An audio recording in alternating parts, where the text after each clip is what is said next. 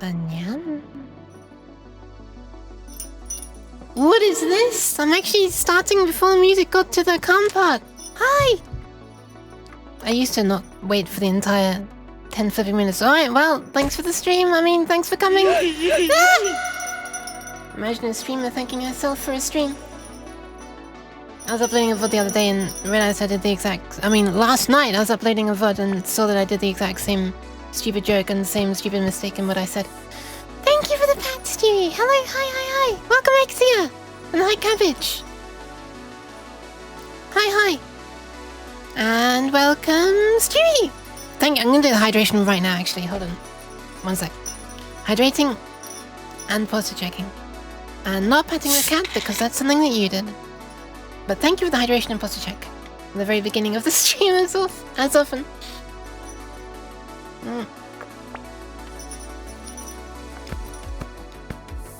There you go, I just poured some of that over my shoulder for you. It's invisible though, but just believe me. I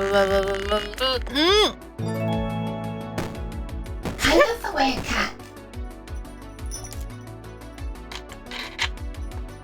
Hi Freb, thank you very much for the resub. Sheesh, hi. You nearly made me laugh there because, like, while I was drinking, because the way you timed the resub made it look like I dropped my bottle in shock, but it was actually just because my hands naturally lost tracking, as always happens with the Elite mission. I'm sure you understand. Thank you very much, though. Jeez, 18 months. What the hell? It's our second baby. And welcome, Kukabu, Cookie, Rubu. I still don't know how to pronounce your name. I'm very sorry. Okay, fine. I deserve the goddamn cheese. And welcome in Devil as well. And Very. Hope you feel better soon, Very. And welcome, Death. And Natalie. Hi. Juicy as well. And Enlin.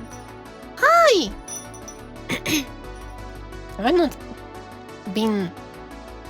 had cheese to me from Enlin yet? What's going on? You feeling okay, Enlin? I need to stop and look, unfortunately, because I have food to cook. No worries. Thank you very much for the pats. Hope you'll be back in a bit. Nice. Alright, well, don't, rush too much. It's just me. There's nothing super important. There'll be a VOD. But I very much appreciate it. I love having you here as well. And thanks for having me on your stream last night. Cabbage, hi. Did I say cabbage? I think I did. I certainly saw the fish and responded to the person who posted the fish, so I guess I must have said cabbage. We're here for that development. And also that me. That me? What?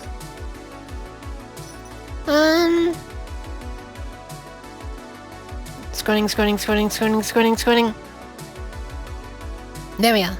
I've learned today that adding big ass numbers is hard. Wait, isn't? Wait. How big is a big ass number? I wanna know. How big is this? This thumbs up. There you go. 150 digit numbers. Okay. Are you trying to do this by hand? Because yeah, that would be a pain. Oh my god, I can't be hacking this early. Oh wait, hang on a sec. There was a posture check as well from Stewie.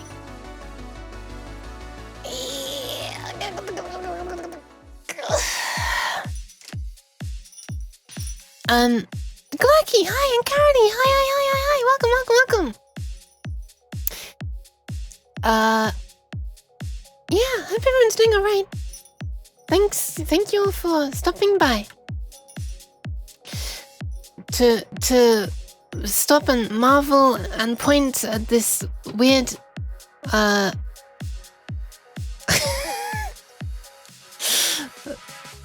cat on the internet, yeah. I'll leave it at that. So on the last stream, I like did a bunch of stuff regarding what is that? Is that like ears, fingers in your ears, not ears in your fingers? What the hell? Fingers in the ears, Cabbage?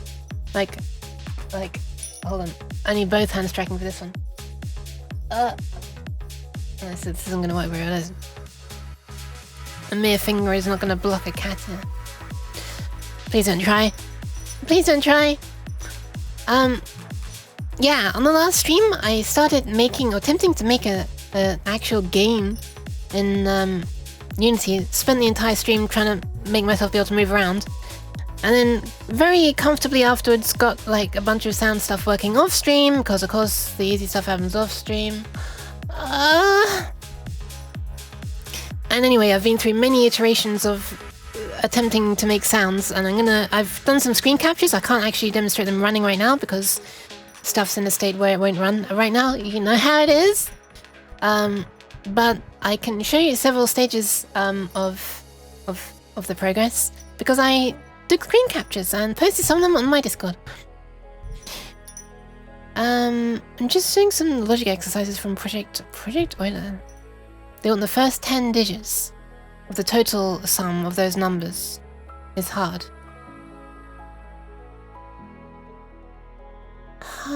Could you do some kind of shortcut where you only multiply, or do like the...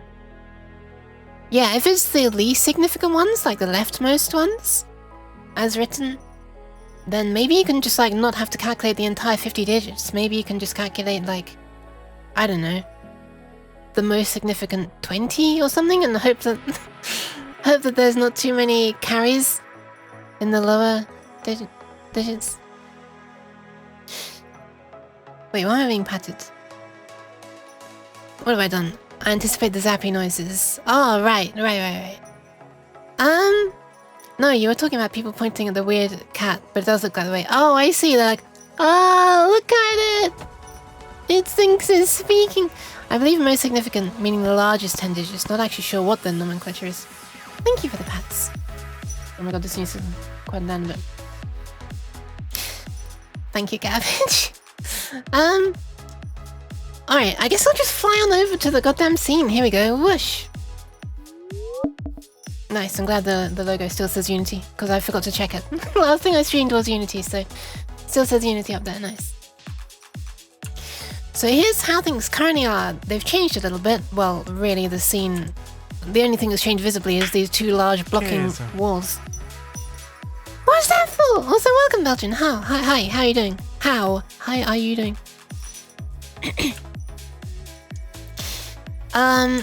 Bunch of new things. You might notice Steam Audio up there.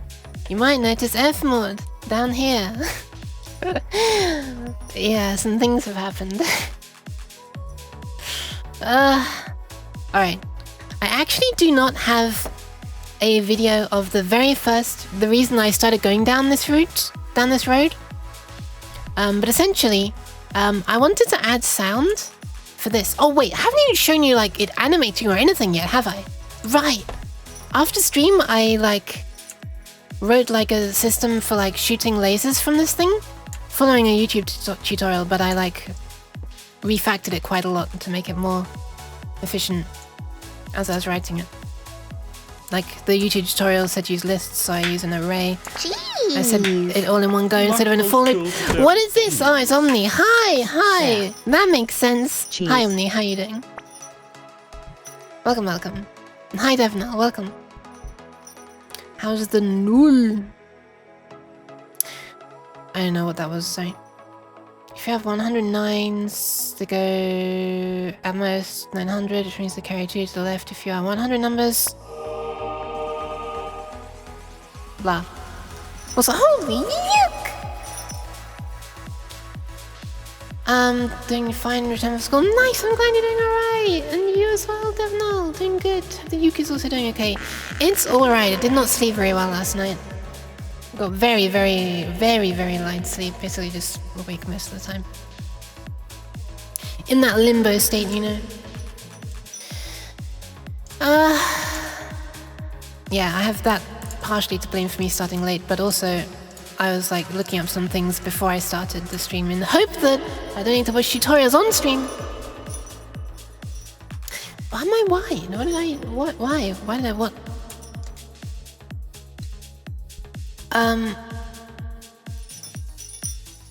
Yeah, okay, so I should show you the video first to show you what I did graphically with this with this lighthouse. I'll mute it while I'm playing it. If I can. I cannot.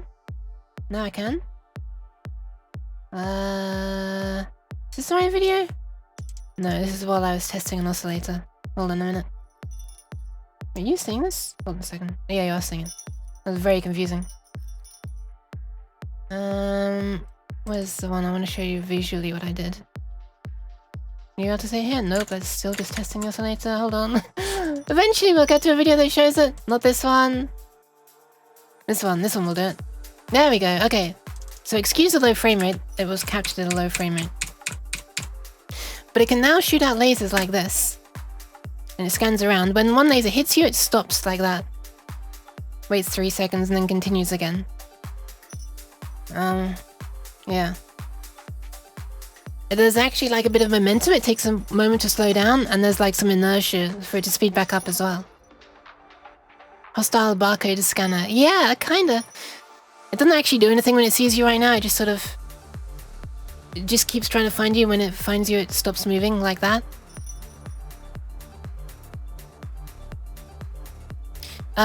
So yeah, I wanted like sounds to be based on how quickly it's moving and stuff, and whether it's like I wanted that to be a simulation of like the speed of the motor, like sound that directly responds to the speed of it, scanning, moving around.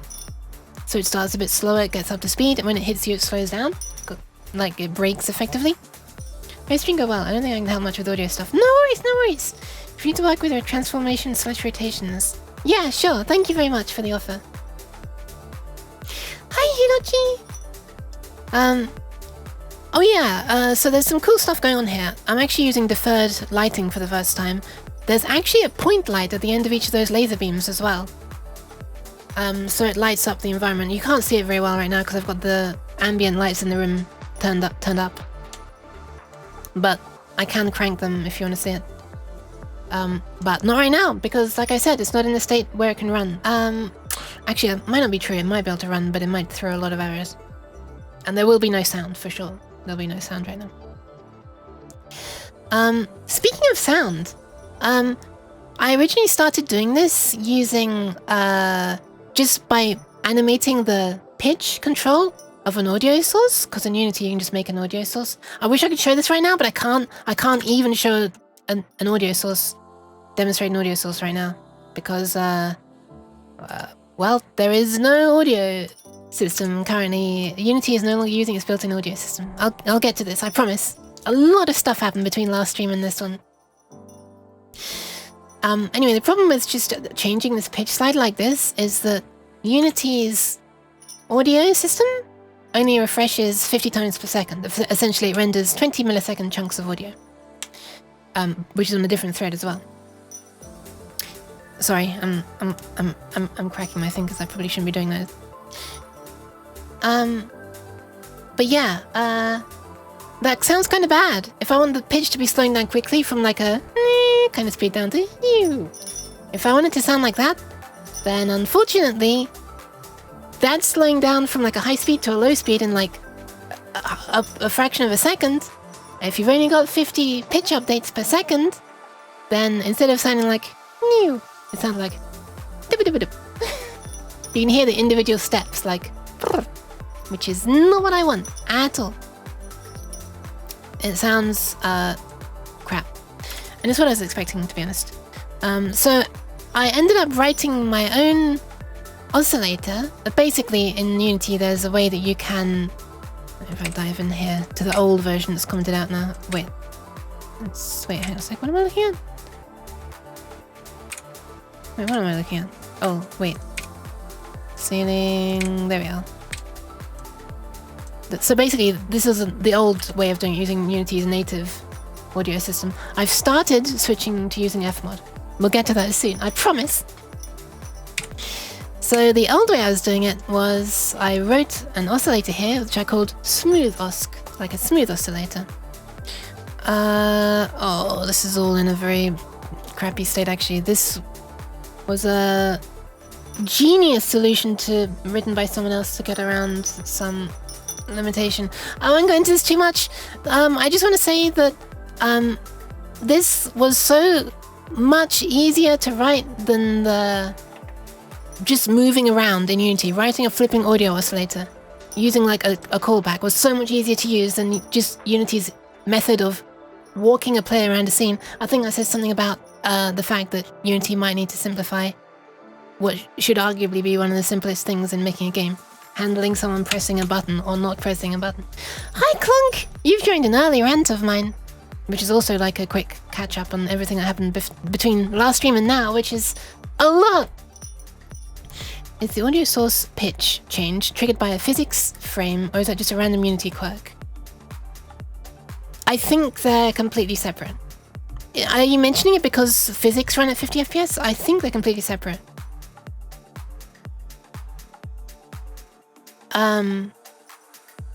It's just, yeah, it must be separate because the physics are always 50 Hz, right? 50 frames, 50 times a second? Whereas, Unity's documentation regarding audio systems says that this is usually 20 millisecond chunks on most platforms, not necessarily. And on Windows it is.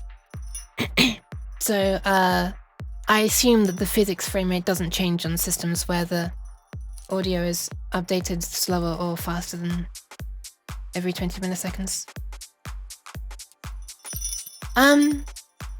Yeah, I guess so. But I just want to quickly show you a video I recorded of the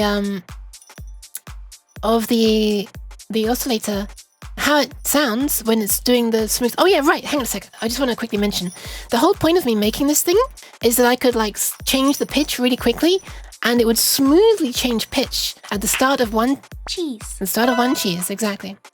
What is this? Bee patted and cheese? Wow, so the pat and cheese has evolved into bee patted and cheese. I see how it is then. Fine. Oh shit, I just touched my headphone plug and it went only onto one ear. I'm gonna have to replace that plug again soon. Wrong redeem, doesn't matter, doesn't matter. You're getting a pat now, Inman. Oh look, we're getting pats this way, you can't really see it. I'll use this hand, there you are. Pats for the Inman.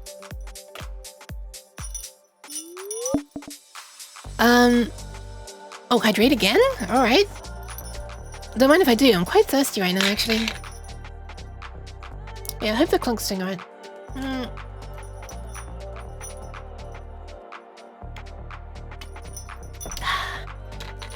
Semicolon.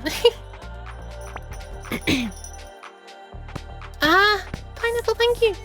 Patted by a cheesy cat. Yeah, you have to suffer the actions, no, the consequences of your own actions. Or the actions of your own consequences. That's weird. So the whole point of this oscillator was that I could change the pitch really quickly and it would be smooth. The way it works is it looks at what the pitch should have been at the end of the last chunk of audio, and it looks at what the wanted pitch is now that it's rendering this chunk of audio, and it interpolates from the beginning to the end between those two pitches. And it does so in a really efficient way. Essentially, it works out how much to increment the like the phase of the oscillator. So essentially what position through the waveform we are. I made it so that it can make a sawtooth waveform or a square waveform or a sine waveform. They work a little bit differently. Saw and square are like really simple. Sine has its own little section because it works from a lookup table instead, because I thought actually calculating sine 48,000 times a second probably not necessary. Probably a bit slow. Wakamakashi! Gotta be processed or really warm? The cheese? Well, both actually. It's this temperature right now. It has cooled down over the last few days. That's in my room right now. That's not actually outside. What type of cheese? Nothing but the finest American plastic. Just because that was easiest to model and like, yeah. It's the meme cheese, you know? That's the cheese that you see being thrown, right? Well, it looks a little bit like the Dairy Lee square slices as well, actually. But I just tried to make it look like the memes. So the actual loop is really simple. Back when it was actually just only a sawtooth oscillator, it was even more simple. It was just basically these two lines, and then this. Since I made it be able to handle saw or square or sine, it got more complicated. But anyway, here's a video clip of the it back when it was just the sawtooth one. Hold on. I can't use this now with the new system, but I just want to show it because it was a thing that I made and I was very proud of it. Anyway, prepare yourself for a silly sound.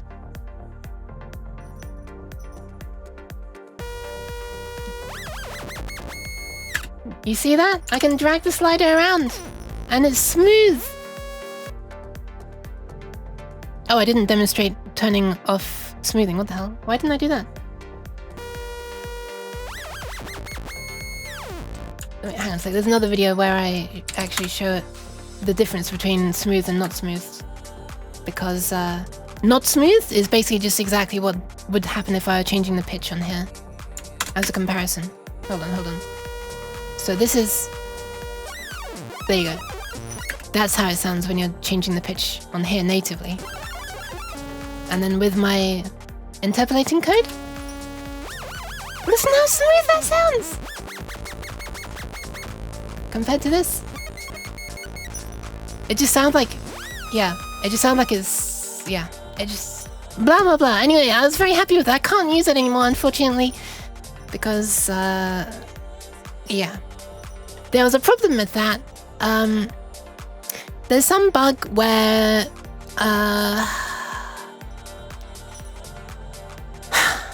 what gets sent to a reverb zone in Unity is the audio that comes straight from this.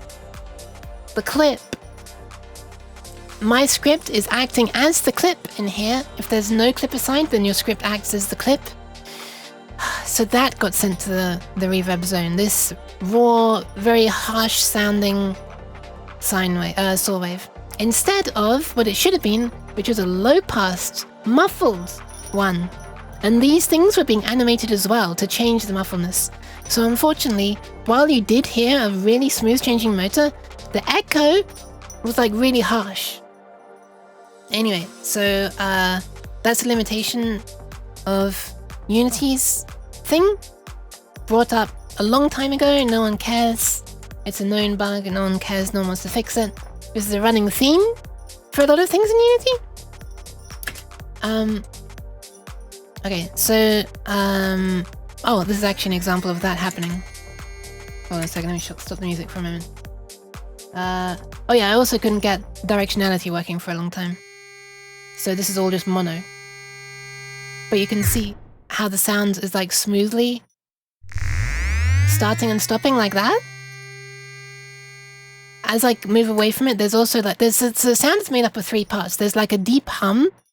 There's the louder sawtoothy sound, and then there's a really high-pitched whine sound. They all are affected a bit differently. As I get really close to this, you can hear the hum. As I move further away, you can't really hear the hum anymore. And then when I move really far away, you can only really hear the whine. But yeah. So I thought this was... I was happy at the time, then I realized, oh, the reverb doesn't really work. And then I found a workaround which allowed 3D positioning to work, but unfortunately that didn't allow reverb to work. So at that point I was like, okay, screw this flipping Unity audio system, let's try something else. I played around with different spatializers. There's a system for spatializers in Unity. You have one set up, then you can... I'm probably not going to be able to show you now, am I? Yeah, if you were to have one set up, then you'd choose it there. Thank you for the pants. I tried one. So my idea was maybe that would allow me to get the 3D spatial effects. If you have one set up, then there's a spatialized chick box. Tick box or checkbox appears there. Hi, Rinwest. High-pitched whine sounds me every morning. And welcome in, Spitfire. Thank you. Unfortunately, it wasn't good enough for me. So, yeah, that spatialized didn't work. Then I thought, what about Steam Audio?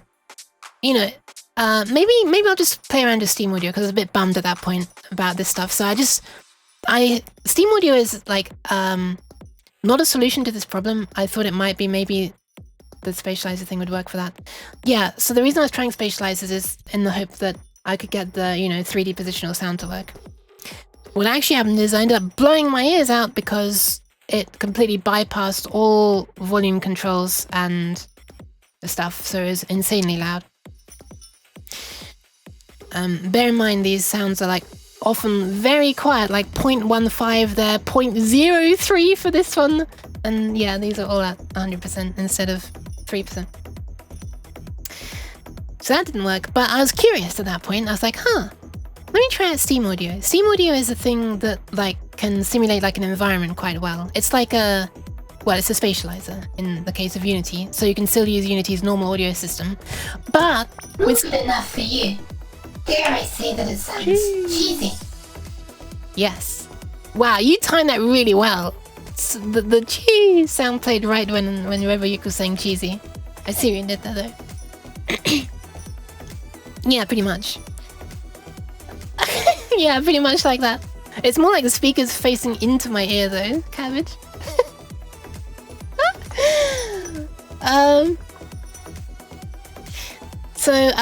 So yeah, Steam Audio is like a spatializer. Works really well. It simulates much more realistic stuff. It has a knowledge of the geometry of the scene, which you would have thought Unity would, right? It's a game engine. It should know everything about the scene, but doesn't actually use it for making audio. But Steam Audio does.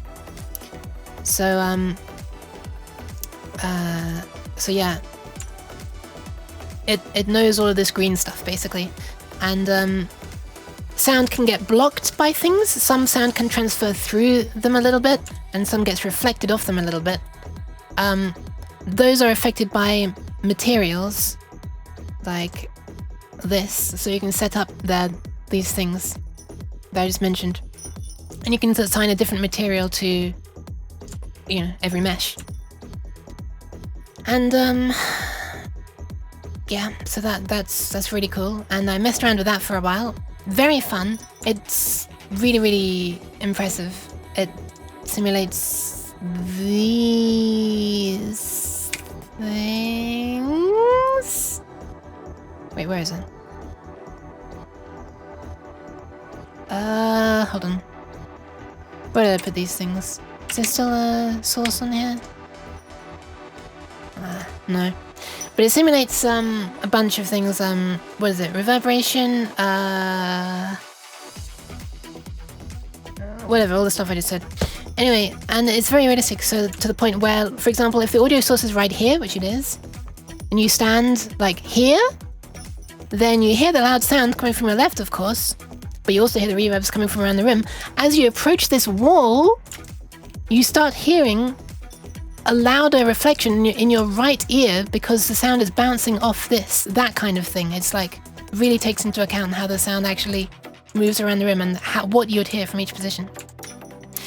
So I do actually have a small video of that, but it's using somebody else's song, so I won't play a huge amount of it, even though I've had permission from them in the past to use their song on my streams just for when I was trying to remake it.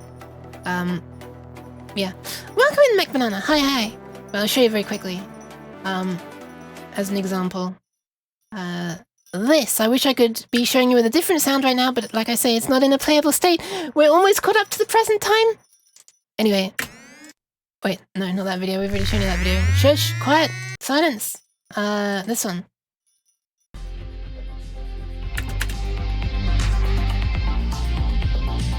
Do you see what I mean? Sounds really properly spatialized. Gets quiet behind there. I hadn't set up materials properly at this time, so these fake people standing here completely block the sound, which is silly. But yeah. It's very subtle, but as I get close to this wall, there's a louder reflection in the left ear as well.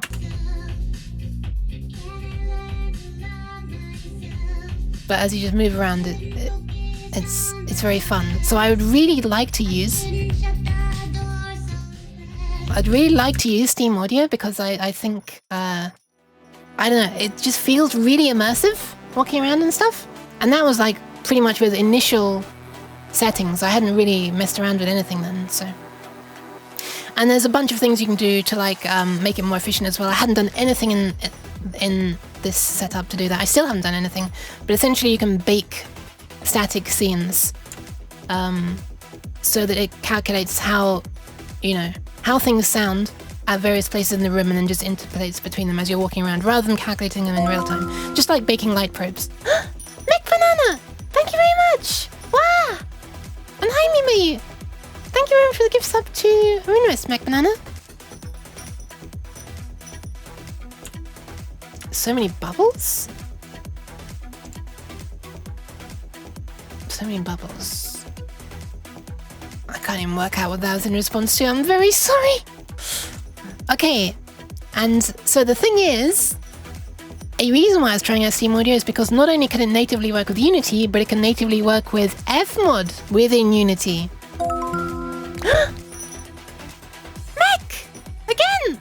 Thank you! Congrats, Karani! You're missed? Wait, you're missed? Hi! Wait, did I miss your chat? Oh no, did I miss the chat? Oh no. You're missed? I'm confused. You missed. You missed? Are you trying to like snipe everybody who has like a... who wasn't subbed or something? I mean, that's very kind. Or wait, were you trying to click Cardi and you misclicked? I don't know. Very much thank you in any case. Very much appreciated. You do not have to. Nobody has to. So, that brings me to my current state. Present day, present time. Where I'm trying to use... Okay, so this brings us to FMOD. FMOD is like a full-blown sound engine. For like actually not just like simulating an environment, but like playing the sound, many filters. It has its own positional audio and stuff. You can normally use it by itself. You don't need to use Steam Audio or anything. I'm familiar with using it in the past. I think I've even done a quick stream where I used it in C++ before. Welcome, thank you for the follow. Renee or Reen? Welcome. Thank you for the follow. But I have not used FMOD Studio much before, and FMOD Studio is something that you don't have to use. It's designed more for people who will be... thank you for the posture check. It's designed more for sound designers than programmers as a way to like build sounds from layers and have like parameters drive aspects of those sounds. Messed around with 3D sound yesterday. I'll peep a bit. Sure, no worries. Thank you for the follow. And thank you for the Pat's cabbage. So, this is what it looks like.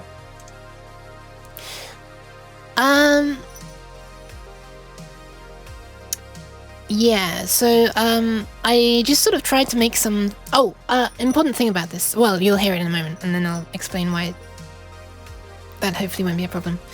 But yeah. So, here's roughly what it sounds like and what it can... what I've just sort of tried to make as a sound for this. Renee, I see. Ordena? So, if I stop the music for a sec, and I press play, you hear nothing. But as I increase this... So this is made of these 3 layers. So as the motor speed is very low, everything's just very quiet. First to fade in is like this whiny sound. Then there's the more of like the main buzzy sound comes in, and then eventually you get this really deep sound that comes in like that, which is pretty cool. And now you might notice, listen as I'm tracking around, we have the same problem as Unity, where it's not smoothing pitches between updates. However, the update rate is much faster than Unity's.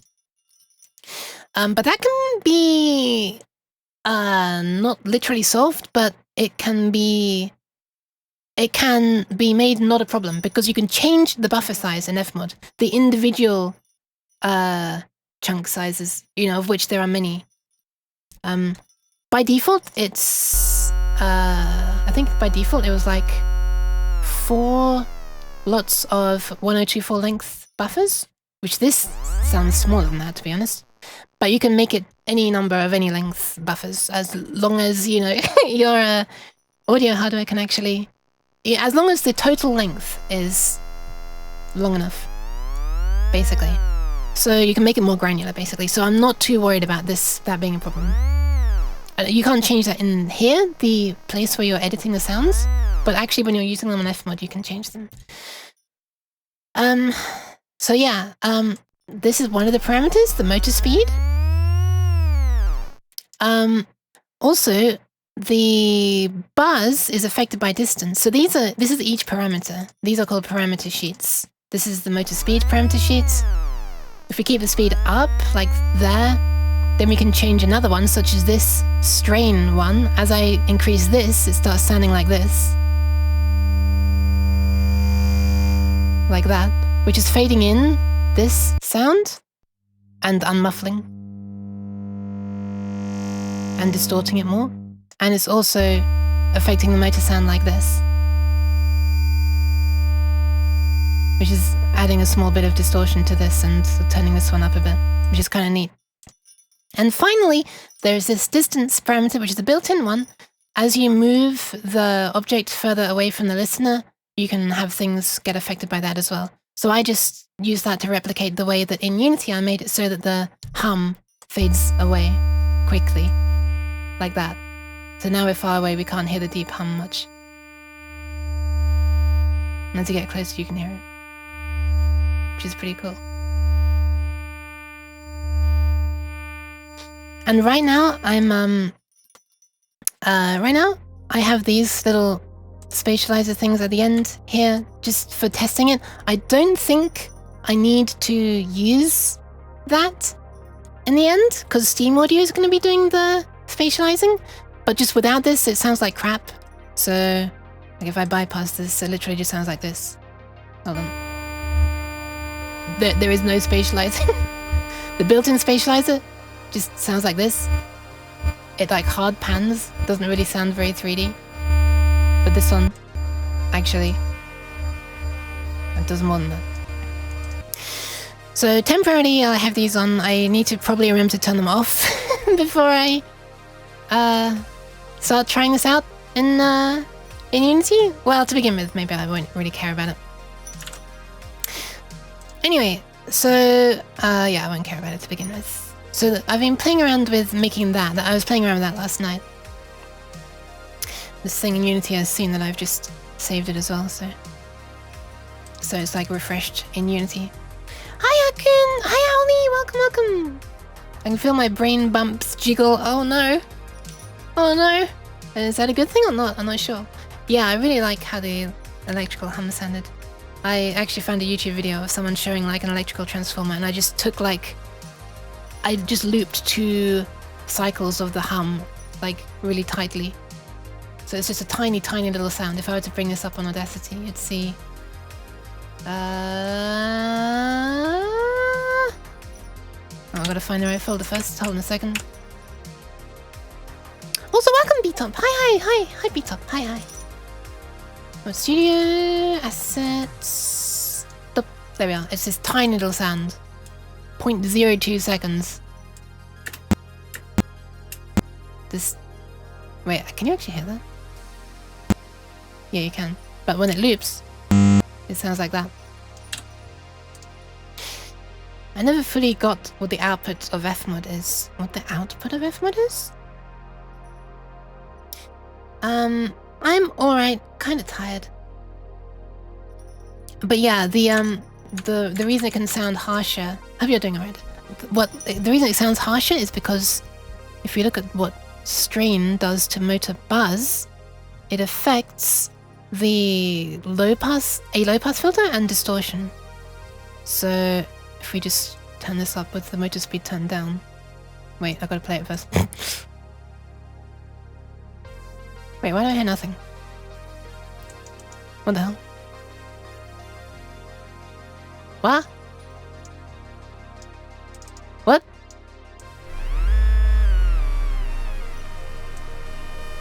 Oh, because I've got the goddamn thing muted! Let me just listen to this again. Music, shut up. So, this distortion level here increases, which can get to very high levels. I don't take it quite that high. Maybe take it to 84%, which is kind of neat. So it just sounds more intense. And yeah. Next music, please. Really loaded up transformer, yeah. It's so cool that you can just like turn it into like a parameter. Brain frying in progress. No. Does it create a config that an FMOD library in Unity uses, or what is the connection to Unity? Right. So this FMOD Studio here, you don't have to use this, but if you do, which I am trying because I have thought for a long time it looks cool, I've just never really got around to. I've never really had a good reason to try to use it, but since I'm having audio problems in Unity, now seems like a great opportunity. No, Carity! Stop! No praise! Exclamation mark, stop this. Yeah, what it makes is so, on the Unity side, it uses, there's this. It links to an FMOD Studio project. So this, in this case, this is this. I've called this project Swivelly because I didn't know what to call it because this thing swivels around, this lighthouse.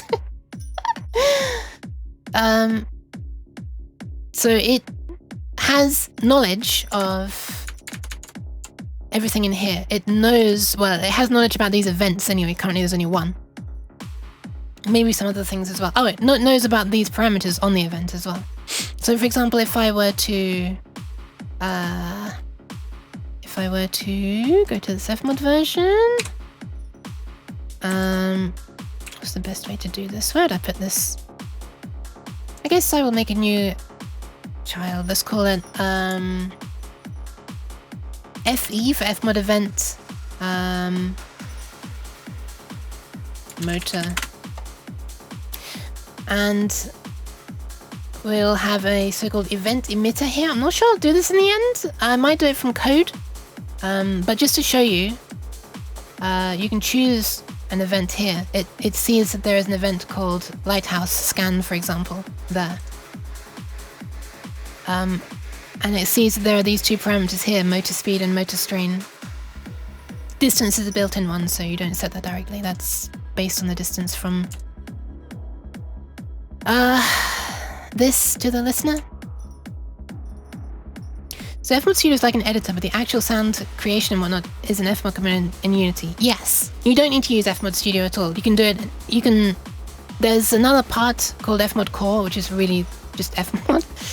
The FMOD that I've used in C before. Yeah, so essentially you could think of FMOD Studio as like a huge, really, really highly abstracted layer on top of the main FMOD functions that are, you know, create sound, connect, make these DSP connections, adjust this parameter of the DSP that is like filter cutoff, for example, route this into the next DSP, route this into the next, route that into the output. Hi Bard, how are you doing? Welcome again. Thank you for explaining. No worries, no worries. I'm probably gonna need some stuff explaining myself. But let's give it a go. Let's give it a go.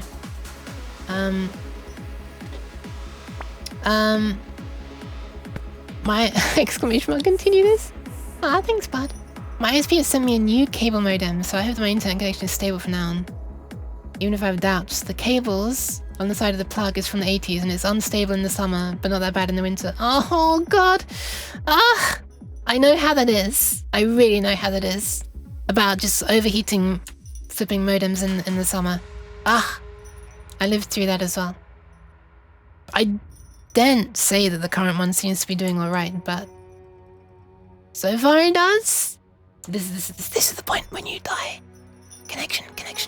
This is not you listeners. God, that sounded creepy. I'm in OBS. This is the point when your connection is supposed to die. Get the comical timing. Come on. Ah, I just missed out on this opportunity. All right. Let's try this out. You know what? Let's just do this. Let's just make an FMOD event thing here. UK telling chat saying, no, I'm not. That is not what I'm saying. Okay, so the way I'm going to want to do is from code, because I'm going to want to be updating these parameters of the motor speed and the motor strain from code.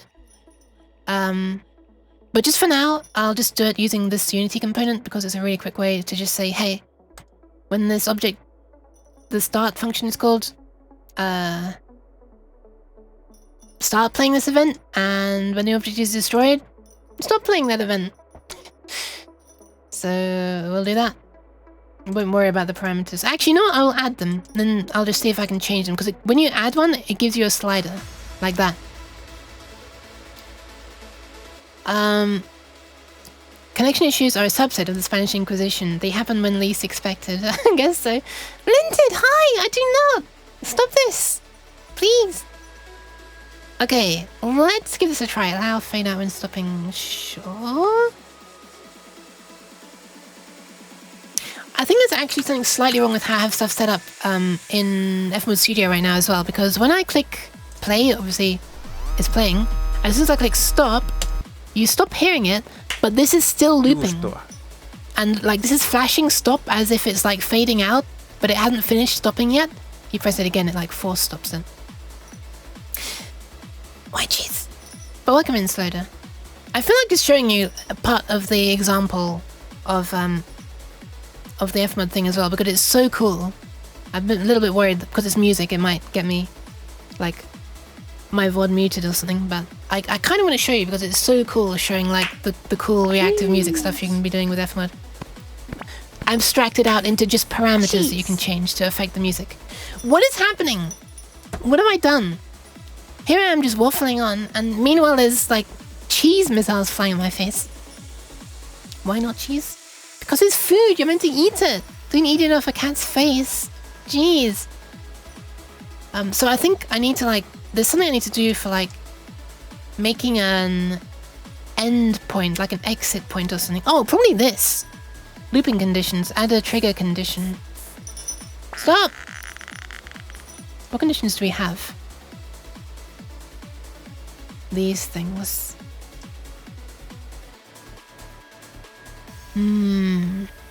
I feel like, yeah, I haven't looked into this properly. I think there needs to be a proper signal for this to break out of the loop when this stops, but I haven't learned how to do that yet. Thing with this is, it's not too bad to find your way around things once you know how to do it and have done it a few times. But there's a lot that's hidden away that only shows up in certain circumstances. I wouldn't exactly call this super intuitive. Even for someone who's used FMOD, but not FMOD Studio before, FMOD Studio is not super intuitive. Playing around with the example project that it comes with is quite useful though. We got a wide redeem, now you need a tail redeem. A tail redeem? Oh, tall redeem, tall redeem. I was about to say for a moment, I do have a tail. Can't see it most of the time. It's there though. I really should make my tail do more, I guess. Hi old fool, welcome, welcome, welcome! This is not Norwegian Gamma Lost Uke. That's some serious cheese. Oh no, is it like a really smelly one? Or like a really heavy chunk? Yeah, I'm glad neither of those things are being thrown at me. Hope you're doing alright, fool.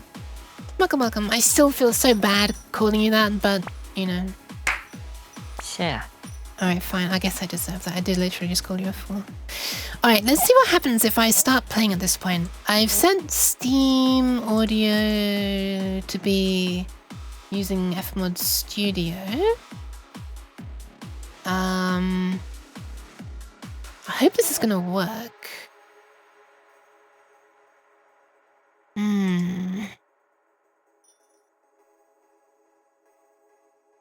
Let's find out, I guess. Let's see how many errors get logged in the console from stuff that's disabled and all this crap. FMOD event not found. Huh? How's an event not found? I cheese, exactly. What do you mean event not found? What? How?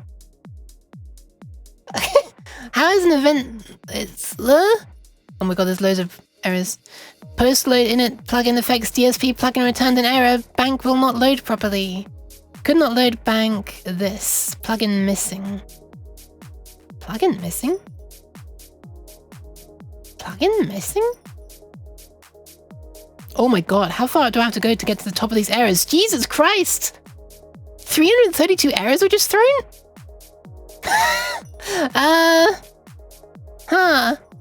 Where do I begin? Where do I begin looking? What's the actual problem?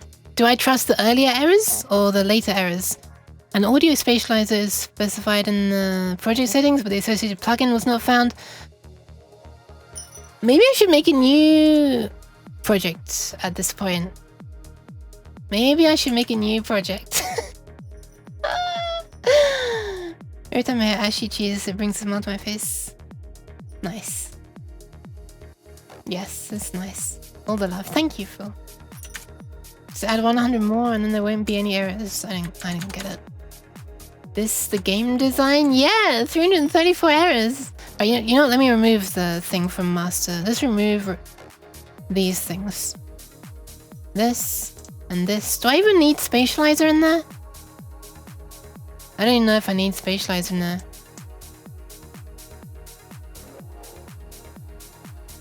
I'll delete it. Wait, are these things that are post fader even included?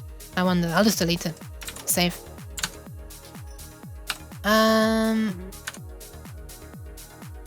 Oh, it's 404. I see.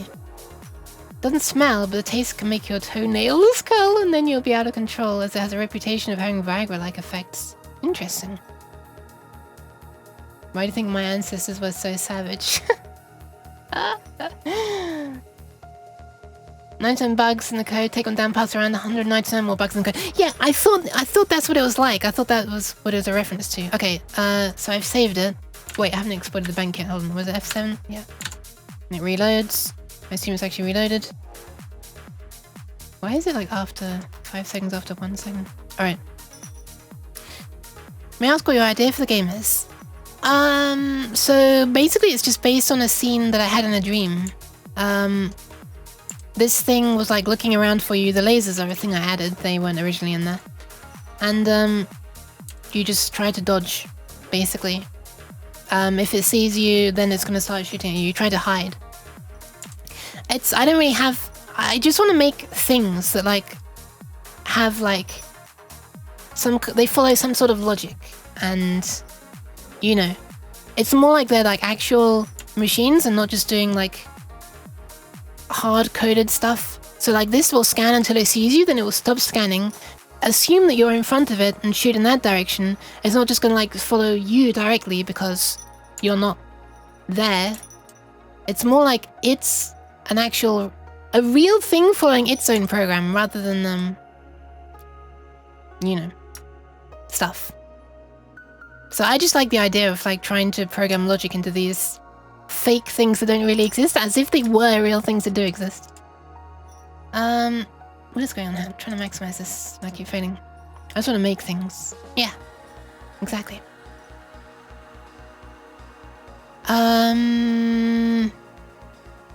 Let me just check out some other things. Steam Audio Manager. Do I need this? This component should not be added manually. It's automatically created. I think this was automatically made. These two things were automatically made for sure. We shouldn't be using audio sources anymore, so let's remove that, I guess. I guess I will remove this as well. I'll just make it a prefab. I guess original. This dialogue, I never really understand what it means. Would you like to create a new original prefab or a variant of this prefab? And then the button is original prefab, which makes it sound like it's talking about the original prefab that exists currently. But I think it means a new one. New original is like so confusing to me, because original already exists. And new is like, does not already exist. So I think I want a new original? A new old? Anyway, I'm deleting this now. This probably still has an animator on it, doesn't it? But now these animations can't animate anything. So I'm gonna remove these because it's not gonna be driven by animation anymore. It's gonna be done through code, setting the strain and speed. Before it was animators. I should probably have shown you before I deleted it, but the animations basically ranged from 0 to 1, and at 0 the pitch was like 0, and at 1 the pitch was something higher. And for strain it like changed volumes of some things, that kind of stuff. They on some... They do exist in virtual space, which could be real on some plane of existence. I see. When does the game come out? It probably does not. Sorry. Alright, I'm gradually removing things. Cheese. Gradually removing cheese, yeah. Should I even be using Steam Audio Geometry? I assume I should. Rather than... Is that like FMOD geometry as well? No. It's not. I guess I will use FMOD, Steam Audio Geometry then. There's a reverb zone here. I think this is completely irrelevant now because reverb is actually calculated based on the real environment, not just some of these sliders. Thanks to Steam Audio, so we can remove that. Are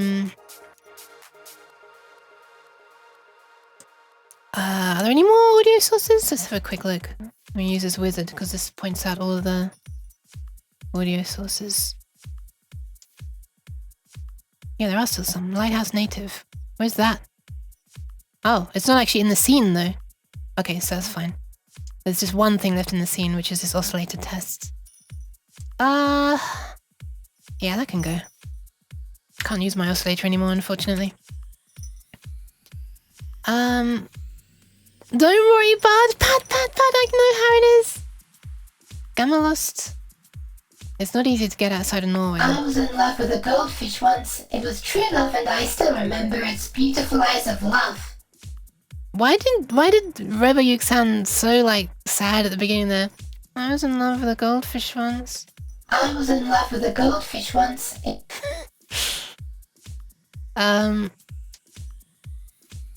Is that a reference to a thing?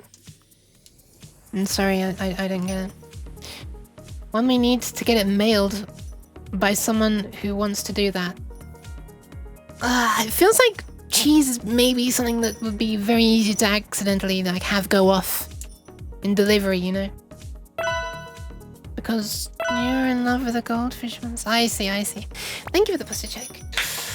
Cheese. Damn it, beat up. Cheese me when I'm most vulnerable. And hydration, Stewie.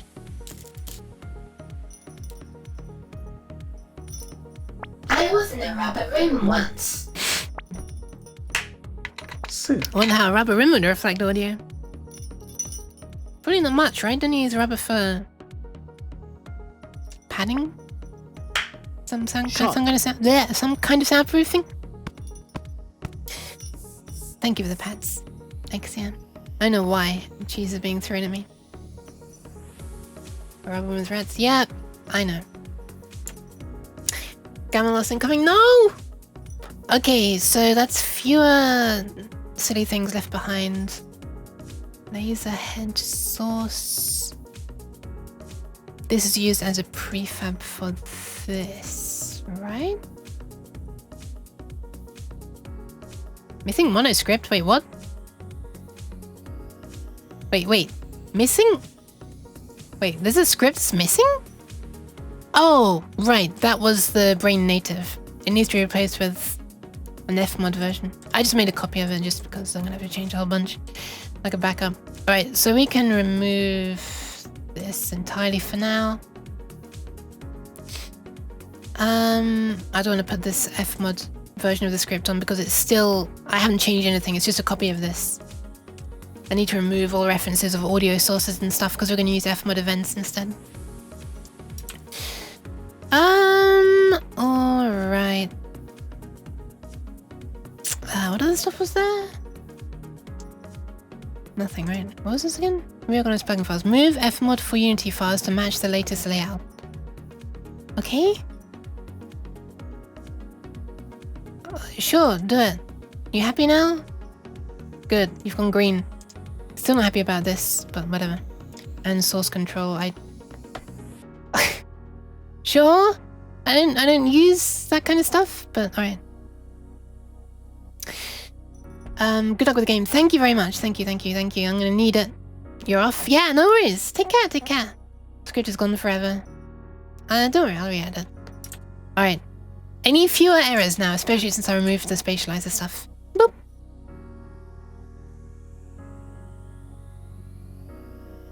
Oh my god! Look at that! Nice! 304 errors. Removed in the blink of an eye. Alright. This one always happens when I stop running. Okay, so let's wait, does that mean it was actually playing the event, but just the motor speed was at 0 so I couldn't hear it? Let's try adjusting it, shall we? I assume you can adjust this at runtime. Let's try it. I hear nothing. Oh my god, there's also some information there, but it's so small. Need a smaller resolution. Okay, there we are. Nice. Okay, so FMOD is running by the look of it. This is very suspicious that these numbers aren't changing at all, but I mean, I guess it's not doing anything differently. Look at that memory, 8 megabytes. You remember when things could use less than 2 digits of memory? This looks weird not moving. Obviously there's no script or animator to move it. Wait, there should be an animator moving it. Why isn't there an animator moving it? Why isn't there an animator moving it actually, now I think about it? Oh, probably because it's being controlled by... Right, the position. We are moving this, weren't we? We're manually incrementing this. So if I move this slider... Hold on. Over here. Well, it's not even a slider. If I type it in then... There we are. 0.1, 0.2, 3, 4, 5, 6, 7, 8, 9. It's very frantically looking around. Okay. So it is being controlled by an animator, but an animator is not playing. I mean needing to increment the position through the animation myself. Alright, so far so good. The only problem is that I can't hear this event. I wonder if it's because I was so far away from it. Let's move up close and personal. Oh, hold on, let me do one more thing, which is to export active scene for Steam Audio, so it has an up-to-date knowledge of the current scene as well. Maybe that helps. Reminds me of a VR tracking tower. Yes! I tried to model it exactly off one of those. That's how it was in my dream. Yeah, it's meant to be like a giant one of those, yeah. Alright, where's this gone? FMOD, here we are.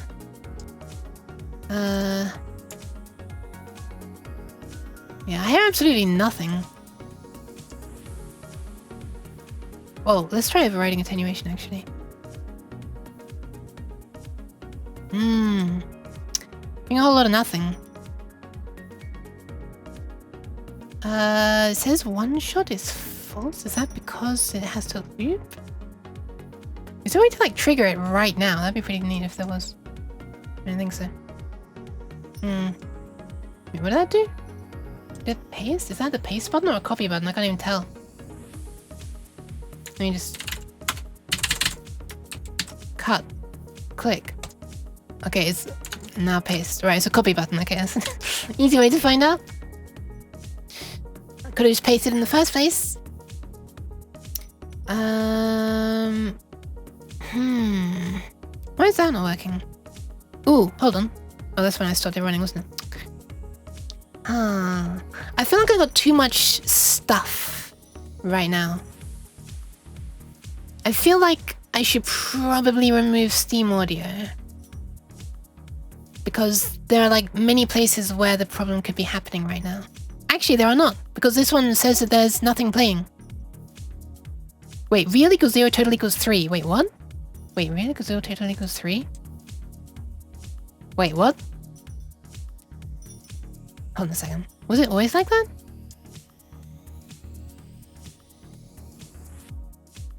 Please hold. Yes, it was always like that. Okay, so the sound is actually not playing at all. It's not just that Steam Audio is messing up somewhere. It's FMOD's not even trying. Oh wow, you can drag that around. That's neat. Okay, let's try a thing.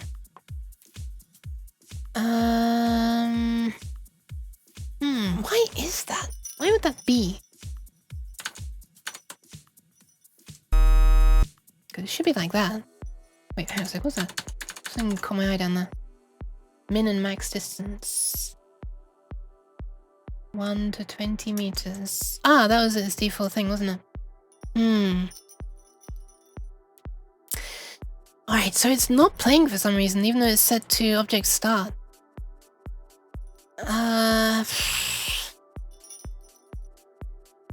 Let's try triggering it from code, I guess.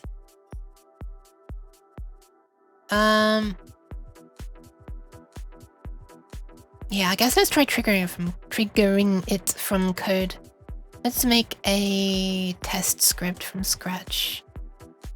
Let's call this FMOD event test. And I'm gonna drag it up to here. This is the stuff I was researching before I started the stream today, which is why I was a bit late starting stream. I'm sorry. So we shouldn't need one of those anymore. Let's do it all from here. We'll make our own thing, and I'm going to be cross-referencing a video that I was using as a test. Okay, so I need a reference to an FMOD event first.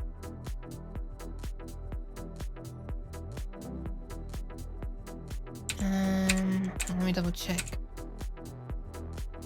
Okay, so the way that you access an event is... We'll do this in start. Let's tidy this up a bit. Zip. Should only need to use start for now. Alright, so... Yeah. I'm a bit scared about the fact that it wasn't working even with this. You know what? Let's get rid of Steam Audio for now. Wait. There's an option here. Install FMOD Studio plugin files. Wait, what? That's not a thing I've done. I clicked. Nice. Amazing. It just throws an error when I click that. Great. Object reference not set to an instance of an object. Inside install FMOD Studio plugin files. What? Steam Audio? Hello? Where's it? I'm not about to start fixing Steam Audio, I'm just curious. FMOD Unity settings.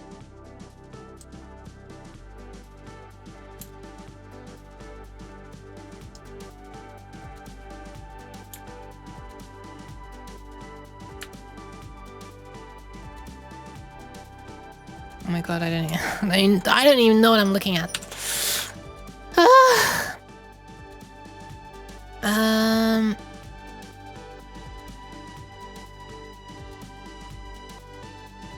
Hold on. Is the problem that I downloaded FMOD separately when I should have just done Steam Audio? Very tempted to just delete FMOD and Steam Audio right now. Wait, Steam Audio was in plugins, wasn't it? Yeah. Very tempted to delete these two things. And we'll just start again. Let me just have a quick look. Okay, one sec.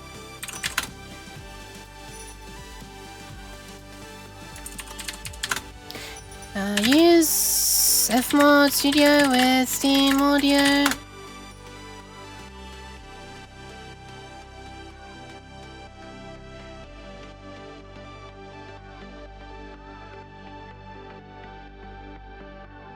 Hang on.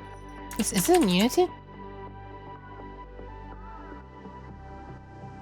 Right, these instructions assume that you have added the FMOD Studio Unity integration and the Steam Audio Unity integration into your Unity project. Configure the FMOD Studio Unity integration to use Steam Audio. In Unity's main menu, FMOD edit settings. Oh wow, I haven't even looked at this before. That's boring, isn't it? Under dynamic plugins. Okay, where's that? Under dynamic plugins. About that. Huh? I don't see anything about dynamic plugins. Anyway, under dynamic plugins, click add plugin.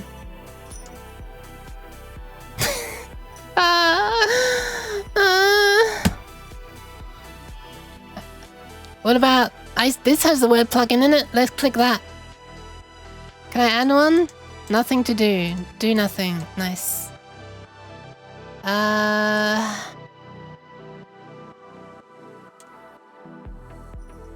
Well, that doesn't work.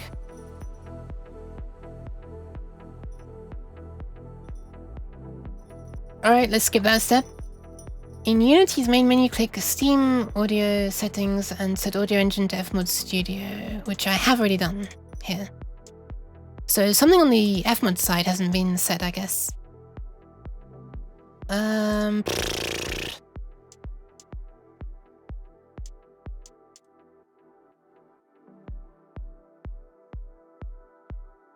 Yeah, there's a whole lot of nothing here. Ah, here we are. Ah, here we are! Okay, default or editor? I don't know which. Let's try editor.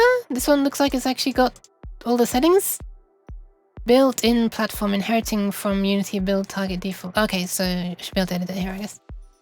Under dynamic plugins, add plugin. In the text box that appears, enter phonon_fmod. I'm just copying and pasting because I don't trust my ability to type. Alright, that's it. Alright, let's hope that did something, shall we? I also set this up right here, which is nice. Wish you could set the buffer size here, man.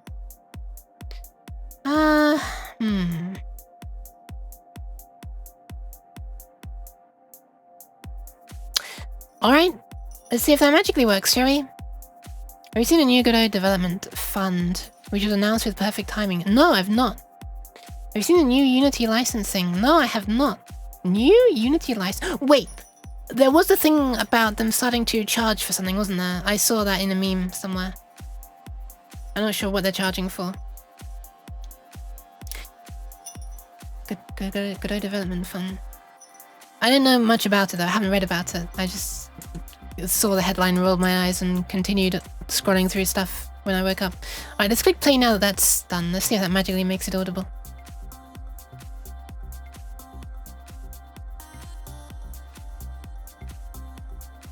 Unity has crashed! Nice.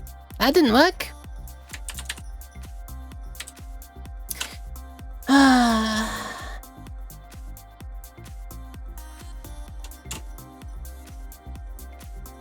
Charging per install. What? For commercial use, I assume? Otherwise, I better start making backups of my Unity installation. Jeez.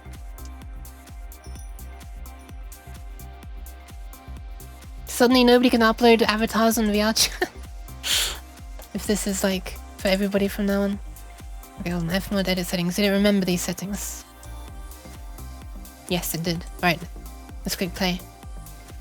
Is it gonna crash every time now? Or was it just the once? Nope, it's crashing every time now. Nice. So I cannot even run my program anymore.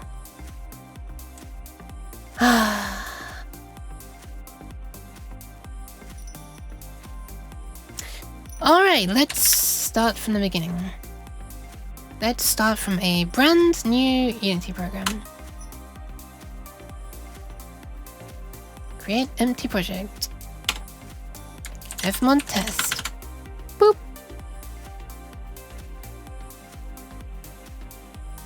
Alright, we'll wait a little while. Backups won't help, it applies to all Unity software. Wait, what do you mean? Oh, any Unity project that makes revenue, okay. The scary stuff is my project crashing right now, but...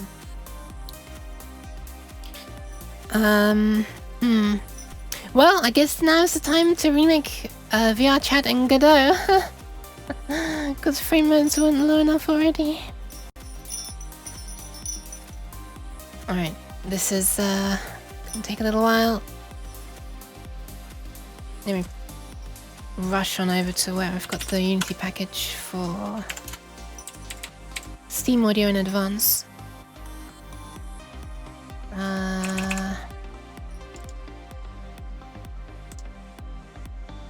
Where are we?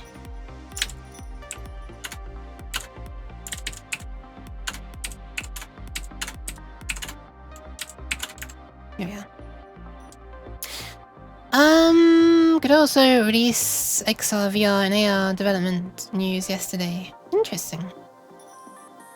VR chat is free to play, so I guess they won't come very close to any revenue threshold. Yeah, they have huge funding, and they charge for VRC Plus. But what I actually meant was the people who are uploading their avatars, you know. That's when I was... stuff. Anyway, alright, so what do I do first? It says on the Steam Audio thing... before you can use Steam Audio FMOD integration, you must configure your game engine to use Steam Audio and load the Steam Audio FMOD Studio integration. If you're using Unity, and then it says blah blah blah. These instructions assume that you have added FMOD Studio integration and Steam Audio Unity integration. Okay, so let's do that right now. Let's import package. Not from there. I just realized that I actually have not even like I've not even associated Unity packages with Unity, and I can't bother to do it. So because I don't know which Unity I should be associating it with. So I'll just take it straight from... one sec, I can't speak and do it at the same time. Alright, I'll just read it straight from here. Steam Audio, well, we'll do FMOD first because that was the first thing that was mentioned in the sentence. The one is Unity. Alright. VTube Studio for live 2D users. Oh my god, holy crap, my avatar's slowing down as it's trying to import this. So that was made in Unity, was it? Interesting. Thank you for the posture check and hydration. I'll do them in not that order. Alright, one sec. Let's just run through this. So, start. Sure, do that. It's a brand new project. I don't really care. Is it done? No, it's actually doing it. Oh, I accidentally skipped linking. FMOD Studio project. Use... Hold on. This. Nice. Sure, replace that one. Disable the built-in audio, sure, source control, whatever. Next, and we're done. Alright.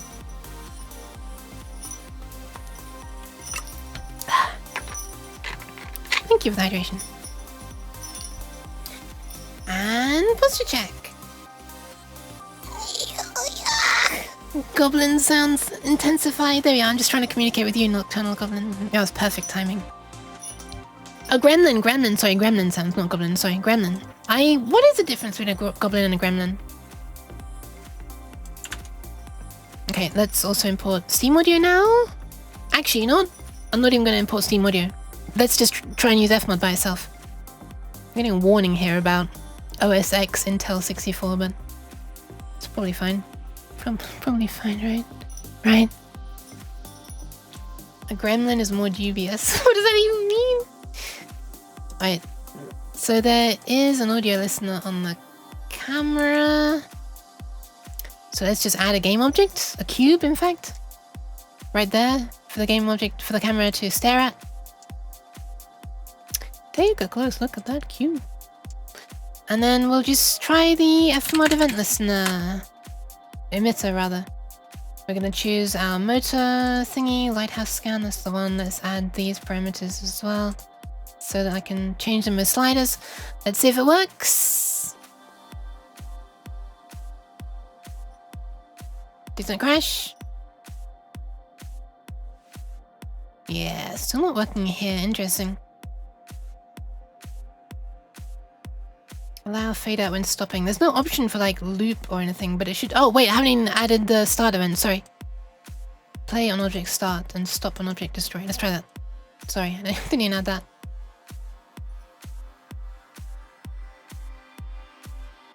Damn it, I thought that might work for a second. Also, I'm noticing something interesting here. It is saying total equals 3, which could be the 3 motor parts. Now if I tell it, don't tell it to start playing, and I click play. Now it says total 0. So I think it is actually trying to play, but it's not making any sound.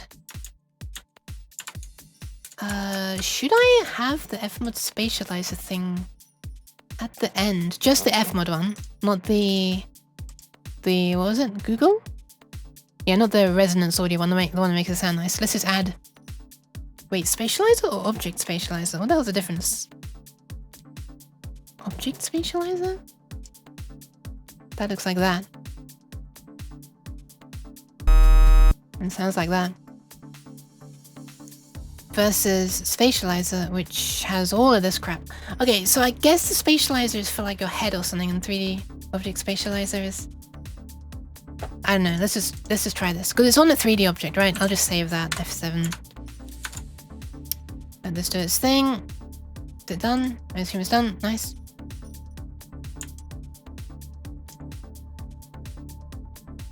Alright, we have a spatializer on it now. Do the sliders change parameters or just initial parameter values? Good question. Let's put this up there.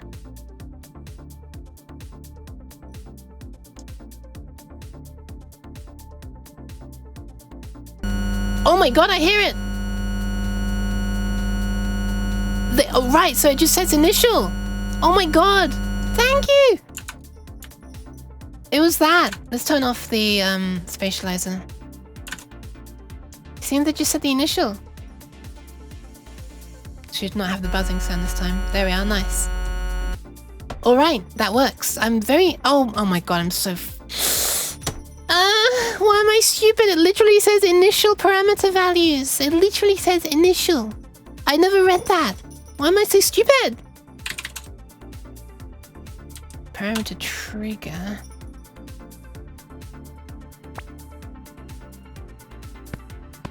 Let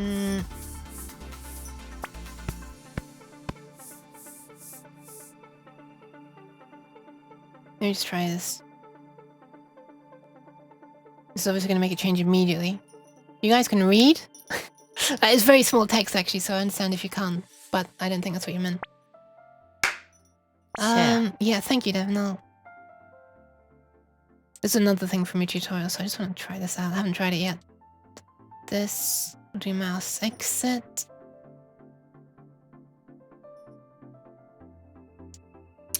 So essentially, when the mouse enters, it should go to a high speed. When the mouse exits, it should go to a low speed. It would be very nice if you could just tie these to sliders that you can actually change. Nice. Nice. Alright. And hi, Sticky. You need to throw cheese for a while? Oh my god, have you got like the... Do you have like a craving? You had the burning itch to... Wait. Is that right? Burning desire? The itch? Burning itch? That doesn't sound good.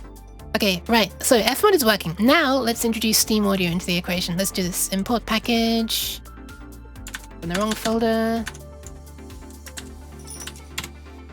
Steam Audio.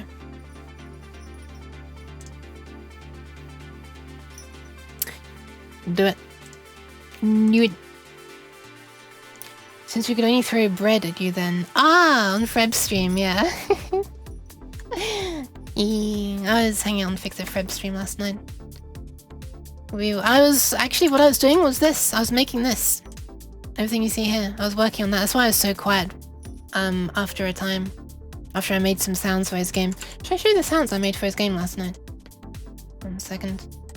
It's nothing special, but it's a thing.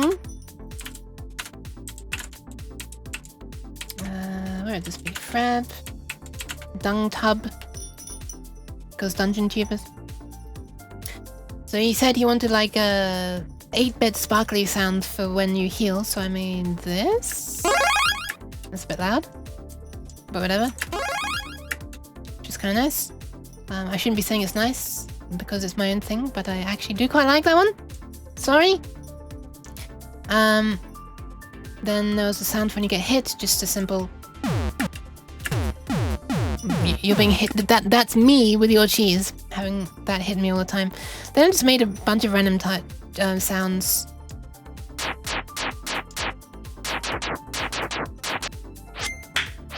Cheese. Oh my god, that was timed really well. The cheese being thrown at me. And the charging sound, and then he said he needed a magic sound, so I made this, and the swiping sound. So yeah, I made those last night. Yeah, I just sort of did that in like a MIDI editor. I didn't actually save the MIDIs at all though, so that's all we have. Dung tub, short for dungeon tubers, which is the name of the game that he's working on. It's not a spooky game, but it could be.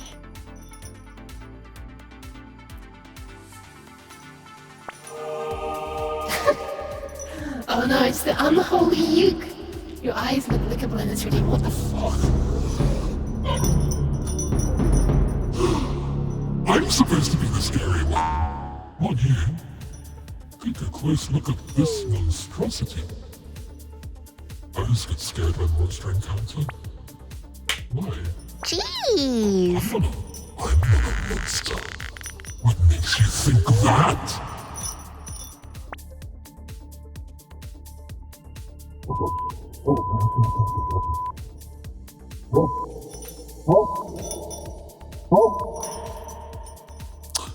I was expecting to be thrown. I thought it was the acronym for a moment, but it was just censoring.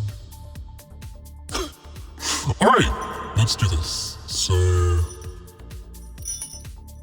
FMOD and edit settings. This one, editor, dynamic plugins. God damn it. Not the holy water. Oh no, it worked. It worked. Okay, so I need to add FMOD here. And on Steam Audio settings, I need to set Audio Engine to FMOD Studio. And that's all it says that I need to do. So let's save. I've got to save a scene, haven't I? Let's call this. Oh my god, why does it do this? FMOD and then new Unity project. Okay, fine, whatever. A scene! Not to be confused with obscene, which is me. I want to complain to the manager. I don't think... I want a complaint to the manager. I don't think wide Yukia is wide enough.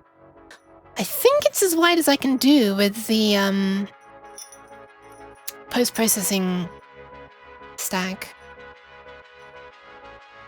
It's Nova's favorite song playing right now. Out of my playlist, I think. Not necessarily her favorite song of all time. Okay, let's click play and see if it crashes. It did not crash. Interesting. It did not crash.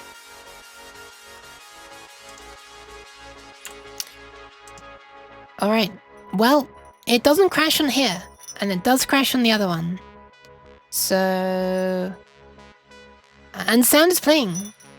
So, I'm not quite sure why that is. Let me just really quickly try to build a room. Wait, can you copy from one Unity instance to another? That would be amazing if you could. Let me try and just start up another Unity. If you can copy assets between projects, that would be amazing. Because I want to copy the room, because I don't have to make it again. That's how lazy I am.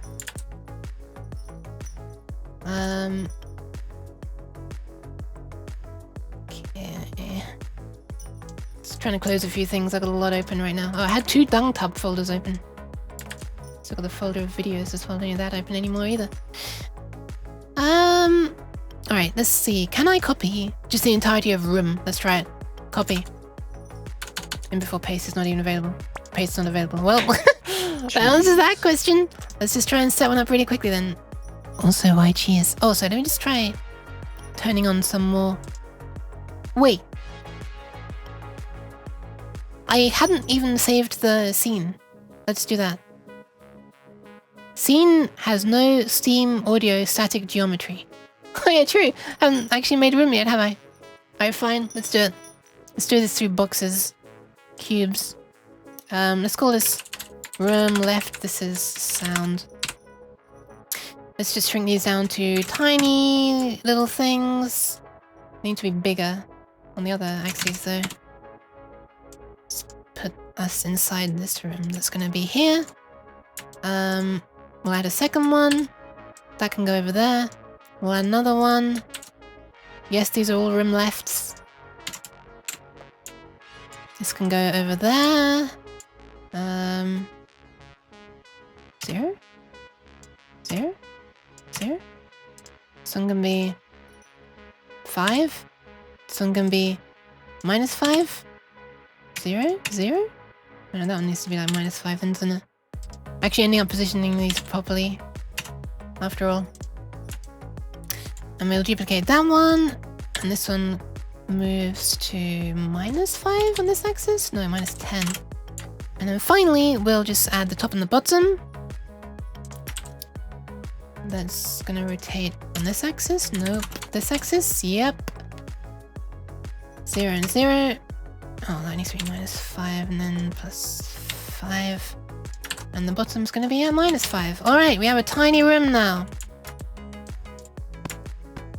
And to make them boxes rather than planes because I didn't want to make sure they rotated the correct way so they're actually visible. Because, you know, the other side won't be visible because of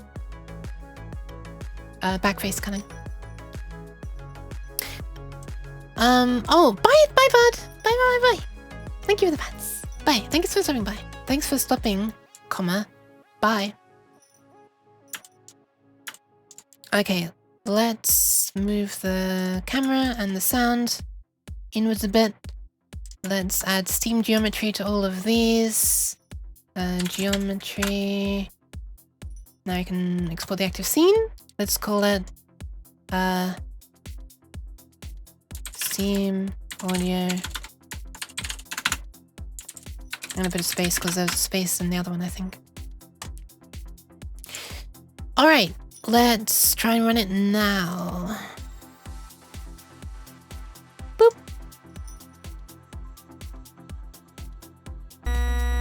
Still no crash.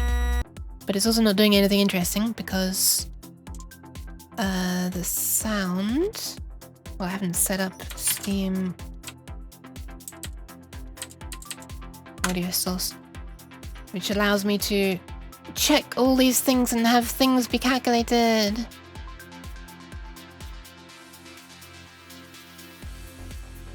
Alright. I wonder if it sounds any different now. It's probably going to be hard to tell because it's a constant sound that we're hearing. It's not like anything with silences.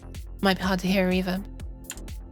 I'm going to move myself like things slightly off center as well so that, you know, we're not in this weirdly exceptional circumstance.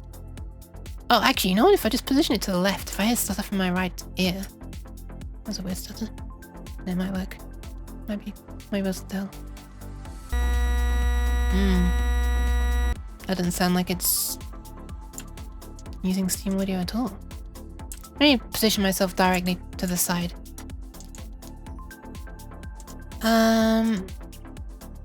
Let's face straight ahead. Be at this position. And the sound can be there. So directly to the left.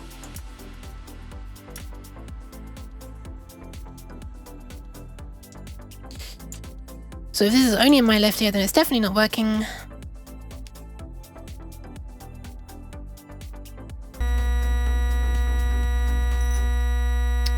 Yeah, my left ear loves this.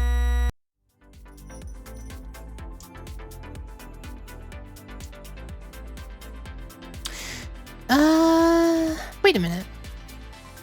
Why are we not? Let me just compare this to the other project. I thought there were more settings on the in here. Oh, it's not there anymore.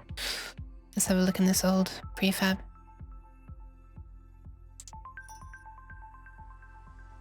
Wait, where are the Steam audio settings? Am I crazy? All the Steam audio settings are gone. There's this thing and there's this thing. You can explain what you're trying to do? I just lurked here to chill a little bit from Godot. My English is broken, sorry. Don't worry! Hi, Donkey! FMOD is cool and fun. Yeah! I'm trying to get the goddamn thing to work in Unity without it crashing in a different project, though. I've never used it in Unity before. I've used it in C, though. Where it is unironically easier to get working.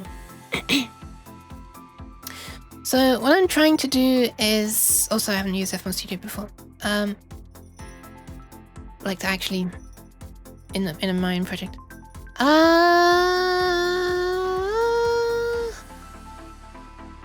I'm trying to get a sound engine to work. There you go, that's it. Trying to get the sound. It's working in here.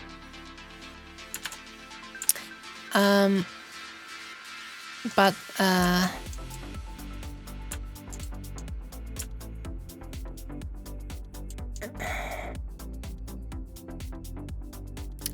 yeah, it's working not in there. It's working in here, but it's not working in here. It's crashing when I start running this.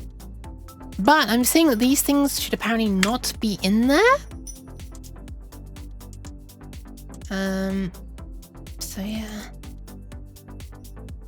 Test Steam audio source. Let's delete that as well. Alright, I've deleted a couple more things. Is it still gonna crash? That's the question. Actually, let me just compare Steam audio settings as well. I've turned up the gain on this one. That shouldn't be causing the crash, right? Oh, that's actually an easy way to see if it's working. Yeah, it's gonna be slightly deafening if it is working. Actually, let's just turn it down. So, with the gain set at 0, it sounds like this. And with the gain set at -12, it sounds like this. I'm betting it sounds the same, because I don't think it's using... Yeah, it sounds the same, because it's not using Steam audio. Why is it not using Steam audio?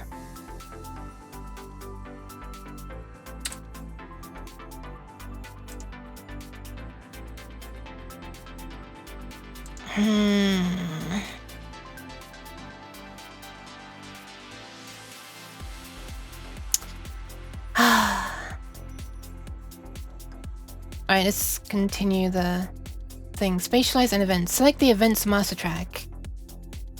Select the event's master track. What?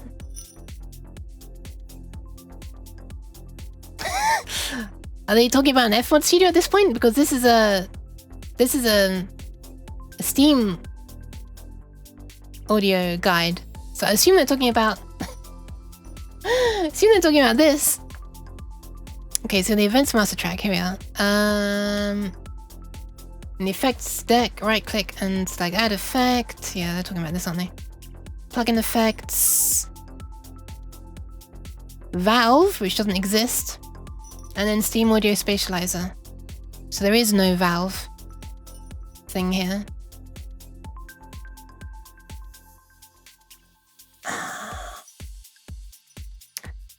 Hi, Owl. I'm sorry. I'm in a highly confused state right now. That's a cute owl dance though, what the hell? I'll try to use it later in my projects. But decide to use So Loud at first. Wait, is there something called So Loud? That's a scary name for an audio thing. I feel like it's just gonna like destroy my ears at any moment. Why would you call your audio thing so loud? So loud! Sorry.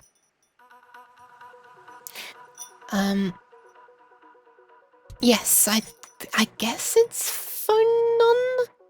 It told me to add this phonon underscore FMOD here, so I guess so. SLLUD. Yes. SOLOUD. Well, how are you doing, Al? Cool to see you here. Alright. Alright, I'm just gonna, I'm just gonna flipping Google search this. FMOD Studio. Steam Audio Spatializer.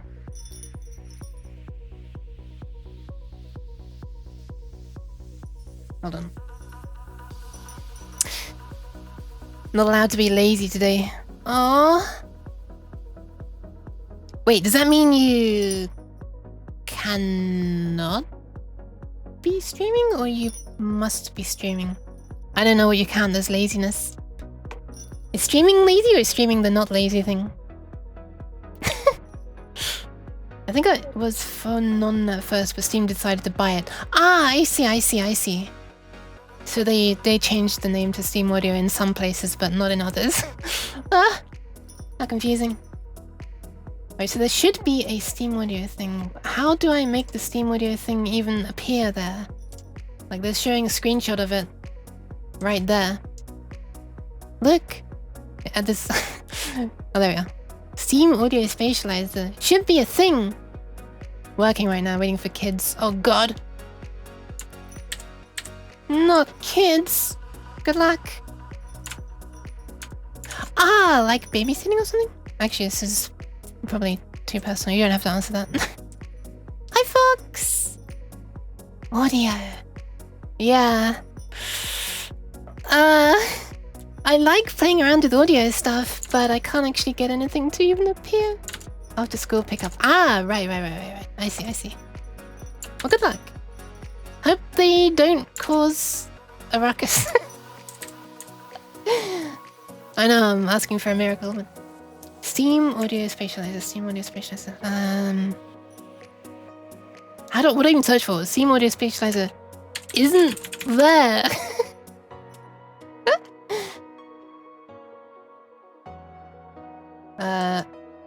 How do I get it? Add Steam Audio to your FMOD project. Oh god, this is a different guide. Look at this one. Download the latest version of Steam Audio in your project directory. This is the directory, Canadian projects. This. Create a subdirectory called plugins. Oh! Okay. Ah! Sure. Alright, let's try that. Outside and phone is laggy. Semi-lurking. No worries. Or do worry, actually, because you don't want to be lagging. I don't know. SteamAudio underscore fmod.zip. Wait, so you need to get SteamAudio fmod.zip and SteamAudio unity.zip. Okay. I have to find that. One sec. Where is that? Downloads. Unity plugin. FMOD Studio plugin. Here we are. Alright. It's downloading. I didn't realize it would take that long. It's 127 megabytes. Oh no, is my stream gonna die now? Oh, my stream did not die. Usually when I download stuff, my stream cannot handle it. Alright. We got our thing. Here it is. Now, what do I do? User guide. It says... Copy the following files from the directory you... Oh, wait, I gotta get... Hold on. Alright, here's the FMOD project.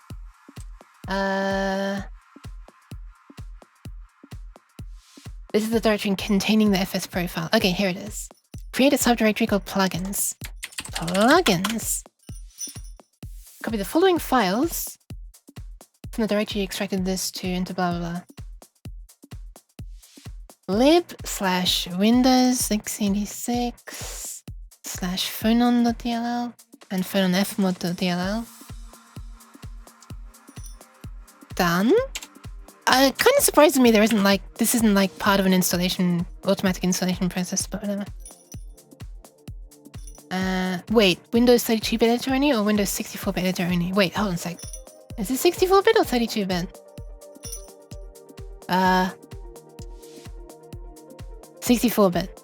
Okay. So we actually don't want those ones. We want the 64-bit ones. Oh my god. Why is this not automatic? And all platforms, we also need to copy this. JavaScript, really? Okay. Alright. I should probably restart this at this point. Sure. Right. Hopefully that's gonna work now. Please work, please work, please work, please work, please work, please work, please work. FMOD Studio takes a long time to start up. For the first time. But not the second time, apparently. Because here it is already.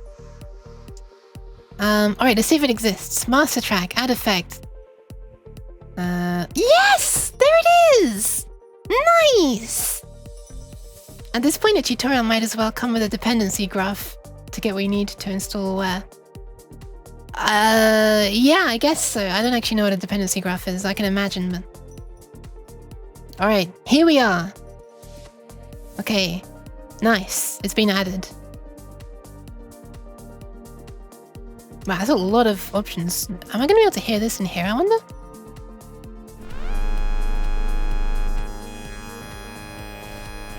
I am. That is actually properly spatialized.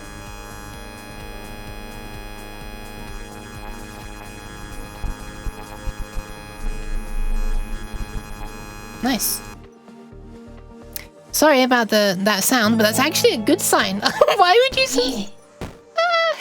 why would you subscribe to me for making such an annoying noise? But thank you very much, Okami. 2 months now.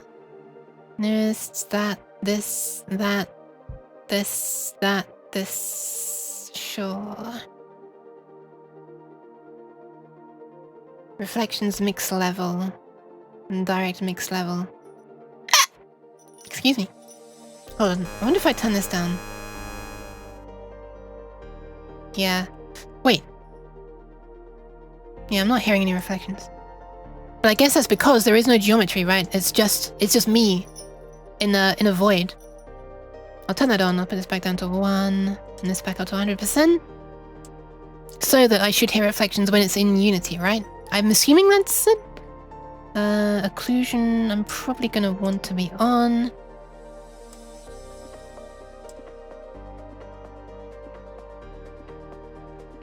Air absorption. Sure, let's turn that on. Distance attenuation.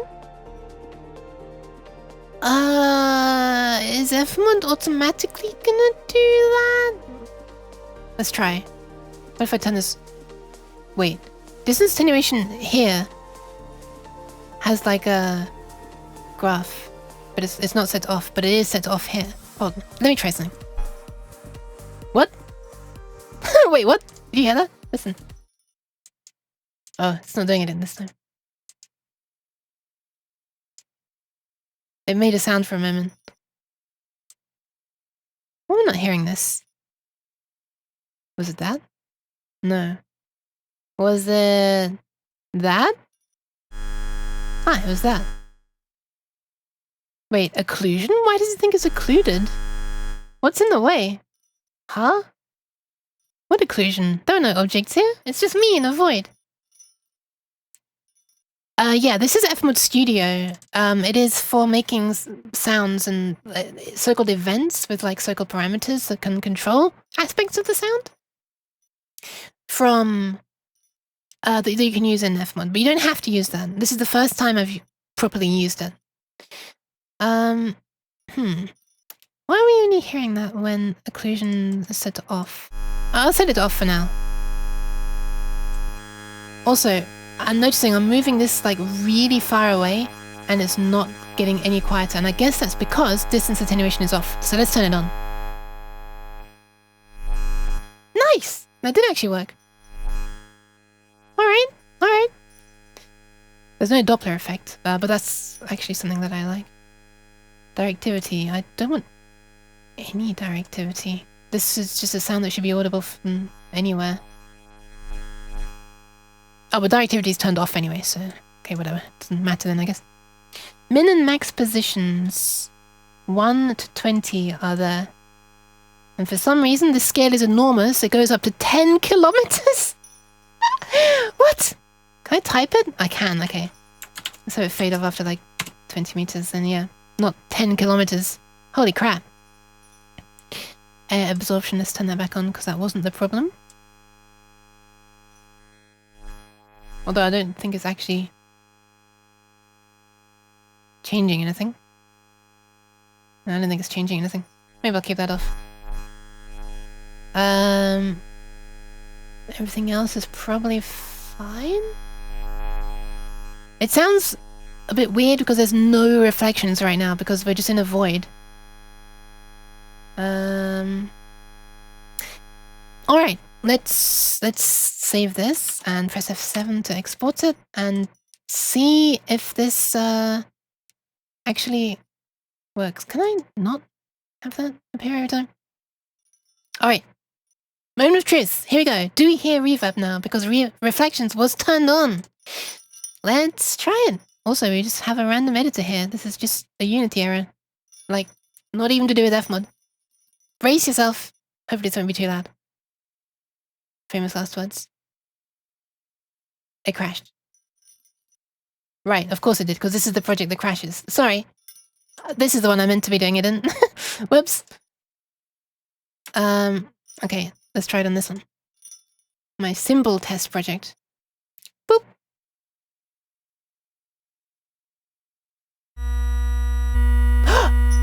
Oh my god! Do you hear that? It's coming out of both ears now. Even though it's to the right. So as I move myself around, hopefully...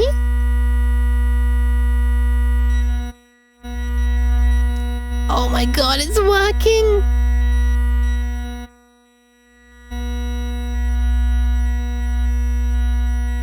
I wonder if that really sharp changing sound, the twinkly sound, is because I have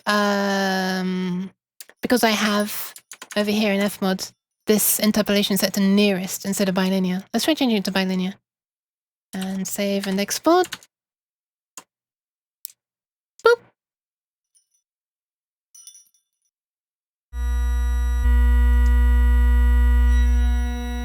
Yeah. It's smooth now. Nice. Alright. Nice.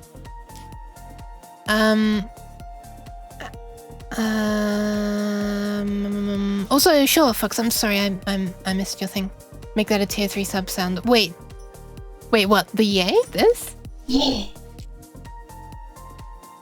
I can't remember.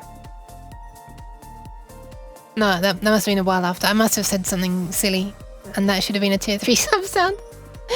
I don't even remember what I said. I don't even know my own silliness. Is this the game dev I missed on Friday? Is even less game dev than that, because that project's now just crashing immediately on play, so we're starting from an even simpler project. But at this point, we have FMOD and Steam Audio working, which is very nice. Only in this project, though. I don't know why it's crashing in the other project, but it is, so... I guess I remake the entire other project inside this one. Sure, it'd be nice if I knew what was wrong though. Also, hi Cascat. Also, hi Primo. Maybe it's just an override to test what it sounds like when occluded. Maybe. I don't think it is though, because all the other things are like the settings that it follows, I think. Right, let's just turn occlusion on then. And... oh, F7 here as well. We should add to the console that it reloaded. I can't tell if it's reloaded or not. Probably. Thank you for the pats. Alright, let's see what happens. Hopefully it becomes very muffled when I move to the other side of this wall now. Oh my god, I can't see anything! Wait, I'm moving the wall, not myself. Hold on. Camera. Oh, yeah. completely occluded by that wall. Nice. Alright, so that does work. It's a bit annoying, I'll have to turn that off whenever I'm editing. Well, I guess I could just turn off this entire spatializer temporarily. That is indeed cheese. Did you redo the redeems? They're all marked as new to me. Ah, it's because I turned them off on the last stream to try to concentrate. Sorry, I've turned them back on now. Yeah, whenever I turn them back on, Twitch is like, oh, I've never seen this redeem before in my life. Okay, this works. So let me fire up the other project again.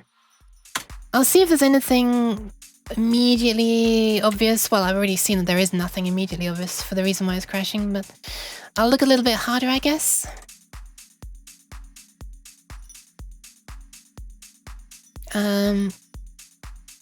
Happy about this little test project working. But I mean, it couldn't really get much more basic, could it? So. I wouldn't be surprised if the Twitch server is just a goldfish bowl. Sounds like my head. No, actually, the goldfish bowl has too much memory. The goldfish. Even though goldfish actually do have memory, it's just, yeah. So why could this be crashing? Let me just go through every object that's in here right now. We've got the player input, we got this thing. We have this. I think you're supposed to check on the hydration. I guess I'll go through those things a bit later.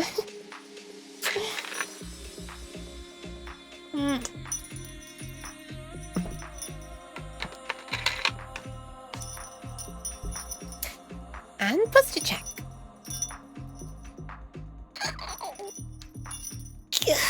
There we go. Friendly reminded to stay hydrated. Yeah. Ah! Press the wrong thing. Okay, so then we have this little prefabby thing here. The script, what does the script do? Oh, that's just for drawing the laser beam, right? Yeah. That's just a light, that should be fine. It's not like something really silly, like deferred rendering mode making it crash or something, is it? Deferred lighting. That'd be crazy. Wait, no, because there was a time when it was working in here without crashing. Wasn't there? What did I change to the mini crash? I don't even remember. Okay, so we've got a player controller. It certainly doesn't do anything with sound. A head camera with a Steam audio listener and an FMOD studio listener. Should I be doing that? Maybe that's the problem. In this project, there is no Steam audio listener. Let's remove that one. Now there's only FMOD studio listener. Okay. I'll keep going there and see what other stuff is different. There's a capsule. Okay, there's nothing going on there. Let's look in the room. On the ceiling, we have Steam audio geometry. We know that Steam audio geometry is fine. There's a load of it here. Then we have this, which has some things. There's a spotlight. There is this thing, which is an event test script. You know, I'm going to remove that. I'll put it back to the FMOD event. What's it called? Emitter. Here it is. Because I know that that works already. We're trying to just recreate a known working setup, so we'll just turn that up a bit. Didn't really need to be having the strain added thinners, did I? Okay, then we've got a reflection probe, that's fine. Yeah, nothing going on there. The floor has some fake people. There's geometry on the floor. There's geometry on the fake people. They should all be the same. I'm noticing it's about time for me to restart my VC face tracking because it's making me look angry all the time. Every now and then just keeps on going like that. We've got more geometry on the wall, wall, and wall. There are lights. And there are 2 more walls. Alright. It honestly looks basically the same. Let's have a quick look at the FMOD setup. The only thing I changed was this. So that should be okay. And the Steam audio settings. I guess I'll make them identical. Oh, actually, this is using default, and Embry is what I was using on the other one. Let's change it back to default on this one as well. Now the only difference is this gain. Sure, might as well turn it down. But everything else should be identical. Yeah, everything else is identical. All those settings. No sliders are changing. Well, you know, one's getting focused. But... Alright, I think all settings are identical now. Hopefully the problem was just that I had a Steam audio listener and an FMOD listener on the camera. Let's just press play.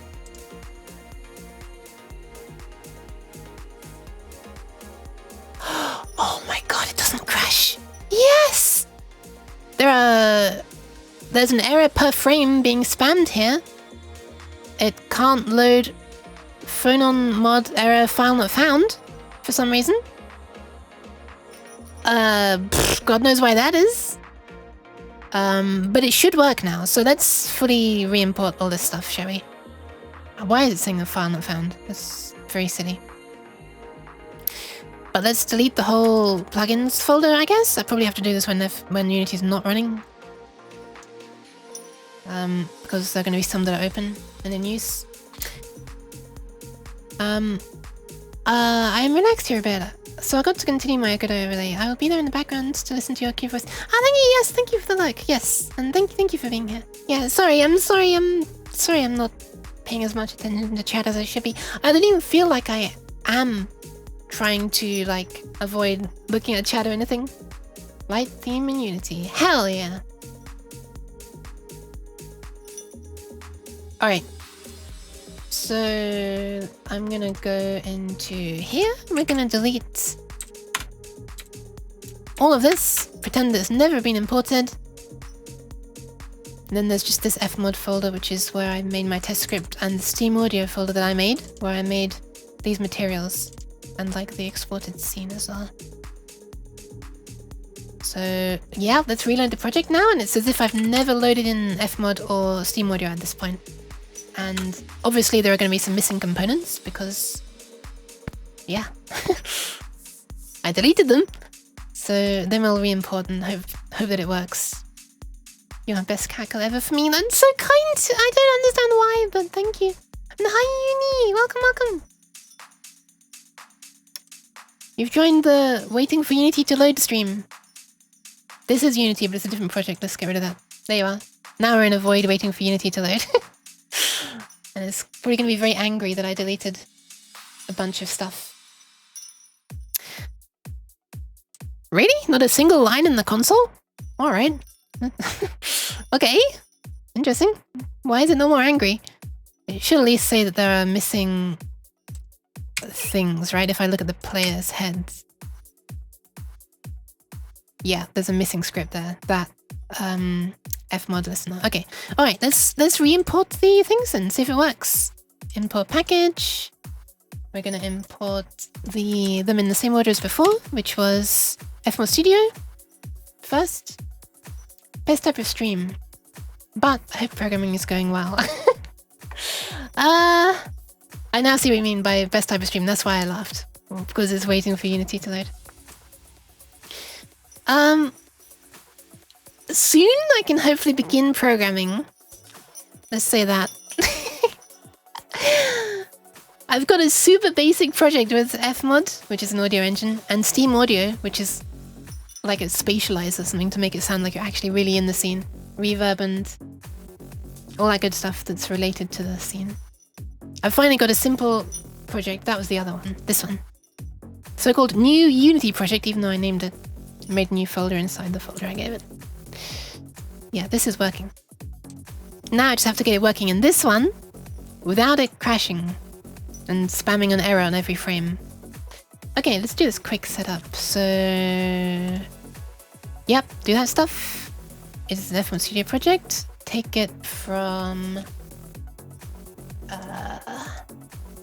somewhere inside here. Up by one, work in progress. FMOD Studio, swivelly, there it is. Nice, nice, nice. It's not complaining about any listeners, that's nice. It's not complaining about Unity Audio, nice. Unity sources. Nice. Source control. All good. We got all the green lights. Now let's import Steam Audio. Oh, wrong folder again. Boop. Actually sounds super interesting. I've always found programming fascinating. Well, hopefully we can get to it soon. What's the goal with all this audio tech stuff? To have this thing here, this little thing that looks like a Steam VR lighthouse, which is kind of ironic because I'm using Steam Audio. Or is it ironic? It's just appropriate, really. Not really much irony in there. To have it control some parameters on this sound. Oh, hold on. Hold on, let me stop the music. Bring this back.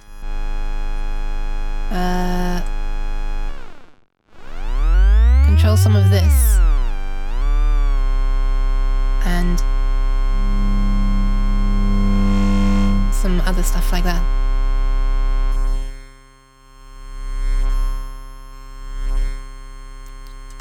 To have that get controlled by this.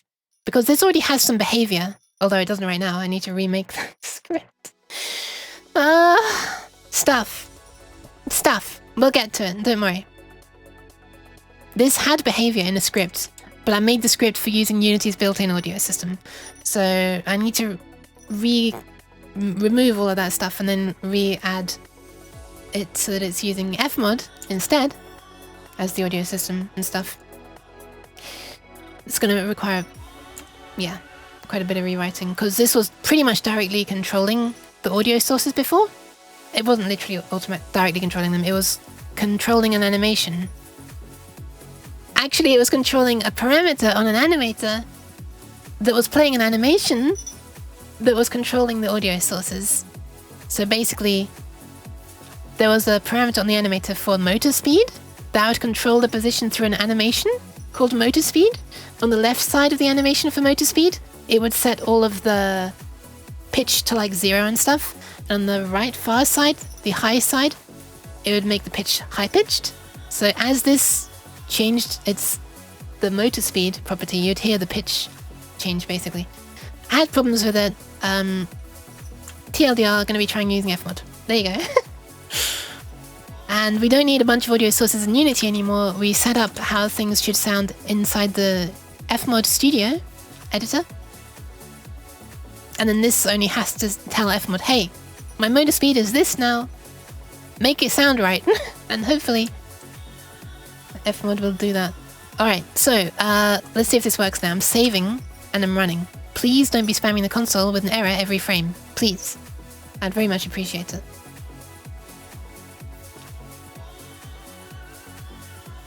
Okay, we have a bunch of errors.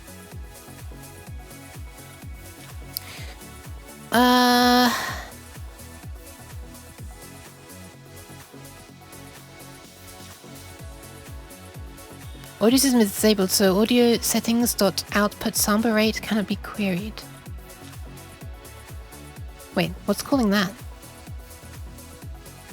Steam Audio. Oh, wait, did I set Steam Audio? Oh, hold on. I've got to set it uses FMOD Studio. Whoops, forgot about that. Okay, let's try again. Also, this thing about missing plugin Steam Audio Spatializer, I probably need to put that into my... Hold on a second. Let me have a look. What's going on here? It has recovered all this stuff. Right, that's how it knows that it wants the Steam Audio Spatializer. I probably need to like include that in my...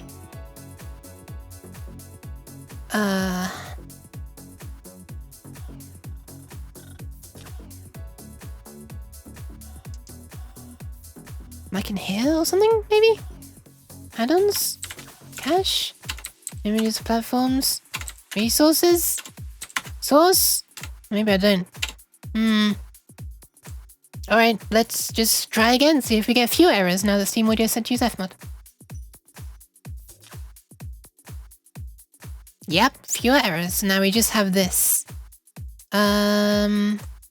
Missing DSP plugin, Steam Audio Spatializer. Okay, so where am I supposed to put that? You know what? Should I try this again? Install FMOD Studio plugin files. Should we see if this works this time? I'm gonna do it. Boop. Nope, still crashes. But let's see if it actually did something to fix that error. Nope. Silver linings. If it doesn't run, it doesn't error every frame. That is true. That is true. Hold on a second. There we are. I was just choking myself for a moment. Suppress all errors, and if it works, it works. It doesn't. Okay, though. Okay. But you know what? Let's try removing the spatializer for a moment. On here. Saving that and building. Let's see if we just hear something. Even if it is like all mono. Why does it not just do it immediately? Okay, go. Should I clear the console first?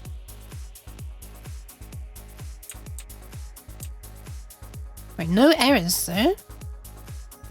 Also no audio. Bubble. Oh. Bubble! It's because I haven't set it to start playing, have I? Alright, let's see if we hear it now. Welcome back, Fox! Hi! Also, bye, Patty! We're getting audio!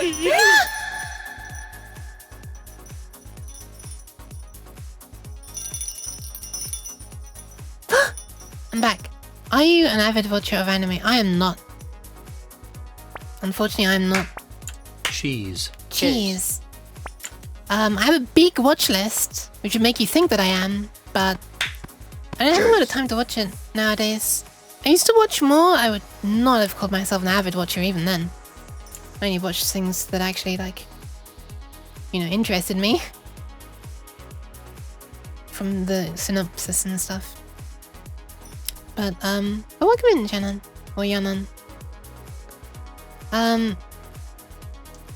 You know, I wasn't like trying to catch every episode of every series. Excuse me. You can't really do it nowadays anyway, there are too many. Okay, so the only problem seems to be this spatializer plugin. So, nice. That's progress. Let's save. Let's F7. Let's not make it display this every time. Boop. Why am I stretched? Alright, so I assume that this will show the error now again because we've got the spatializer back, but let's double check. Yep, okay, nice. Fromage. Fromage isn't that bad. Fromage. Why is it saying event not found? Oh, it's because it says the bank will not load properly. What is happening? Everybody's working together to do this chaos. What is this? What is this? What is the meaning of this? What is the meaning of this?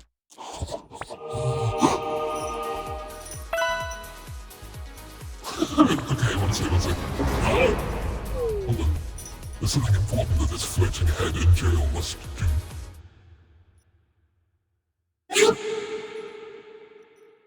Maybe. Every likes the white, spooky, evil jailed young.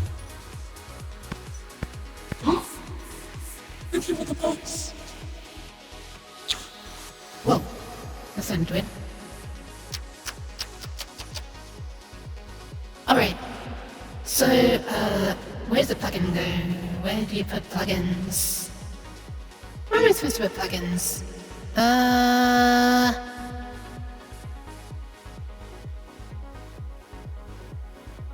Okay, let's have a quick search online. Ooh, hold on. Plugins folder of your FMOD Studio project. Okay, that bit's done. That's why I'm able to use it in FMOD Studio. Before you can use it in your game, you must configure your game engine to use Steam Audio. And load the Steam Audio FMOD Studio integration. Yeah, this is already all working. The problem is just the plugin.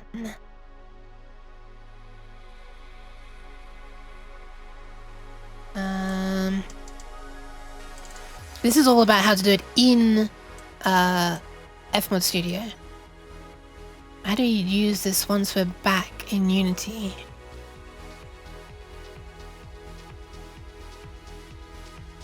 Select the FMOD event emitter, make sure Steam audio, blah blah blah.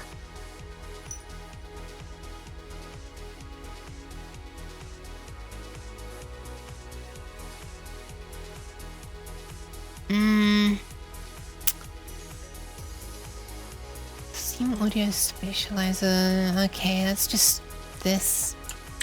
I'm more concerned about how to get this to actually work. Build instructions. Oh my god, that's not. Alright, it's time for Google. FMOD, Unity, missing DSP plugin, Steam audio spatializer.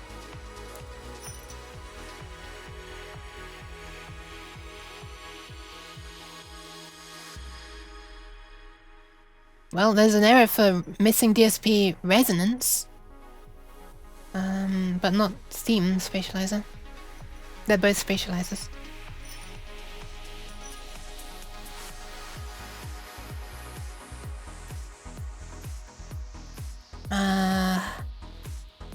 Let me just check the exact path it's trying to load from.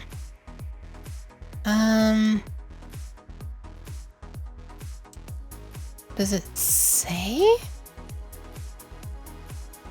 It is. This is indeed where the bank file is. Should I put them into the build folder as well? I wonder. Let's look in the whip folder. FMOD Studio, Swivelly. The plugins are right there, but let's look in the build folder, desktop. Okay, what if I put a plugins folder inside there, I wonder? Let's just try it, I guess? Nothing's telling me to do this, but I'm just trying it. Nope. Question is, where is it looking for plugins, you know? Where is it looking for plugins?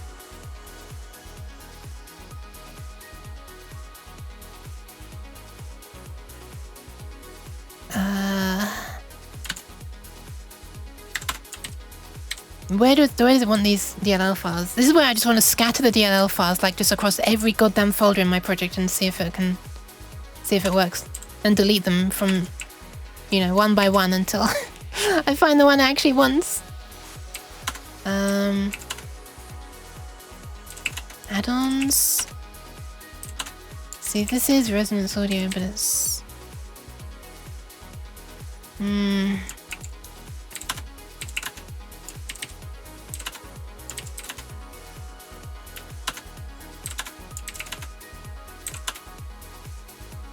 Whoa! There's a file? So it should be able to load it then.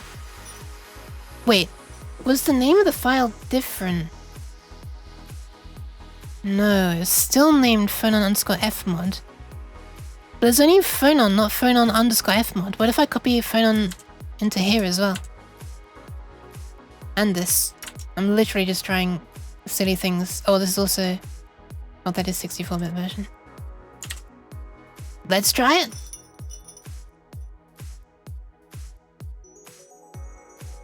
Nope. Still errors. Same number of errors though, so I haven't made it worse at least. Bye Primo and bye Uni! Thank you, I need the luck right now. Didn't it work in the other Unity project? Yep, it did. It did. That Nya was so terrifying, I wish I could refollow again. Where do I plug in? Yeah, it used to work. cpdll /*/*. What is this incantation? Is CP a thing that exists?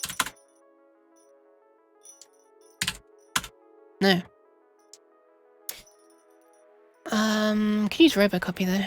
That can mirror a directory structure.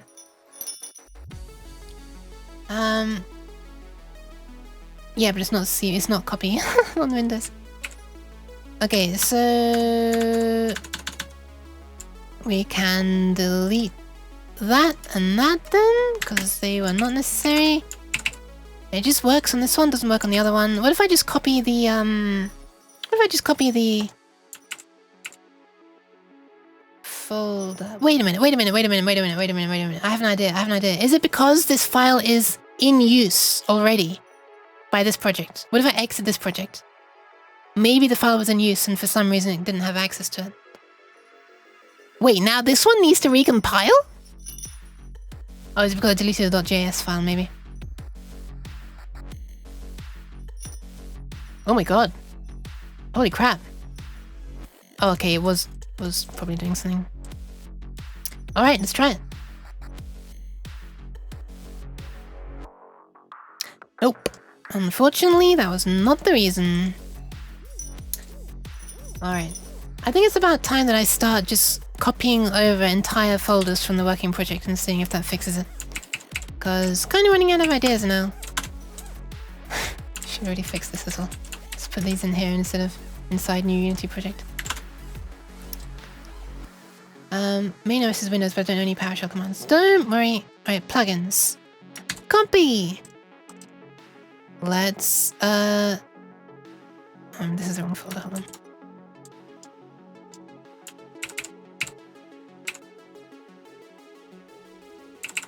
Assets, let's exit this.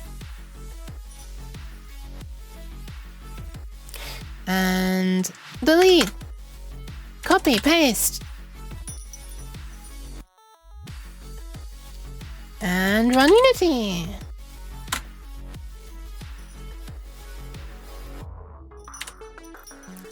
Boop. Is that gonna have made it work? There was no other stuff I had in here, was there? No, it's just this. Unless it did silly things in like the library folder. That's quite possible, isn't it?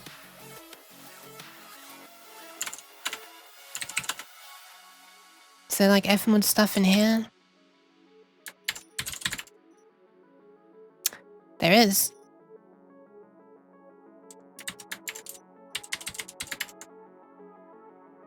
There is not that there.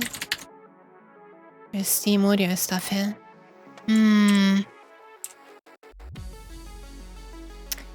Alright, bunch of errors.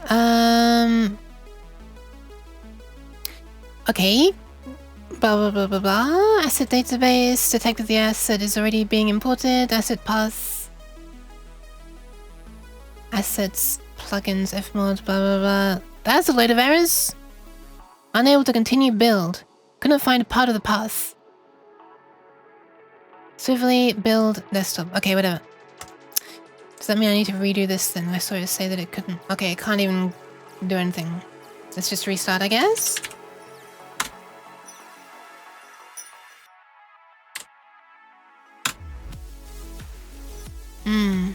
I don't really understand why the folder works perfectly in this one and doesn't work in the other one. I'm guessing this is to do with Unity's library crap, doing other things behind the scenes. Alright, fewer errors this time. Couldn't find a part of the path. Whip, FMOD Studio, Swiftly, build, desktop.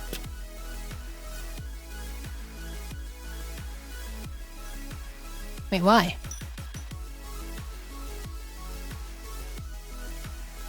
Does this not exist? Copy. Paste. Ah, it's not there. What the hell? Okay. Whip. FMOD Studio. Swivelly. Build. Desktop. Okay, what's the difference? Wait. Just documents? And then Swivelly? Rather than documents, Unity projects, and then Swivelly? Huh? Why is it trying to read from that? That's the wrong path. What? Why did you try to read from that instead of Unity projects? What the fuck? What is going on here? What is going on? Settings instance has not been initialized. So I guess we can't do anything with this. FMOD Studio project path. This does not exist.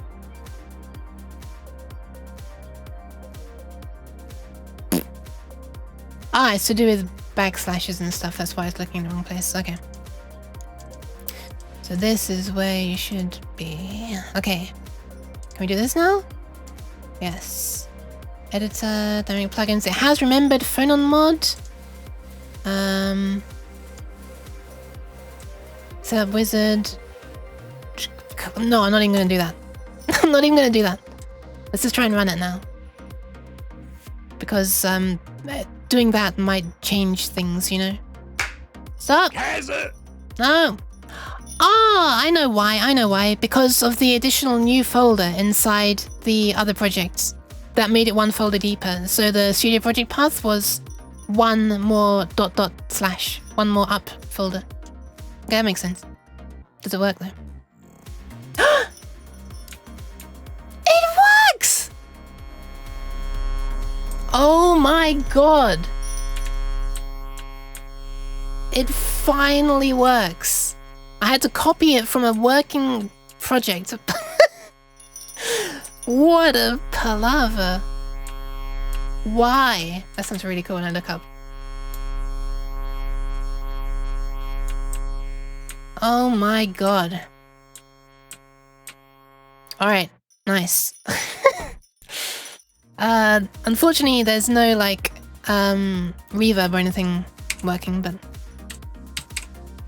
you know, one thing at a time, right? No errors. You know, I'm just gonna exit and reload it, just because I want to make sure it remains working that way.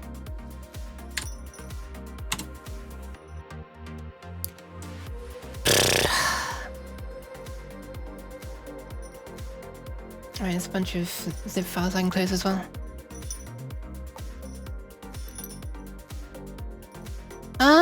Alright, here we go. So, let's double check this. This does have reflections turned on.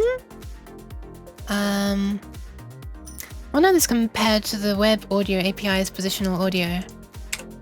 Probably, I would hope that this is better. Unless the web audio has like implements some HRTF function. Wait, F already stands for function.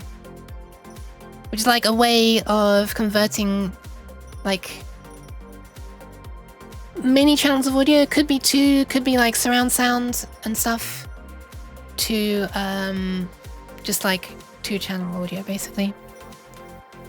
Maybe it doesn't even need to be split into channels. Maybe it can just take it from a specific position in space and convert it into 2 channels. Basically the idea is that it simulates the human how the human head and ears physically are. So the shape of the ears, so the way they filter frequencies from certain angles in certain ways, the fact that there's a gap between the ears, so the right ear would hear something slightly before the left ear, the fact that the head occludes between the right and left, so if something's on the right ear hears it clearly, it goes through your head, and then your left ear gets a more muffled version. All these things. Which Steam Audio does have. And it is using... What is that? Oh, is that how...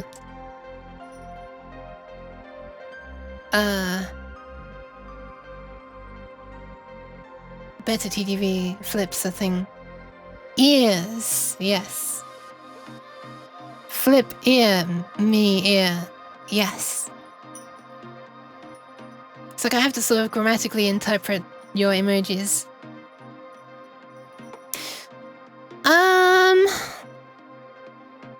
Alright, where are we? Head camera, here we are. Okay, so this is working. I can't quite believe I'm saying that, but this is working. So now let's have a quick look at the lighthouse. FMOD event for the motor is here. And it says in FMOD, sorry, in Steam Audio's settings. Hi Shadow, welcome. It has been a while. It says that you can add a Steam audio source in order to override some of these settings. So I can force on reflections, for example. Although actually, you know what? Let me just do this. Because that's probably the reason why we weren't getting reflections, because we hadn't built this yet. Steam Audio, exported scenes. There we are. Okay, nice. Maybe that'll work now. Maybe I don't need this. I was going to use this to force on reflections. The reverb, you know? But I probably shouldn't need to do that because reflections is on here already.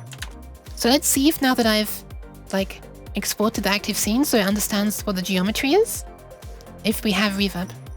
Let's try it.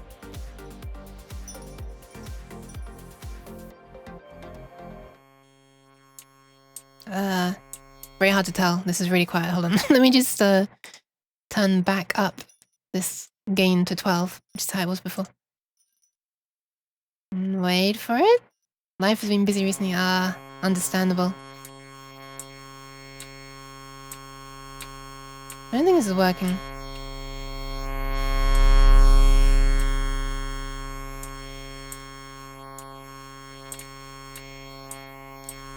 I don't think that's working, but I kind of want to make a different sound as a test because it's not a good test sound. And I guess you now have to do that through FMOD Studio. You can't just do a simple thing. So let me just get some music, such as the music I made for Fred. Look at that. I'm running out of hard drive space, even though I uploaded 3 more VODs to YouTube. I haven't published them yet because YouTube was still processing them at the time I was going to bed. The sound reminds me of something else. Pat Fox, that would be very fast. Just look it up, and yes, it does have HRTF. Nice! For panning. Wait, so... Okay. Is it 3D as well? How's things been with you? They've been... Yeah, they've been... Beaning. I've beaned. What was I trying to do again? Oh yeah, find music. Made music. Made as an M-A-D-E, not M-A-I-D, unfortunately. Okay, let me create a new bank. I'm gonna call this music. And let's just drag in this org file. Into assets. I'm gonna make a folder for it as well. Boop! There it is.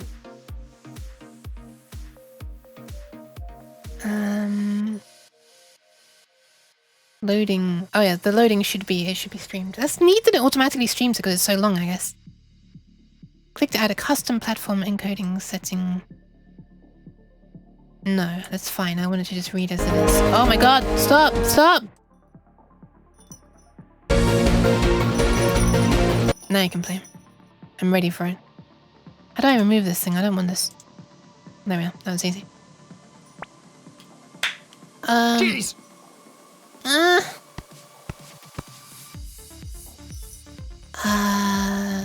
But yeah, I hope you've right, busy. I hope it's been like not too bad. Let's make a new event that I'm gonna call test music. This is gonna go into the BGM bank. Well, music, I didn't call it BGM. Should I call it BGM? Sure, let's do that. And all this is going to do is play the sound. So let's drag in this. Wait. I need a new sheet. Do I? Hold on a second. Wait. What? Click to add a new sheet. Oh, there we are. Is this the one? No, it's not. I'm confused. Timeline sheet? That's the one. Okay.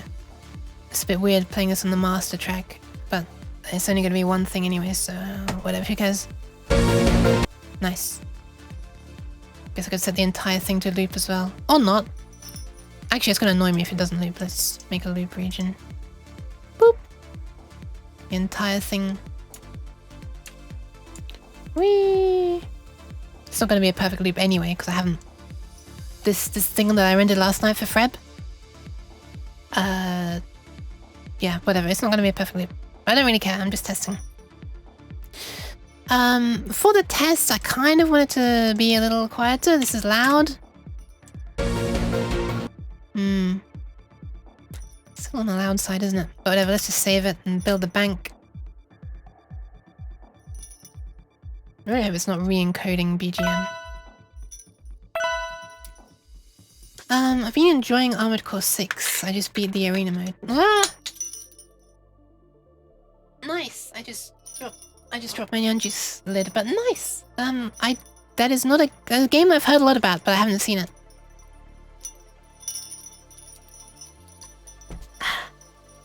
Thanks, Jay. Audio panner interface. Okay, so it's just for panning. It's not like for 3D stuff, I guess. But still nice that it has that. I guess that just is simulating the position of speakers in front of you on a desk, you know, instead of being like directly going into your ears.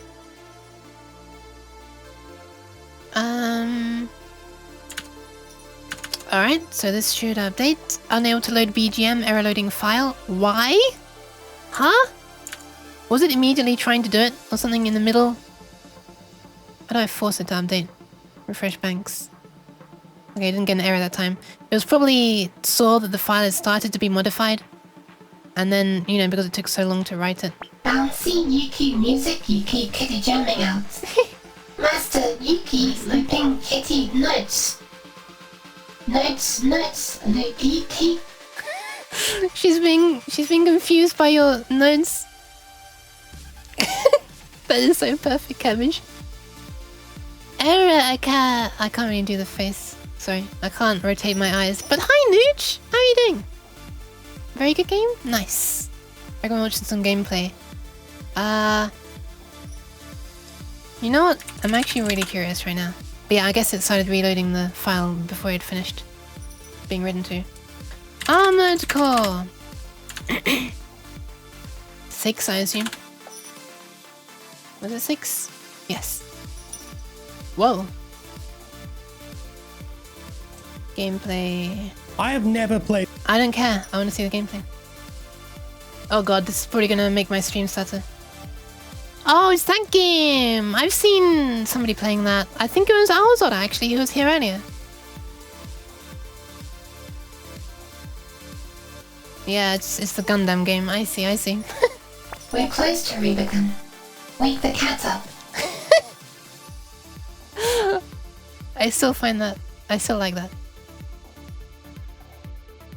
Oh god, my delay. Should have fixed that. The delay? Delay fixed from a minute back to 2 seconds. Ah! Welcome back. I hope that's not because of something going on with my stream.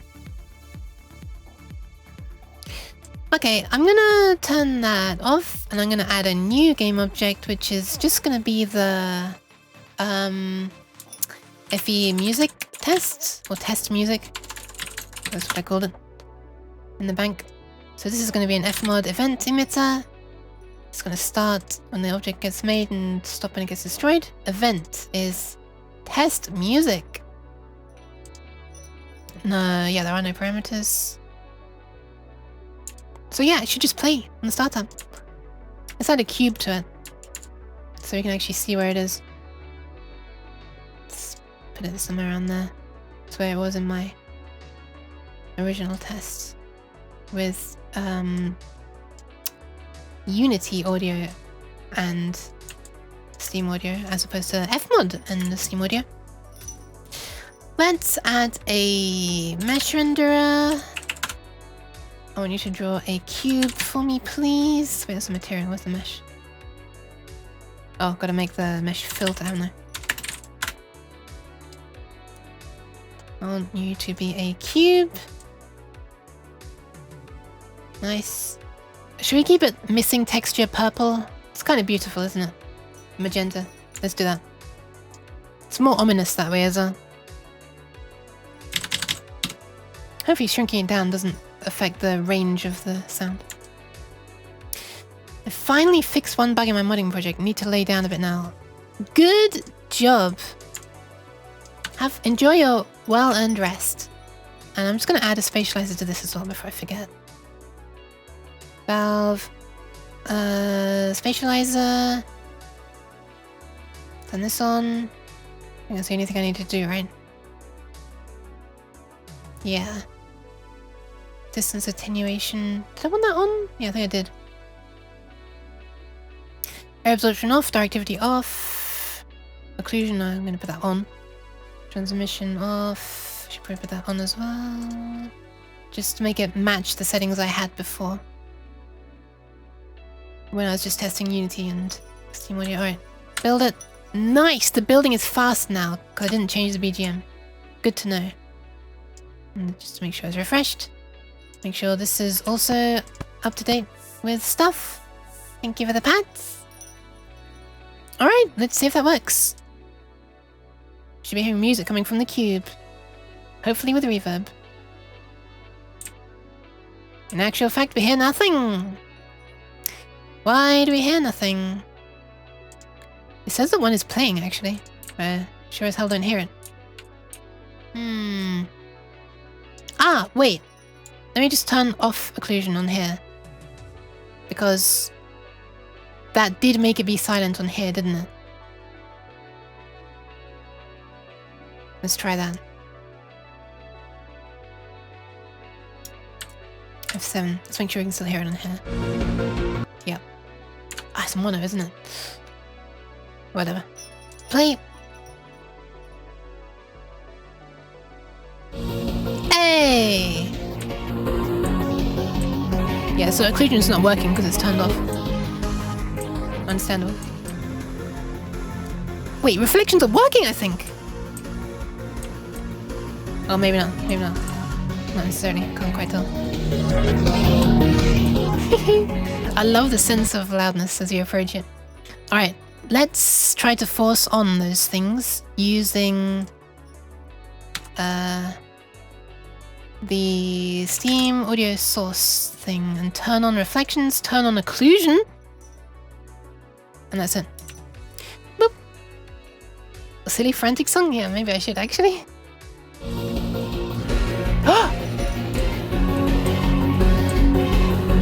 Okay, reflections are working now. Is occlusion working though? Can't quite tell if occlusion's working or not. But reflection is working now. Oh, wait a minute. Is it that I need to have occlusion turned on in here and occlusion turned on in here? Let's try that. It's reloading. Let's try that. Could we have sound now? But occlusion is not working.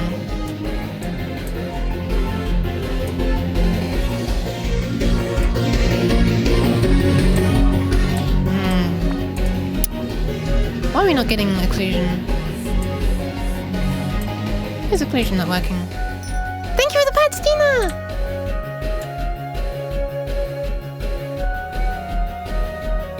Okay, I don't think his settings make it. Did you see Natalie's same video? What?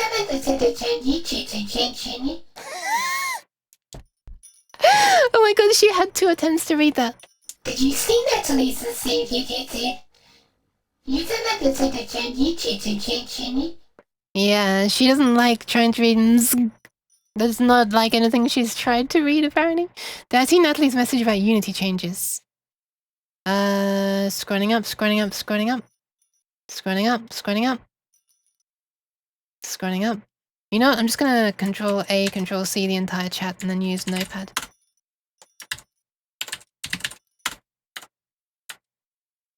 Pet the cat?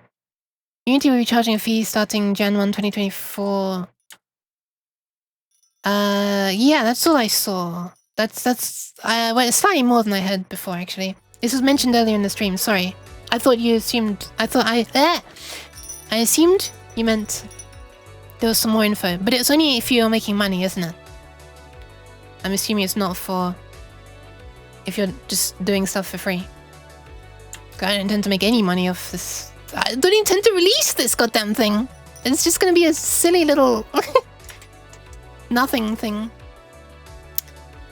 Roboyuk, have you been drinking? Oh, Roboyuk, yeah, she sounded like she did.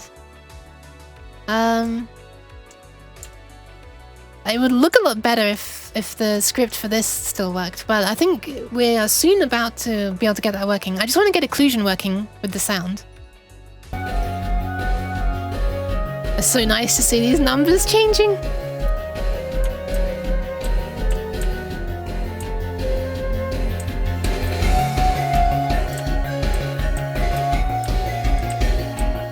But yeah, this is the music I've been making for a game of Frebs, by the way, for those who don't know. The reflections are so good though.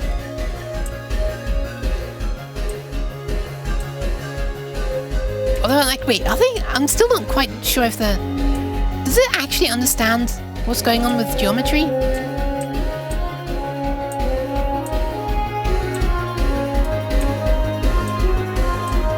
Yes, it's working. Okay, listen to this. As I move next to the wall, listen to the right ear. Do you hear that? It gets reflected off that wall. You start hearing in your right ear. Instead of just having... Ugh, that's so nice. Okay. So reflections are working. It's just occlusion that's not working.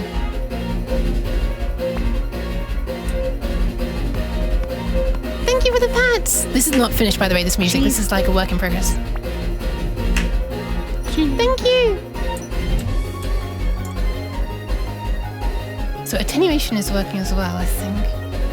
It's just occlusion. Raycast, volumetric...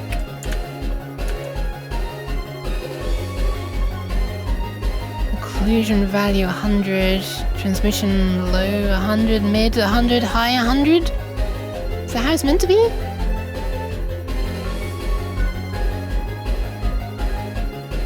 I'm thanking the Patson and that's all.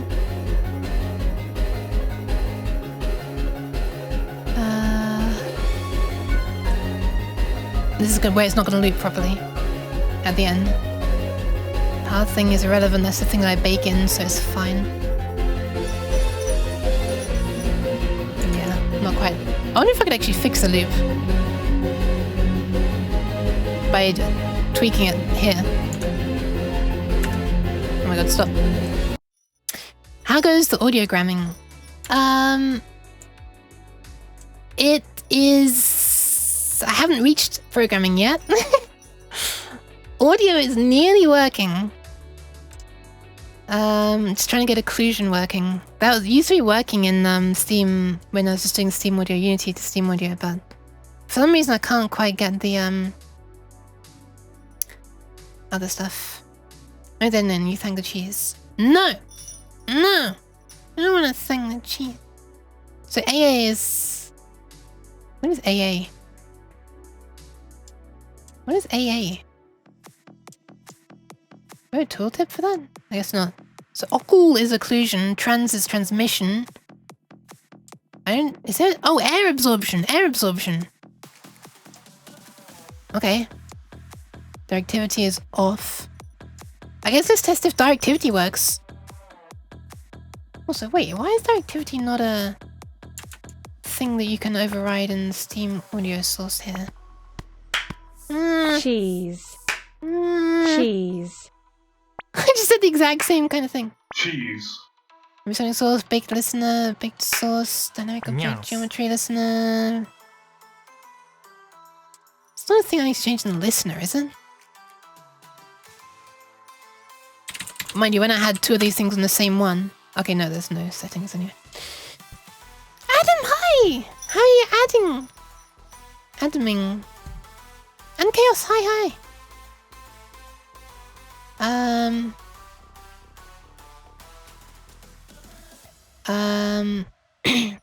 or you'll lose access in 3 days. Guess I'm gonna be keeping my Unity installation backed up. I'm glad I don't have the Unity hub installed, so I don't actually have a connection to, you know, it's not like logged in. If I were to try to do this, well, you can see that error fetching packages because... Well, no, it should... Yeah, there we are. For a moment I thought it should, but no, because I'm not signed in. So... Yeah, guess I'll be keeping doing that. Downloading all the packages that I have already, which I already have. Have a safe copy of those already, because I don't trust a random person server to keep existing. You should save things if you see a thing that you like, because nothing's gonna stick around forever.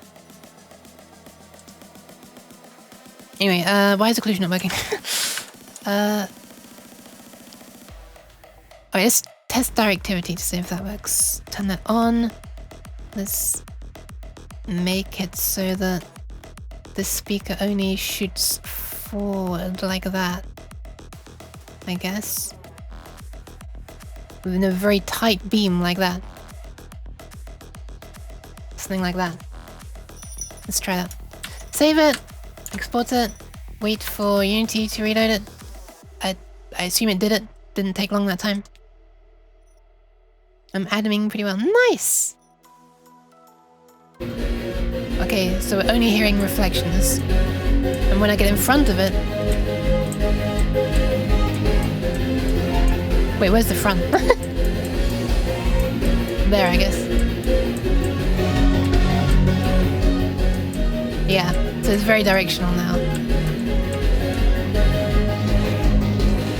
It's kind of interesting. But because of the room, we're hearing it bouncing around a lot. For it to turn off reflections. And probably... Oops. Hang on a sec, what's that? Runtime manager, access out of runtime. Do not use runtime manager for editor only function. Okay, whatever, this is another... This is FMOD design name of Unity's built-in errors, I guess. So we shouldn't hear anything until we get in front of it. Nice. We have like a laser beam of audio here. Right, so directionality works as well, or directivity, sorry, works as well. So just occlusion isn't working, what the hell? Why is occlusion not working? Why is that? Audio wizardry, yeah, I'm trying to use FMOD, an audio engine, along with Steam Audio. Air absorption? Does that need to be on for occlusion to work? Surely not. But it was on before when it was working, so maybe. Save. Build. Run. Oh, reflections are off. Whoops.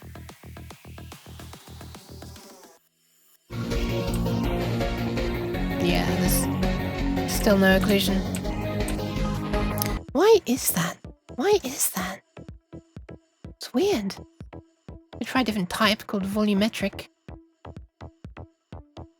Could turn that on as well.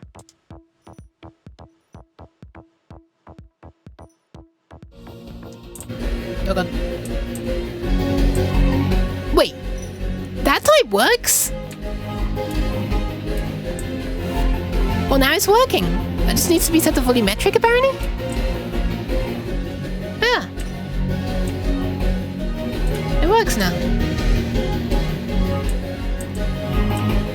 I love that we can hear it loud in the left ear because there's a wall there that it's reflecting off. It's so nice.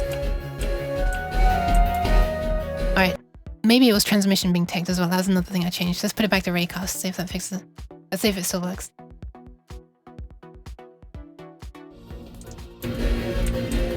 Ah, it works now. Huh, what the hell? Why is that? So if I turn off transmission, does it break then?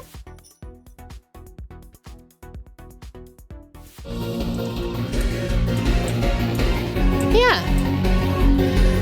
Huh. Interesting. Huh. Okay, what if I turn off transmission there? And I turn off transmission here as well? Oh, I didn't export it.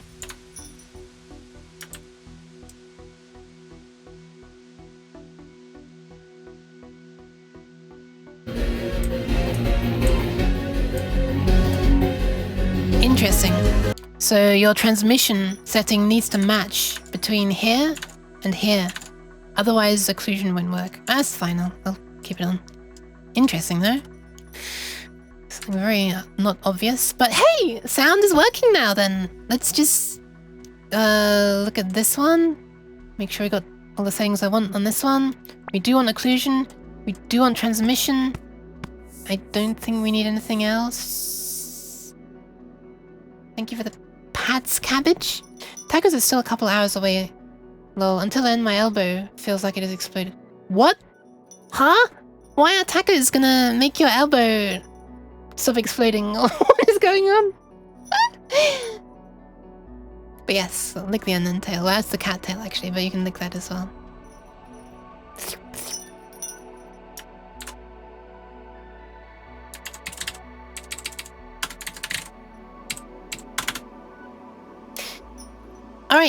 Done! Wait, did I re-export it? I can't remember.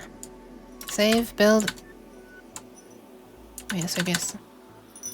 Okay, so I'm gonna turn off the test music now and just turn on the motor sound. We should be running at a constant speed. Make sure that reverberates and, you know, is occluded like you'd expect. Gonna have to add one of these. And force... Oh, not that one. Where is it?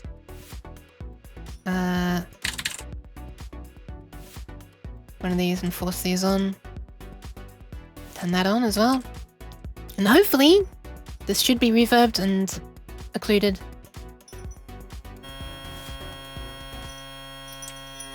Nice.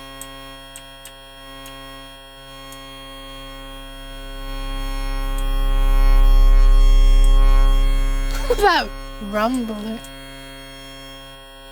Holy crap. I feel like HRTF somehow boosts low frequencies a lot. And I'm all up for it. Sheesh. My ears are being massaged. Alright. This works very nicely. Very nicely. Tacos will mentally stop my elbow from exploding. Ah, like it distracts you? I see what you mean. Okay.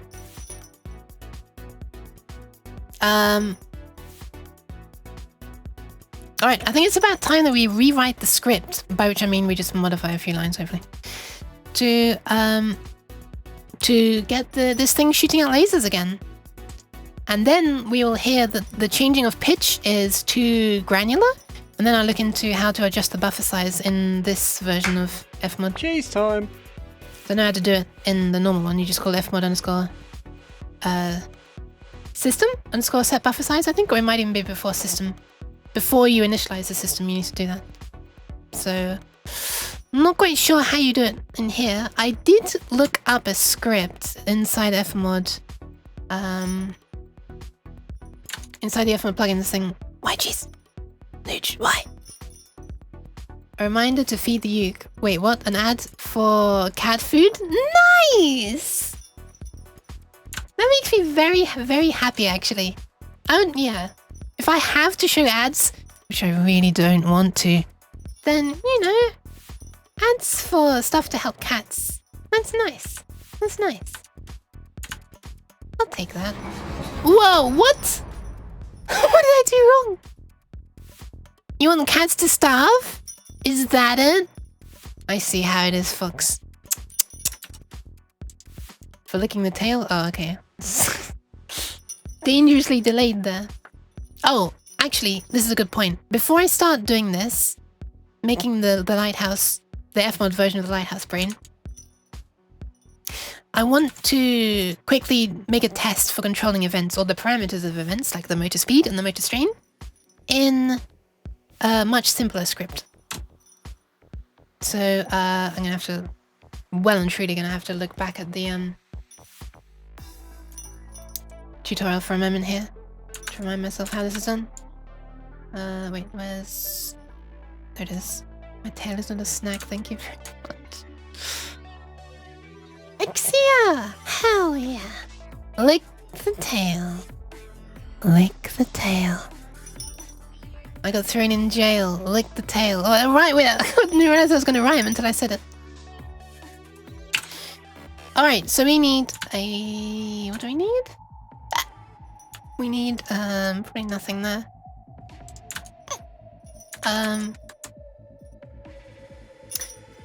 We need a reference to... Okay, so here's how it works. This is an event, right? There can be... Wait, why do I not hear it? Oh, wait, no, why do I not hear it? Oh, because occlusion is on. Right, I'm gonna have to bypass that when I'm testing it.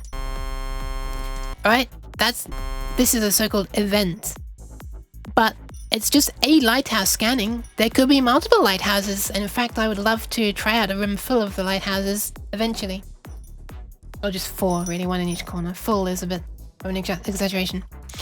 So you can have multiple instances of an event, is what I'm trying to say. So we need to make an instance of an event. That's the first thing we do. Looking back at the tutorial, we do that by saying, let's call this handle event instance equals FMOD unity dot runtime manager dot create instance, which is a very weird order hierarchy thing, but whatever. And then we need a reference to the event, or you can give the path as a string or the GUID. Alright, that's interesting. So I could pass in where was it? This, for example. This GUID, should I want to. You Or click the tail. Then you're going to jail. she read that pretty well. Pretty well. Not whale. Whale. Oh my god, that hand-drawn animation. Wow, as in like every frame that looks like... Wow, Dina. Okay, so I'm just gonna copy this, do it by path. And we'll do that. Nope, we're not in US keyboard layout, please. There we are. Right, this is a handle. And the handle is of type what? Handle is of type FMOD.studio.events instance. See, that sounds much more sensible. Okay. And then we want to get a handle to the parameters. Or, well, yeah, the ID of the parameter. So I actually want to store this up here. So they are integers, I think? Let's try that. I'm gonna call this PID, I guess? Parameter ID or param? Param ID. ID. Oh, if we're doing it this way, then this is a handle of an event instance, and this is an ID of param motor speed. And there's gonna be another one, ID param motor strain. Not param motor strain. Paramotor sounds like a thing. Is a paramotor a thing? Is that one of those things you can wear on your back and it's got the big spinny fan? I forget what those things are called. What are they called? Paramotors? Is it like a paraglider? But without the gliding, it's just a big fan on your back? Is that called a paramotor?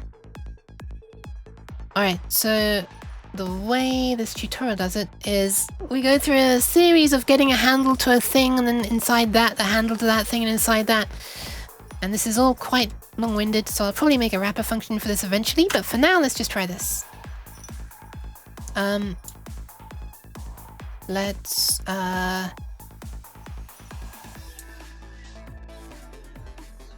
this is event instance.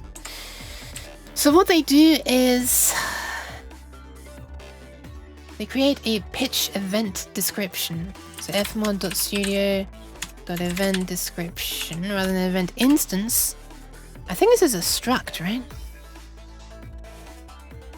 It's a type. What is it? It is a struct. What is this? What is this nonsense inside a struct? I'm not... Result. I'm so confused. Where's the data? Okay, whatever. Didn't know you could have that in a struct. Anyway, thought it had to be like functions. Variables. I didn't know it could be functions. Anyway, this is going to be called, and it's not really a handle, it's a description again, I guess.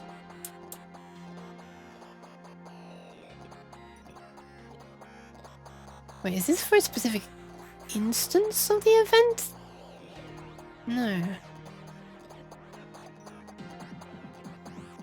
Alright, so it's unrelated to the instance, so it's just a description.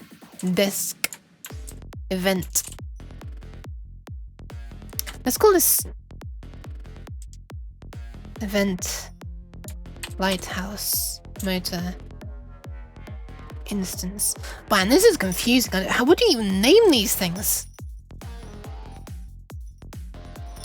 Propeller? PID? No! Could always use wings.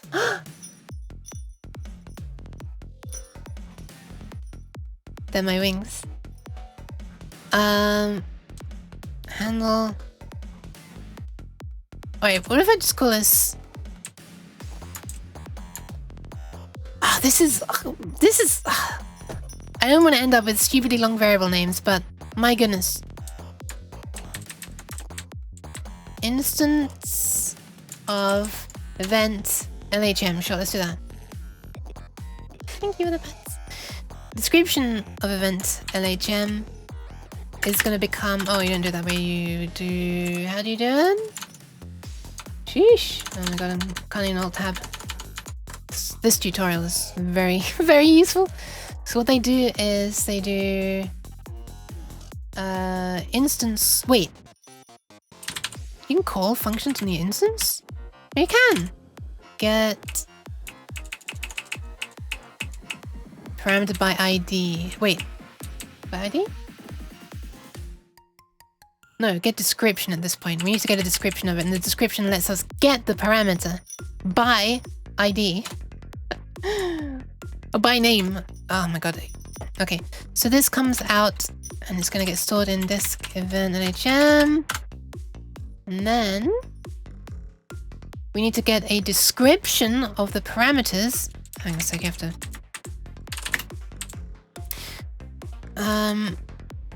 So then we do fmod.studio.parameter description rather than an event description. For some reason, this one gets screamed at you. This one does not get screamed at you.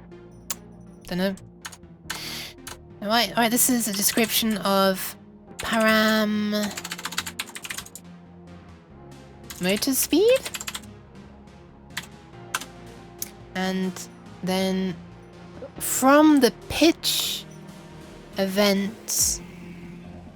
Sorry, that's what the tutorial has. From this event, we do get parameter description by name. In this case, we can just refer to the name once here, store it as an ID. That way we can set the parameter by ID later instead of it having to do a lookup by string every time. You can just set parameter value by string, but I don't want to do that. I want to get the ID once at the beginning. I'll jump through these extra hoops earlier, so it doesn't have to jump through the hoops every frame. So the name of it is motor speed, I think. Let me just double check.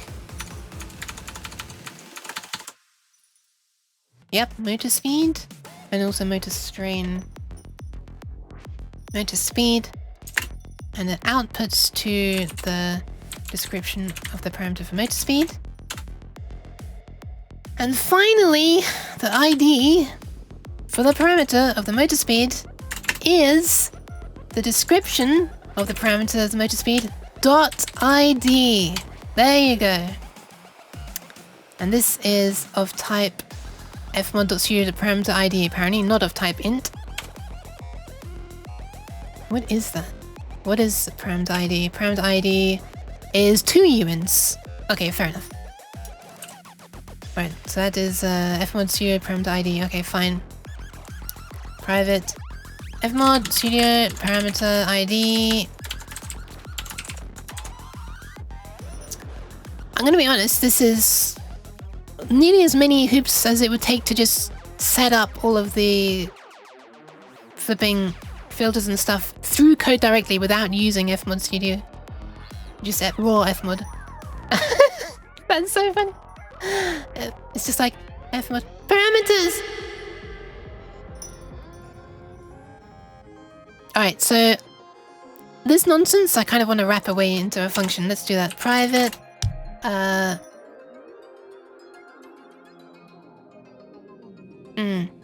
do I know?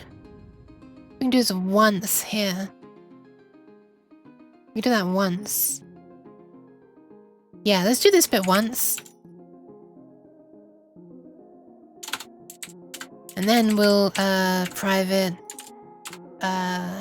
Give me the parameters, I must eat them. wait, why? Also parameter. Yeah, it does really look like it should be pronounced that way, doesn't it? More words, Robo, you can't pronounce. Parameter. There's more things for me to train her on later.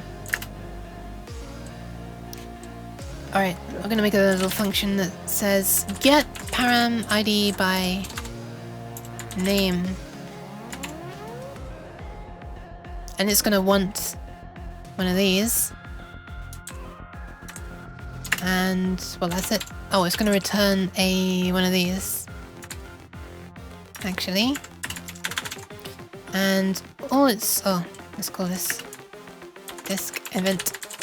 The current one, whatever it is just gonna do all of this and then return the ID. Output to there, return this.id. Use this. Pair of matters.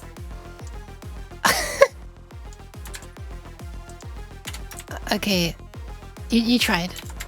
She tried as well. This becomes get param ID by name, and that's this. There we are. Now we don't need any of this crap.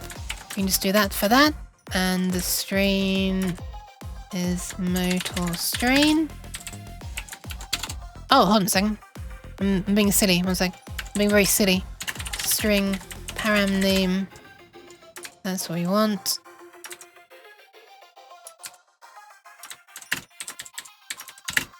There we go. Let's name it that. It's a bit more accurate. Oof. What is that? Get event param ID by name, EM ID by name. That's what happens when you just accidentally paste into the middle of a thing. Whenever River you could pronounce this. Good luck, Rivik! Get packet event parameter legit event parameter name method name. Yeah. Fair enough. I'll trust you, Rivik. Wish Rivik didn't cost so much so I could experiment with it. Yeah. It's because Don't overload your CPU with too many parameters. meters.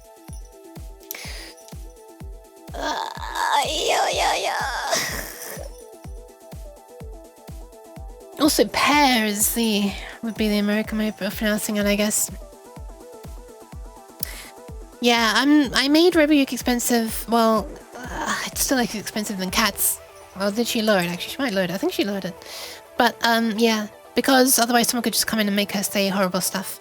And unfortunately, that happened to someone, a viewer actually. They came in and said, yeah,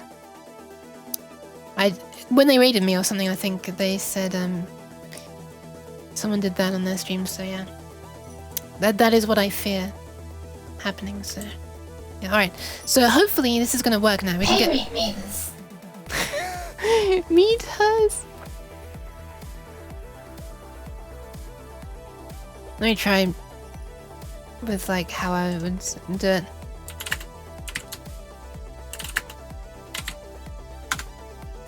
Parameters. Close, nearly.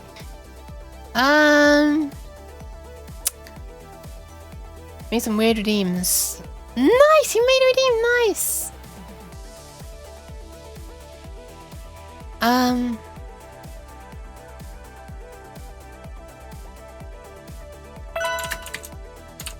I wonder. Parameters. Oh my god, we're getting closer each time. Thank you for the posture check and the hydration, Stu. What was redeemed for your good overlay? Oh my god.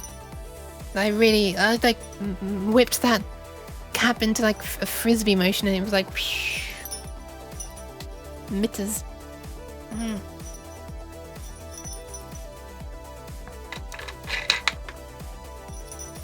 Yeah.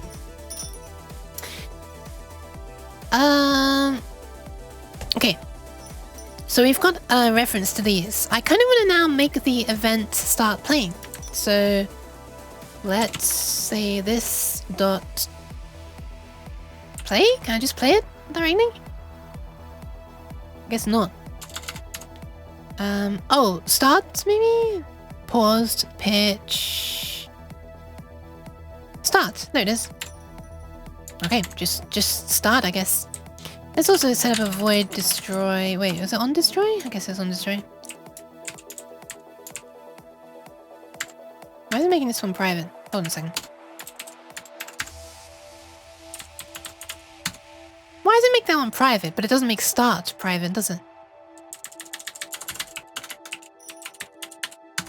Oh, it does, but for some reason the default text that's typed is void start, not private void start. This looks like a German word to me. No offense. Come on inside and put on your mittens. It's cold outside. What the hell? That sounds adorable. If anyone hurts you, I'll hurt them back. Wait, what are these arrows? Around the Yuke face. Aw, you're kind. Take a scene. Spawn user avatar at the overlay and throw it somewhere. Oh wow. Holy crap. You're yeeting yourself already. Swimming cold as death chill out there. I flipping wish it was cold. Oh, they're your two swords. And you're the derp. I see. It's like, go away. I can't really do a derpy face. I try and it just looks scary. Wait, hold on.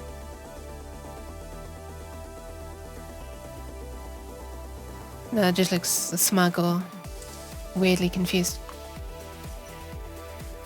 Alright, on Destroy, let's do... Oh, we want a reference to this that's going to be kept then, don't we? I guess we don't really even need to keep a reference. What happens if that reference falls out of scope? Like, I assume this will keep playing. Will these parameters still work? All these questions and more.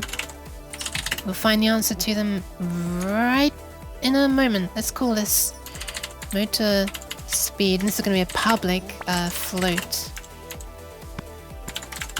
Oops, that's a bit too far down. Thank you for the pat, Stewie. Oh, I didn't stretch. What did I? Can't remember. Yeah. Hello, you snowmen and rabbits. That sounds cute. And my axe. Oh my god, what is that? I missed it. Wait, why does that look... Why does it look like just P? Can't really make out what it is here either. As usual, when I try to click on it, we get this nonsense over the top, so it makes it really hard to read. Let's copy that into Notepad. Oh, it is actually a sword. Oh, it was Yuki derp, the cropping of this fading. That's the thing I need to fix still. Please pat me at my stream. I'll give you pats like this. Pat, pat, pat. There you go. Pats for the all-coming. These 9 tails will be strangling anyone who hurts our precious Yuke. Ooh. Don't threaten people with a good time. I mean, what? Currently doing a boss fight and it's so hard. Ah, in Armored Core 6? Good luck. Avatar was in this position. Oh, hold on. What position? Is this gonna work? If I do this? Oh, it doesn't really stretch. Oh, what about that? Does that work? I think it might be the very first sideways pat I've ever given.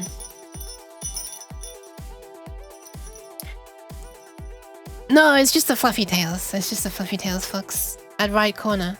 Oh, do I need to be like... Hold on, let me just... I'll be out here then. Hold on. I'll face this way. I'll be outside. I'll just... There you go. I'll be the patting arm that comes in. Does that work?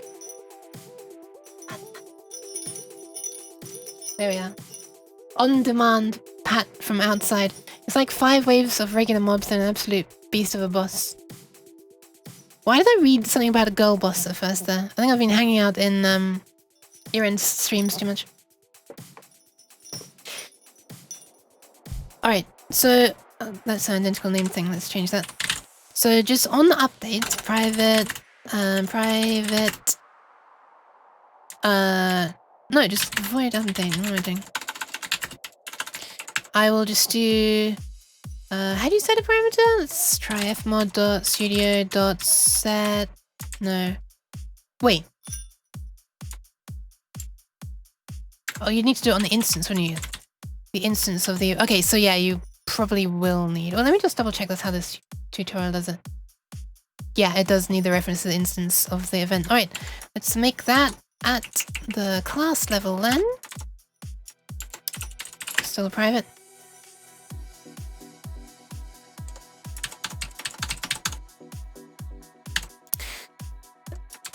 This dot set parameter by ID. We now have the parameter IDs. That's this, and the value is motor speed. Wait, did you see that? There's a parameter called ignore seek speed. Wait, are you telling me that you can make it so that... Oh, this is interesting. I didn't even know parameters could have seek speeds.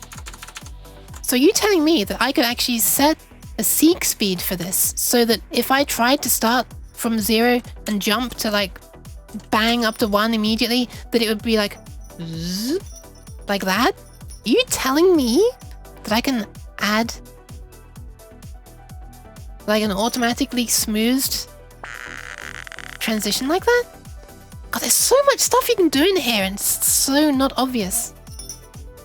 It's just like, just keeps getting more powerful. What's a high priest? Let's say it works, thank you. No worries. They do be soft, yes. I mean, you're telling me, I'm not telling you. No, wait, what? What did I say? I'm confused. Okay, let's... Parameter motor speed. That is going to get set to motor speed. And we'll ignore this optional boolean where it says ignore seek speed. And we'll do the same for motor strain. That'll be the parameter motor strain. Let's see if that works. We should now be able to update these parameters. Well, for a start, it should make sound, and then it should... Wait, we don't need the event transmitter anymore. We need this thingy here. Boop. And I'll just give these some default values. Well, just that one, actually. And play. See if we can hear it.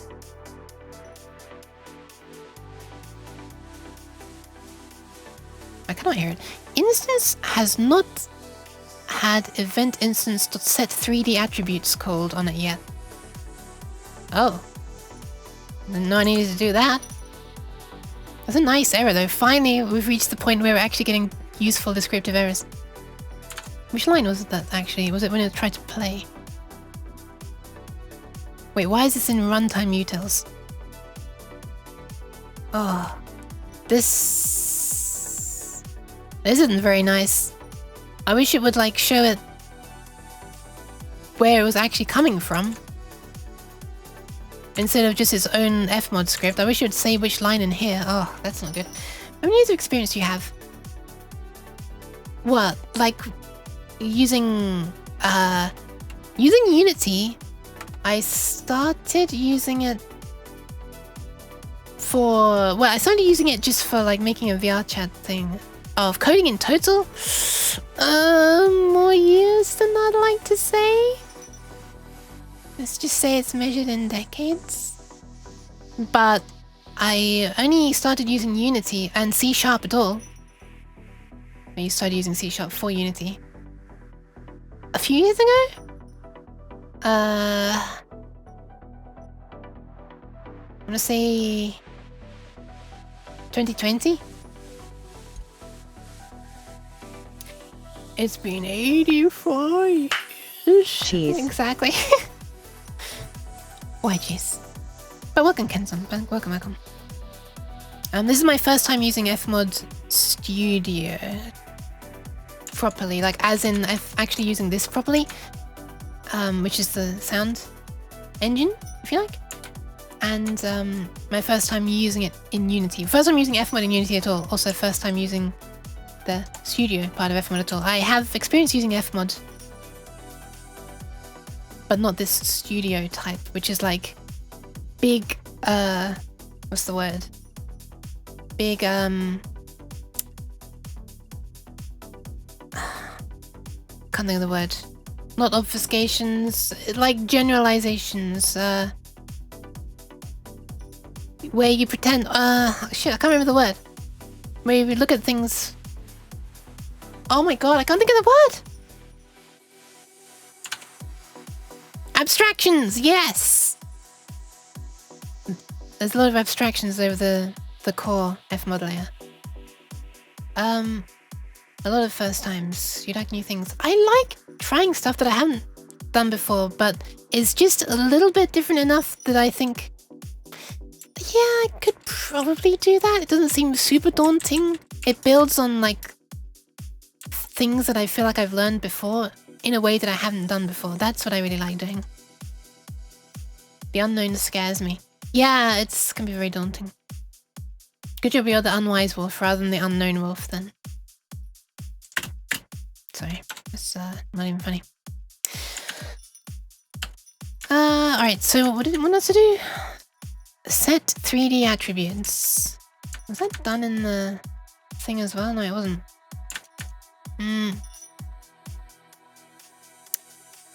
Instance of this has not had set 3D attributes done. Alright, so I'm guessing we need to do that before start. Let me just add a couple of debug logs. Debug.log before start. After start. Let's see if that error appears in between those two lines, before and after. Oops. The anonymous wolf program. No. This, and then this. Was it when we were trying to set a parameter then that came up with a problem? Or is it just gathering errors that happen between updates and showing them all in one go or something? Where is this? I lost my thing, there it is. Debug.log before update. This is going to spam the console, so I'll have to stop it pretty quickly.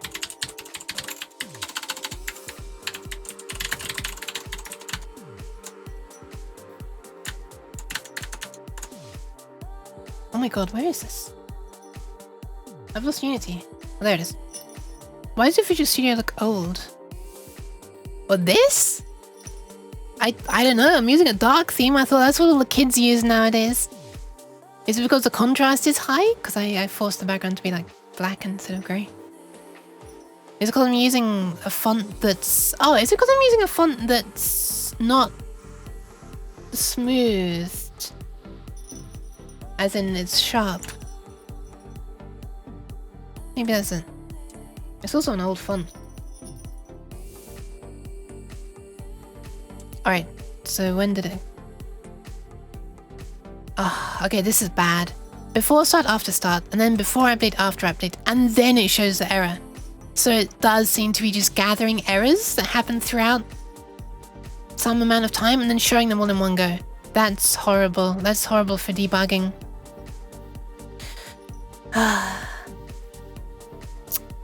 Well, so I don't even know where I should be doing it. But let's try it just before I do start, I guess. Dot, what's it set? 3D attributes, there we are. Attributes, 3D attributes. Can I make a new attributes 3D? I can. What do I need? Position, velocity, forward and up.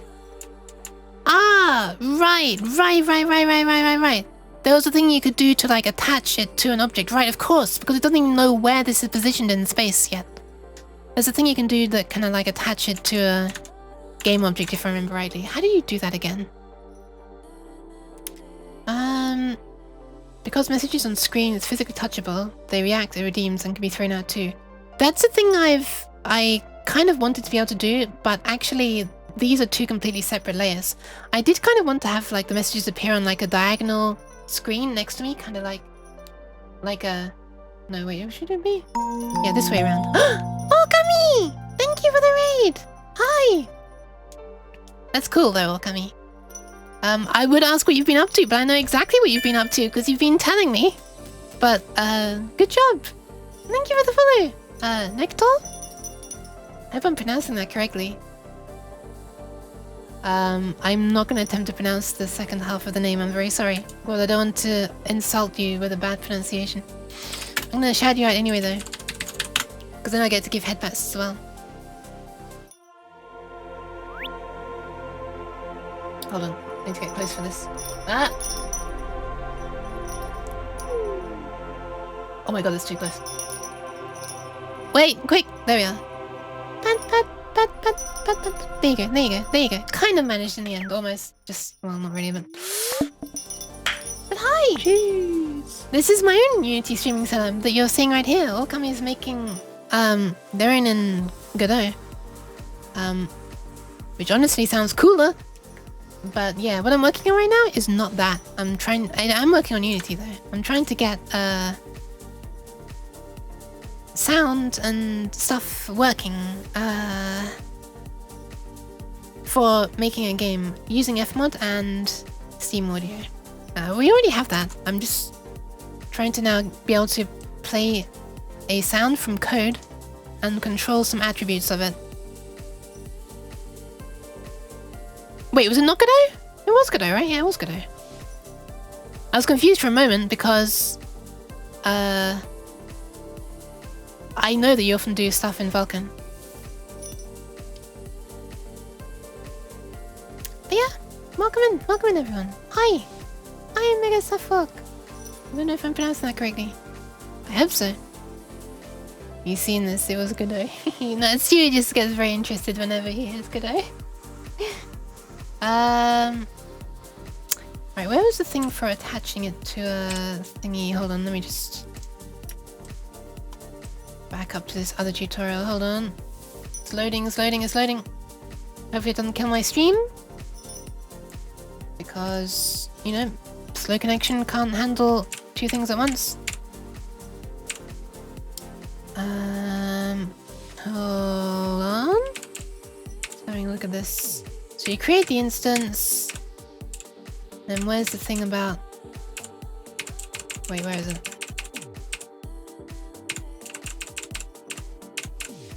Where was it? Seeking through the tutorial. Sorry, I know this is a gripping stream right now. It must be amazing to watch. Okay, that's how you do it. I see it now. So you use FMOD unity.runtime manager .attach instance to game objects. The instance is that. The transform is the transform of the game object that this script is on. That should be it. I think that automatically works. Yeah, I think that should work.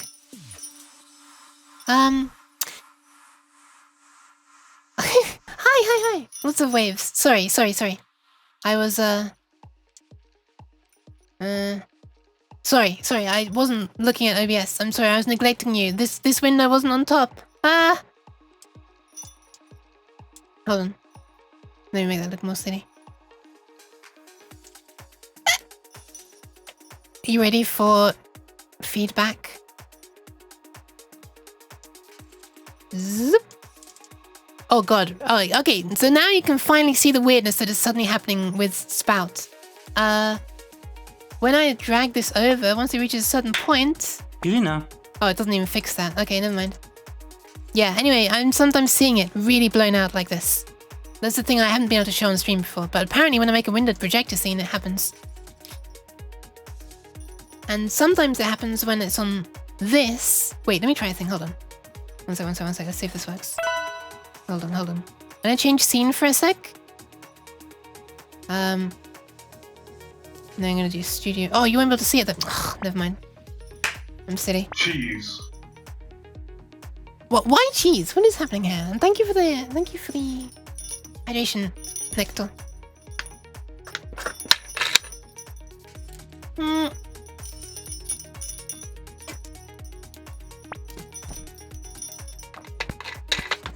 Unfortunately, my hand tracking is not the best. You didn't see any of those glitches. You saw nothing, alright? You saw nothing. Thank you for the pats though, Wolf. Wait, it just occurred to me. We've got foxes and wolves in here now. We also have an owl. Sometimes she was lurking earlier. Made the cheese sound too satisfying. I'm sorry! The slaps were actually not made by me. The slaps were... Cheese. No, they weren't cheese. They were Jakuba, who is a friend of mine. She recorded 3 slap sounds, and I used them at random pitches. Yeah, I should probably shout her out, huh? I'll do it again anyway. I really hope this is the correct... Yes, that's a... Speaking of animals, this one's a sheep. Ta-da! I'm gonna pat the sheep. Ta-da. Now I'm gonna abruptly cut off the shout out. Boop! Ah! Sorry, ignore that. When I return them on, it triggers a previous one. Ignore that. As you can probably tell, my streaming setup is very buggy. So there's a problem in OBS Preview or something. It's to do with Spout. There's conversions from like going from like a high gamma to a low gamma or some kind of correction. Let me show you what I mean. You don't normally get to see it because it converts one way and then converts back the other way. But you will notice if I were to make like a really gentle gradient. Hold on, let me just... What's the easiest way to make a gradient? Game Maker! If I make an 800 by 800 pixel background, and then I make a gradient. How do you do this again? Gradient fill. If I just go from like a dark black to another fairly dark black, this should look really bad on the streaming setup. Hold on. Let's fade from... I can't even see what this is. Wait, where did... Oh. Okay, so do you see? This looks really banded on my stream, right? And the way it looks banded like that is not codec compression. If I now just switch to the raw screen capture without my interface, watch this. I don't know if you see it better on the... due to the encoding, I'm not sure if that looks better, but it's a lot less banded, right? So essentially all of the really dark colors are getting squished because they got turned turned, you know, it was like a gamma curve. I don't think I can do it on here, can I? But yeah, so there's a curve to make squish the dark colors, and then it gets squished back in the other direction. And apparently when I do the projector, windowed projector, okay, it's doing the thing that I was trying to show before. Maybe you can see this. Can you not see it anymore? Oh, it's not doing it anymore. Oh, there we are. When I drag it more than halfway from this monitor onto this monitor, it starts doing this. Basically, you see it with the huge positive gamma thing. Oh, wait, sorry, you can't see shit. Sorry, hold on. One sec. There you go, you should see it now. You see that? As soon as it takes up more than half the monitor space, it switches over to like something different when it thinks it's on this monitor. When it's back on that half, it doesn't. Yeah, this is the behavior that was happening when I was using studio mode to preview this scene and moved OBS over. But moving this over does not break it. Now does moving this over break it? Yeah, moving this one over still does break, even though the main OBS is on that monitor. Very weird. Because this doesn't break. Anyway, Spout. There's a lot of issues with Spout. A lot of color-related issues with Spout. Clack Spout, which is what I'm using now, has much less issues than the official Spout 2 implementation. It's almost like the texture is having sRGB applied twice. Yeah, or just not applied in the opposite direction once, you know? Because clearly there is like an inverse one being done first, because the colors look crushed.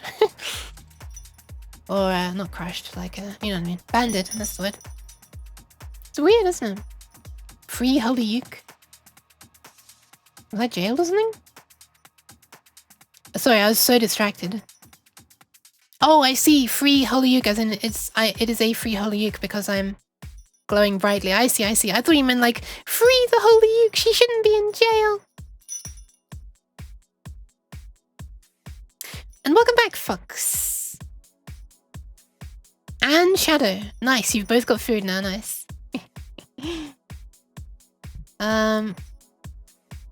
Alright, that should be it. We should just be able to press play. Let's do it. Where's Unity? There it is. Recompiling. Recompiling, please wait. Please wait. That's such a cute emote. The name as well, Tragic Jail, works really well. What's the name? The name actually? Wait. The name is Emmy Divergent? Tragic is the prefix of the emote? Interesting. Alright, let's see if this works.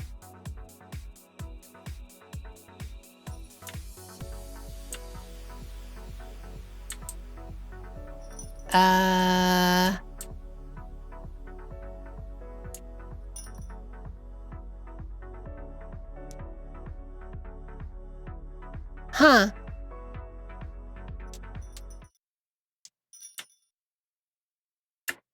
Oh my god, I just pressed space to jump. Oh my god, I need to implement jumping. I naturally pressed space to jump.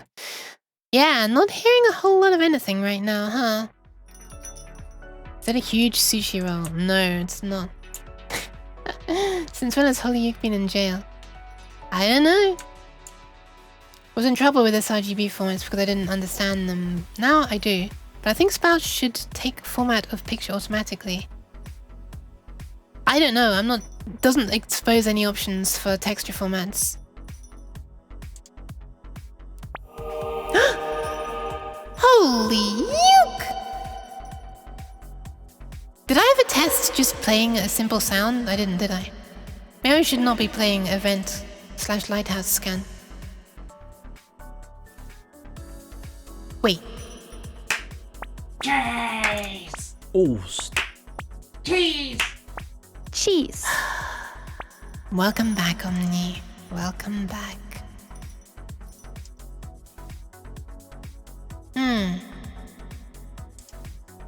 So why is that?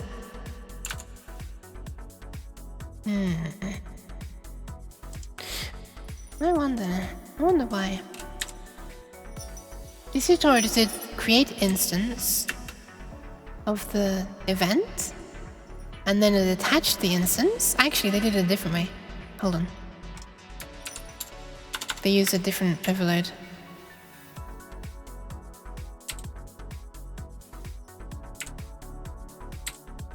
Wait, rigid body? Transform rigid body and rigid body 2D. Wait, why are we doing a rigid body?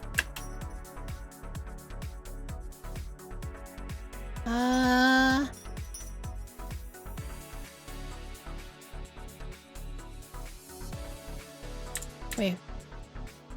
Manual 3D example.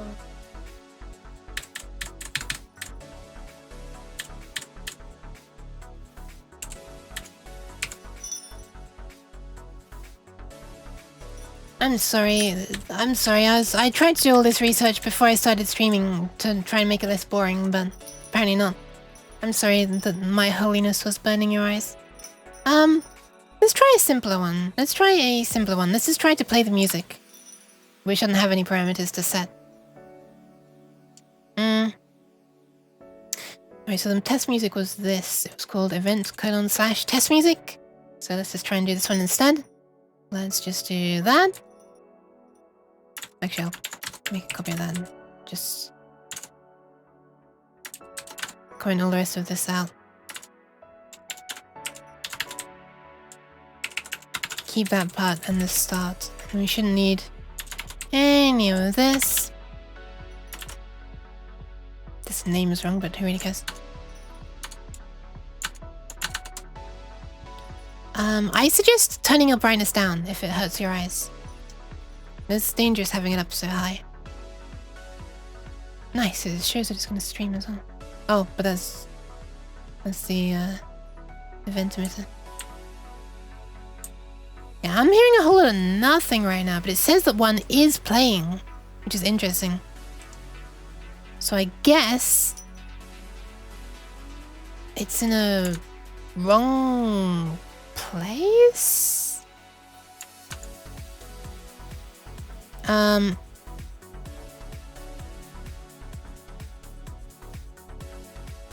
I guess I could do what this person in the tutorial did, which is so they had a rigid body on the cube. Wait, did they actually? Hold on. Did they actually have a rigid body on there? No, there was no rigid body on there. Wait, how is it not crashing then? How is their code not crashing when they do the rigid body thing? They have a box collider. Does that count as a rigid body?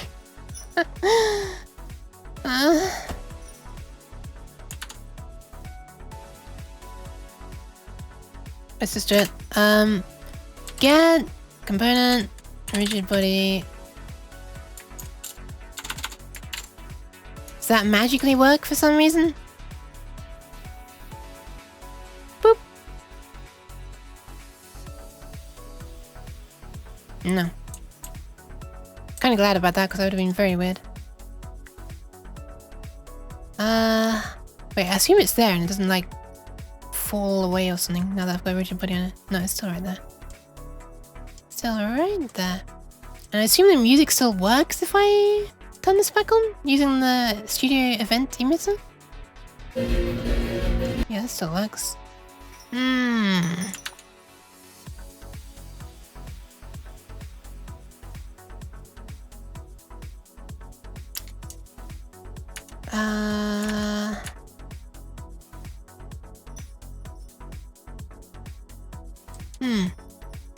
Strange.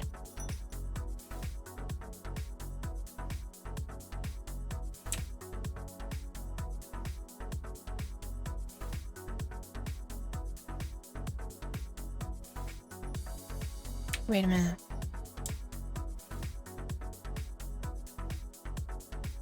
Oh, I see. Might as well just show you the thing I'm looking at actually at this point.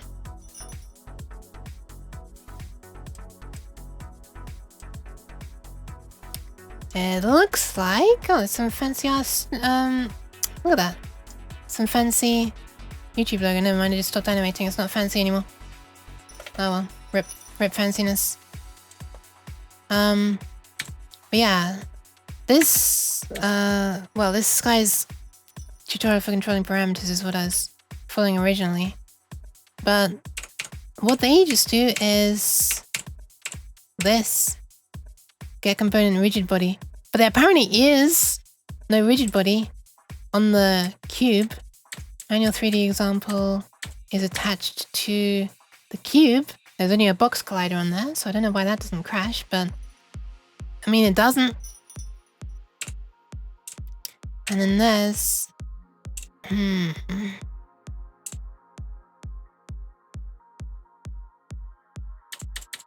can try this alternative way of doing it. Set 3D attributes.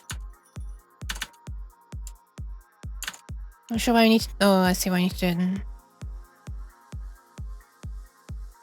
it. Alright, let's do that in update then, I guess. We won't do this. We'll just do inst event hm dot set 3D attributes. And then what was it? FMOD dot... what was it? FMOD unity dot runtime dot game object to 3D attributes or something, was it? To 3D. What? FMOD unity dot runtime runtime utils. Whoops. Whoopsie.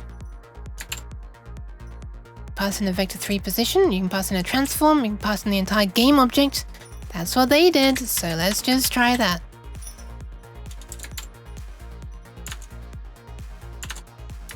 Mind you, they also did this, and this worked for them, so if this doesn't work, I don't know why this thing would work, but let's try it anyway! Boop!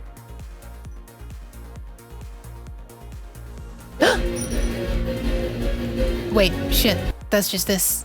God damn it, got me excited. Go away, magenta cube of workingness. Let's just have the one that doesn't work running. There we are. For a second I thought it worked. God damn it. Got my hope up. Well, I don't know why that doesn't work.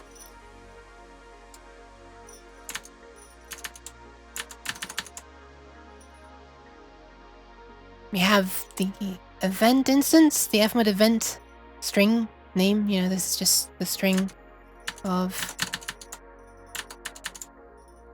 this. It's runtime manager.create instance.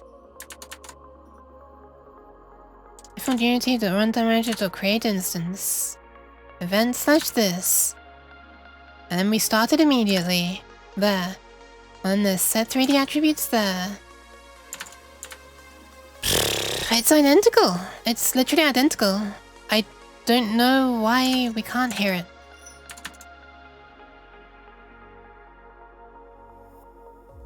What if I turn off the Steam audio source thingy? Boop.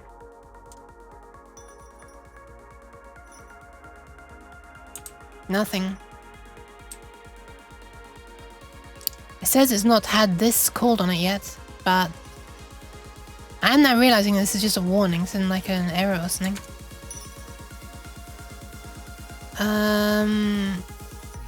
Yeah, no idea why this isn't working.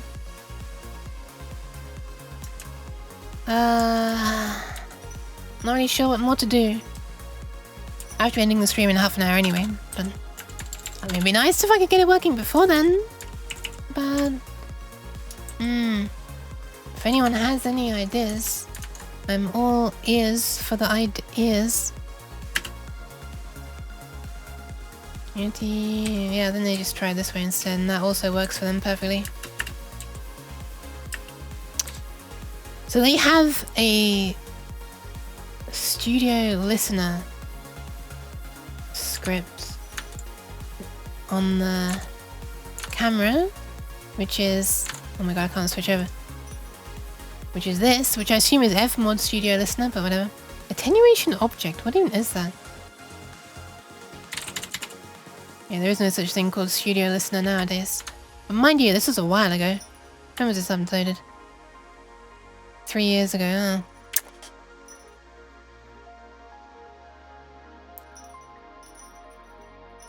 Are you asking me, Stewie?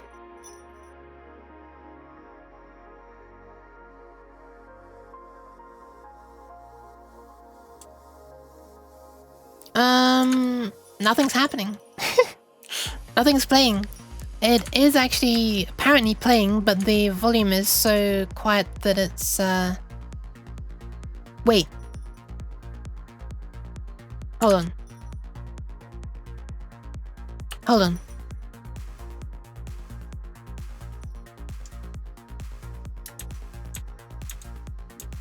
Oh, never mind, it's not that. I was thinking maybe it's because of occlusion, blah blah blah. That's just in case. I'm gonna turn off this. Should I have that on? Maybe I should have it on. I'm gonna turn off the occlusion thing. I don't think that's the problem though. Or maybe just turn off the spatializer entirely. So it's just like gonna come from anywhere in the scene, I guess. It shouldn't really care about. It shouldn't get quieter as it gets further away. Might be loud in that case if it works. Just kidding, it doesn't work.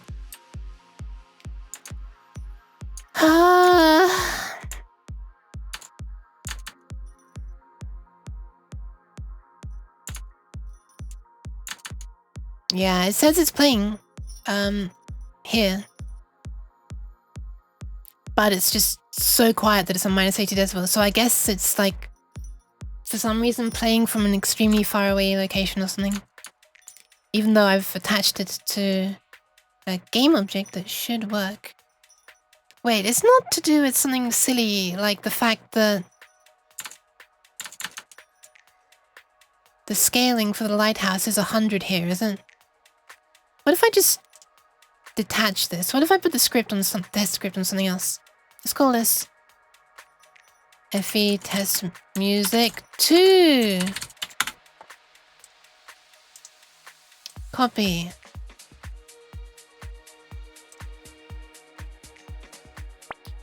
Paste. Thank you, don't. How are you don'ting? As soon as I say that, an ad starts. God damn it, Twitch. Swear to God. Thanks, G. Let's find out. Boop. It should be coming from the middle of the room. Nope. That'll be a nope. Wait, why is that? Hold on, let me just double check this. Yeah, so the position shouldn't matter at all. If you see what I mean. I'm moving this around and it does nothing. Because the spatializer was bypassed. So I don't really understand why it's not making sound. Is it paused or something?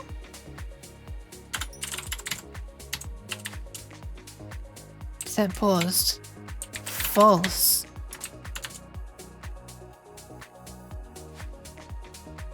Got another ad for cat food. Nice! Nah. Setting pause to false doesn't work either.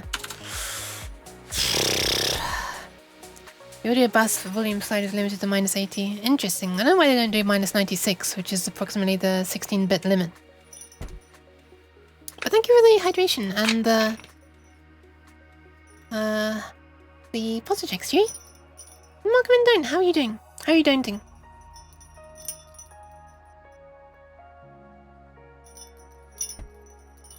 Hi, enemy. Oh my god, I can't get the lid back on. Oh my god, that was so loud. Malware! Hi, welcome! Malware, hi! Hang on, I'm just in the middle of a posture check. There we are. How are you doing? What are you up to? Checking malware? I guess? Alright, I'm gonna shout you out. Malware guy. If you ever wanted to feel like you have a smaller brain, highly recommend checking out malware. Sorry, that's a terrible sales pitch. He like reverse engineers malware and like really like actually digs down into like details of how they work and stuff, and it's I'm gonna be honest, it's beyond me. The fact that you so casually do it is amazing to me. But yeah, I hope it was interesting. I was cracking open the botnet. I do not know what that is. I've not heard of that one. But thank you for the raid. Meanwhile, here I am trying to get a sound to play, and I can't get a sound to play. Amazing. But hi. I'm a weird cat who is struggling to play a sound. Through code, I can get it not through code. I've narrowed it down to the shortest code that should get this to play. In fact, you shouldn't, well, yeah. But I'm not hearing anything. When it comes to me, wait. You make me feel the same way when it comes to C programming. Really? Okay. Even C#? Or just C? So we were following this guide, or I was. I'm off stream. And I don't see anything that they did differently. I can only assume that there's some setting somewhere that's like an optional setting. I'm gonna just search. FMOD. Wait. Yeah. I guess this isn't the Steam audio thing. Because even without the spatializer, I couldn't hear anything.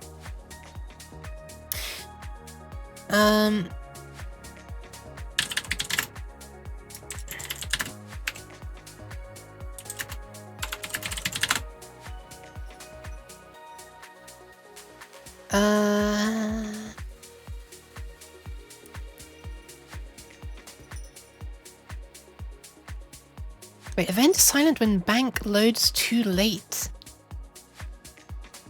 Wait, what? Do I need to be like preloading a bank or something? Where do you even do that? see. You do low-level stuff as well? Yeah, I do see stuff sometimes. Alright now. Fool, said I. You do not know? Silence like a cancer grows. I mean... It's growing alright. The length is... My primary programming languages are Assembly and Python. Wow, that's a range though. Holy crap. From the real low level to the extreme... to the hash import program. That's from the sound of silence. I see. Where's my pluses? I don't see!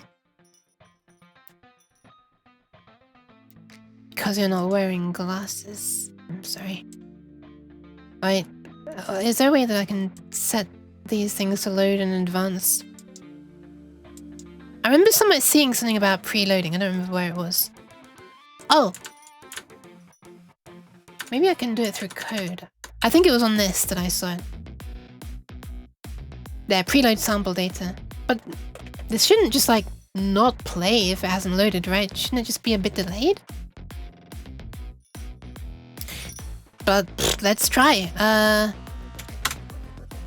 Inst event LHM, even though this isn't LHM dot. Oh, it's streamed anyway. This isn't a thing where it needs to preload sample data. This is a streamed thing. I don't even see a function to preload it anyway.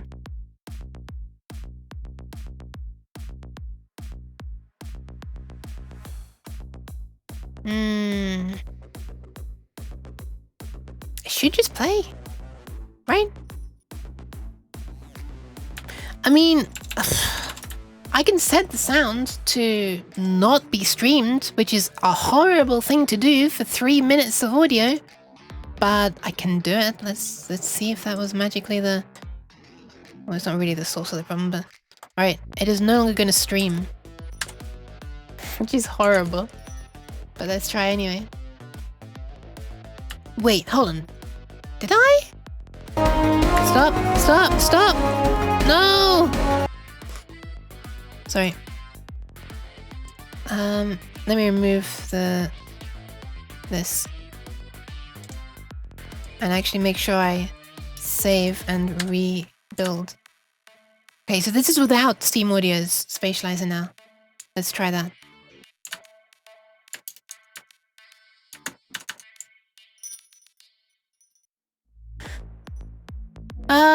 There we are. Boop.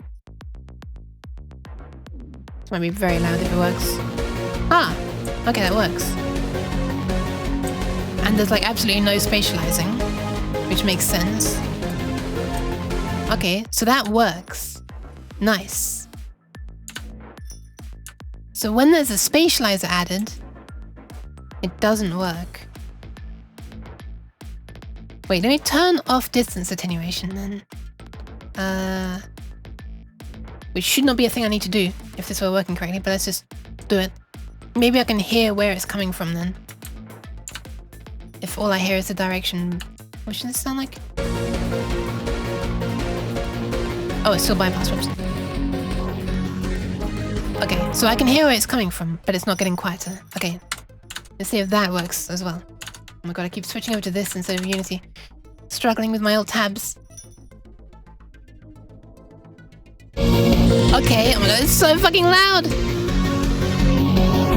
Jesus! I'm gonna walk towards it, do I dare?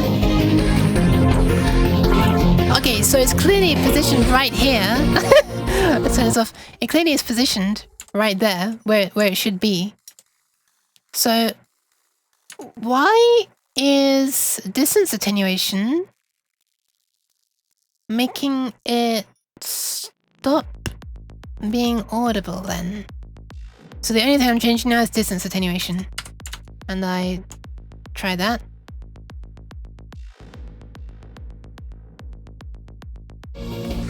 What? What? It just works now. Huh? The fuck? Huh? I didn't change anything else. What? Why is that working now? Huh? What?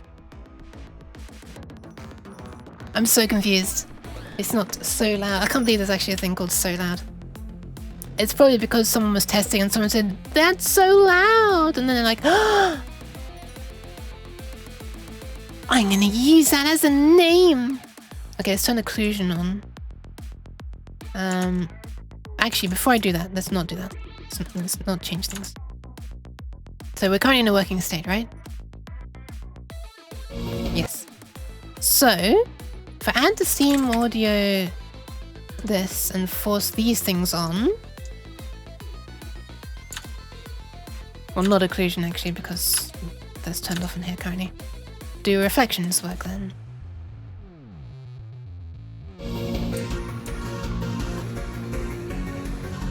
No, I don't think I do. What the hell? Do I need to like redo this?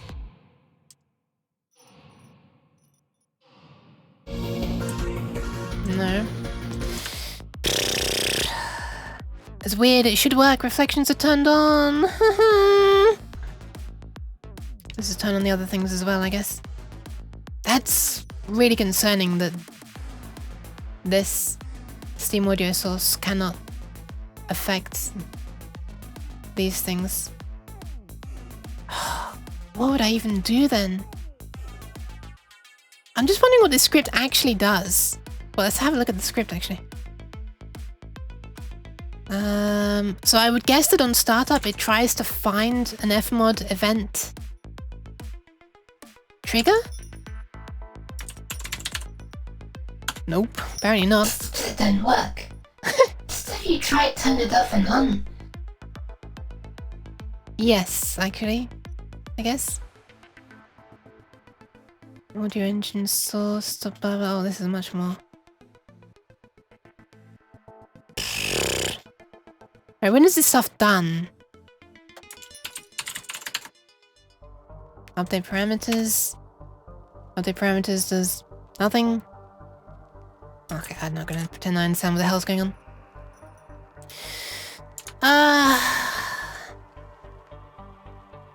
Alright, so the question is, how do I make my own version of this? Steam... Dynamic object? No, I don't think so. That's why it works now. I tried it before. Might as well just turn on this then. But I'm assuming this will be silent now because transmission is and occlusion are on, and they're not going to be matched by one of these because this doesn't seem to be doing anything. So I assume this will make it silent when this is turned off. Okay, and I assume that turning this on won't make a difference because it didn't make a difference to the reflections. Okay. I'm kind of sad that I'm correct about that. So turning this off should be fine now. But obviously you won't have reflections. Well, let's just turn this off.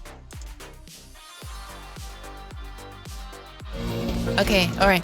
So the problem seems to be that we need an alternative to this script here that works with like the things that we create ourselves in here.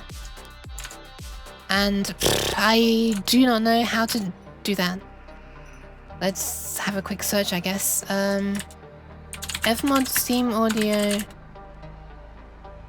with instanced event or something? How do I do this? How to play one-shot events with Steam audio reflections. FMOD event instance and Steam audio reverb not working. Okay, nice. You can create components from code as well. Wait, okay, hold on a second. Let's have a look at this.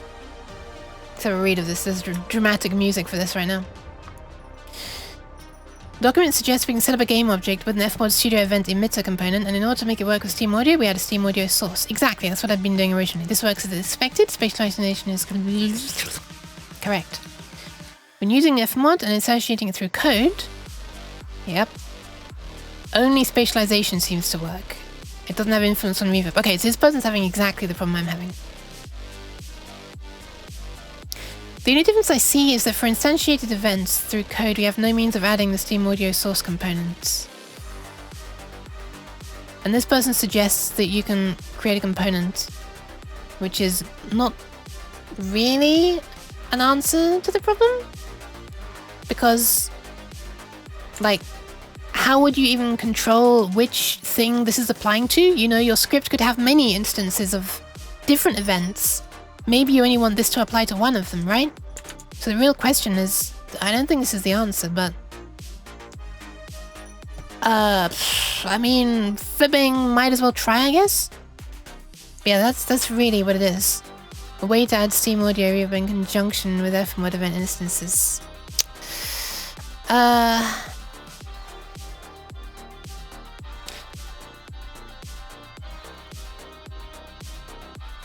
While it is very convenient to use the attach instance to game object and attach instance, achieving the same with game objects and studio event emitter.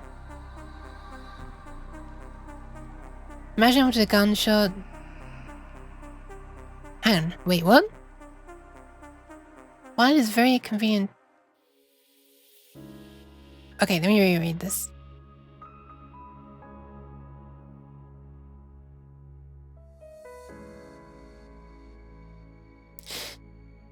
Pretty much renders usage of FMOD together with Steam Audio useless, since FMOD studio event emitters are so limited in use. Yeah. Can't even change the flipping parameters, can you? For example, while it is very convenient to use the attach instance to game object and detach instance from game object to control where FMOD instances are played locally, I'm not quite sure what that is. Achieving the same with game objects and this. What? Attach instance to game object. Wait. Is that a thing you can do? Attach instance to game object? They're not just talking about, like, setting the oh, wait, it's just that. It's literally just that. Okay, never mind. Did I try using a game object instead? Already. Can you do game object? No, you can't. It takes a transform. So it wouldn't even know. I think I did try that originally though, didn't I? I think. Let's just try it again in case. Being honest, when I first heard of your idea, I didn't think audio would be the hardest part.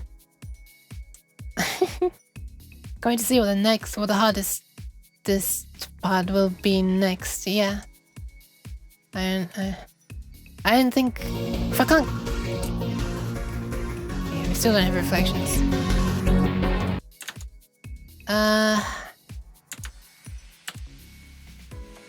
And this person just says, "Lol, you can add a component." But I guess I can try that. You know? It's worth a try.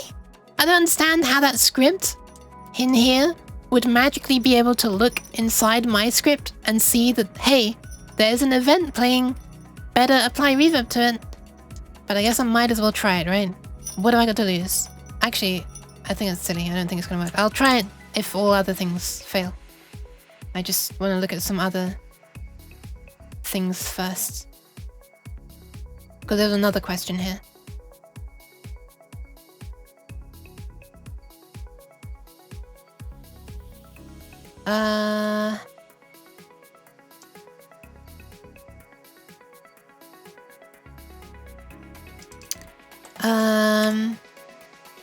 Trying to figure out an elegant way of doing this. Currently, I've tried creating a game node with a studio event emitter, attached it to the Steam Audio source, but every time I invoke play, the sound only plays sporadically, maybe 5% of the time. Oh, there's a completely different option. What the hell?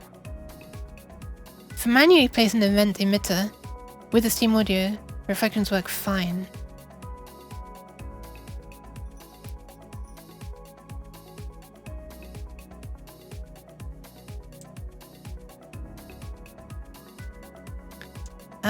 Doing the further testing, I've disabled occlusion and transmission. Now the sound plays all the time, but the reflections happen still only 5%. What the hell? Did you ever figure it out? I guess not. And this thing here is this. Reverb seemed to only partially work. Yeah, they're not working at all for me anyway. While similar, the issue you have with Steam Audio is not the same as the linked issues. The problem you are seeing is poorly implemented FMOD plugin. Looking at the source code for the blah blah.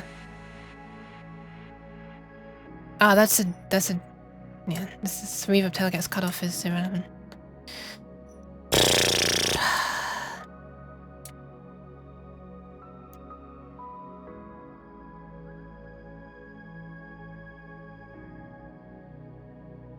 My reflections work fine using Embry. I guess I could try Embry as well. I haven't tried that yet.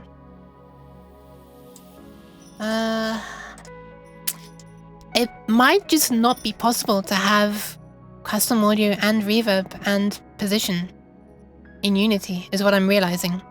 Like, using any solution, there's like nothing that can do all three at once. That's what it seems to be. Which is kind of crazy, but yeah, just doesn't seem to be working, does it? Like every combination of things I try, you know, whether it's like native Unity audio with or without Steam Audio and or FMOD with Steam Audio, just you can never get all three, can you? You can never get like your own sound. Hi, Ghost Cat. You can never get your own sound, you know, like that can change according to motor speed and stuff. And reverb and positional audio. It just like I can, even with FMOD here, I can get the music, which is like not dynamic, and I can get that working with position and with reverb. I can get just a motor sound playing, which is not dynamically changing because I don't have a way to change the parameters. That works fine.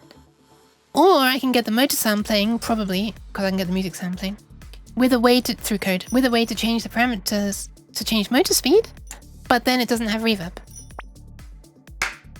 Cheddar. White cheese. Can you throw the cheese at FMOD and Steam Audio, please? I feel like I need that. I feel like they need the cheese in their face. I need to see that. I'm... Oi, Nope, cheese. that's the wrong person, Breeze. That's the wrong person. 266 times.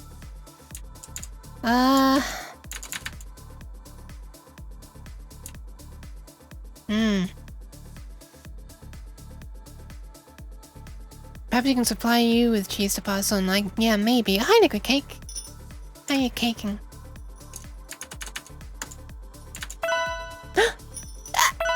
Oh my god. Double hick. All the way. Formaggio. Okay. I wonder if there's a way that I can use an event emitter without start or stop conditions set. I can get the component and then get a reference to the instance of the event and control it through that. Maybe that's the thing that I can do? Thank you, Stu. I can't believe it's been that long already. Oh shit, I've got to be quiet soon now. I've been going for 4.5 hours and I still don't have audio working. Burn the reverb into the audio track.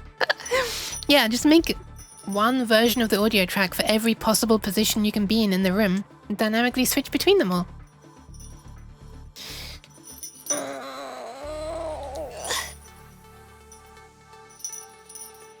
There you go. Oh my god, I almost got a cramp in my neck. Did you hear that sound? Hope you didn't. That was my neck. My body's more broken than my code. Okay, let's add an FMOD event emitter. Make one for each corner of the room, do binary interpolation. I mean, that's basically what Steam Audio is supposed to do if you bake it in and only have 4 points in the room, which is not very good. Alright, let's try this. So let's set test music.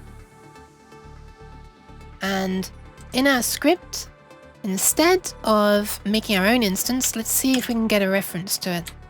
Let's see if we can do that. Let's see if we can do Get component. How do you do this? var disgusting. Equals get component. Let's do, what's it called? FMOD event. Event emitter. Alright, what is this?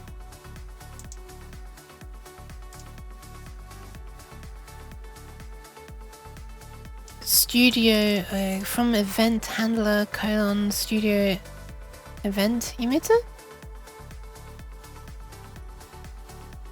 Oh my god, where is it? FMOD dot event FMOD unity dot event studio event emitter? Is that gonna work? Studio event emitter.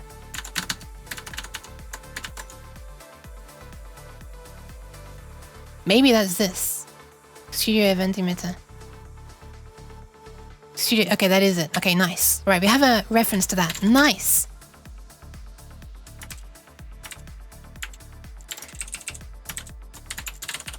Okay, so what do we have available on it?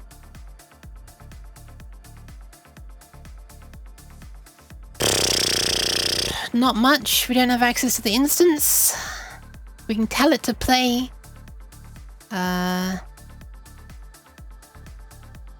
Let's look inside the studio event emitter then. Can I start modifying FMOD?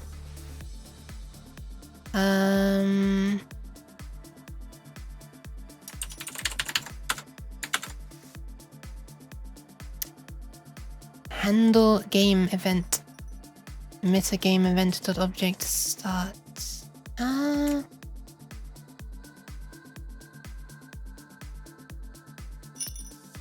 Remember, it's kind of just playing the same track over itself with a delay. It's not really. That's a delay. That's a delay echo. The whole point is not just to get generic reverb, it's... Wait, maybe you weren't here when I showed it off. Hold on. The point is to get proper immersive audio like this. Wait, I didn't enable the game object, apparently. What the hell?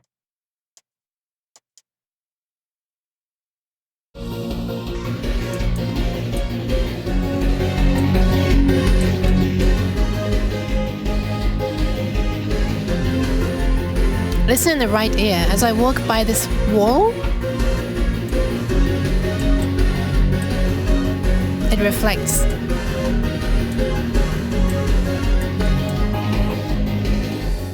I should also have an occlusion here. Oh no, I turned it off, didn't I? Oh. I guess I'm retro, can I? It was retro-ish music, yeah. There's also other things that I've turned off right now to try and get it working. Which make it sound more spatial, like occlusion when you go behind the walls. I've turned that off right now. Okay, play. What does play do? Event reference! Okay, event reference. Wait, this says it's public. Huh? It says it's public. I didn't see a... Oh, there it is! And there's event instance as well! Alright. Okay, so we can get handle to this. Wait a sec. Why is it so familiar? It's one I've made for Fred's game. Hi Charlito, welcome. Okay, so you can get a handle to the event instance. But there is no event instance yet, right? You gotta call start first, I guess. Which is a bit annoying, but whatever. Okay, when is event instance set? Let's have a look. Event instance. Amazing. Okay, so it's just instance. When is instance set then?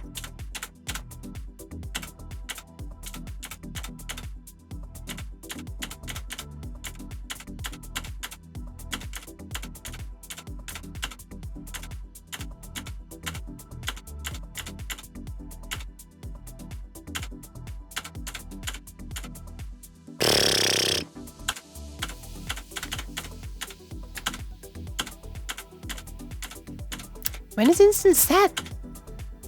What the fuck? Instance equals... Oh, there it is. I missed it. Oh, let's play instance. Wait.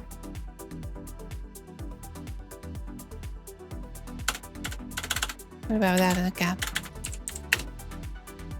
Okay, I don't know when instance is set, so let's just guess and see if it's been set at this point. Let's find out. Probably not, right? Let's try it anyway. Sorry, Liquid. I gotta start being quiet sometime around now as well. Because people are coming to bed. Let me just get into ASMR mode, hold on.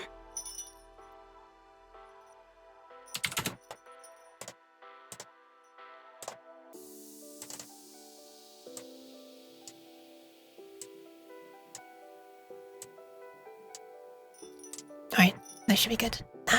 Now I gotta be quiet because people are sleeping, sorry. Alright, let's try this.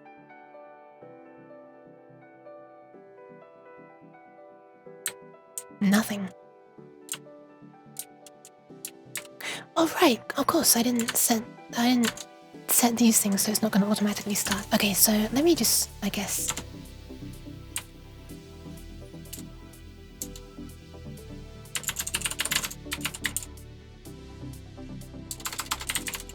Play. Okay. So at that point there should be an event, right? Let's try it.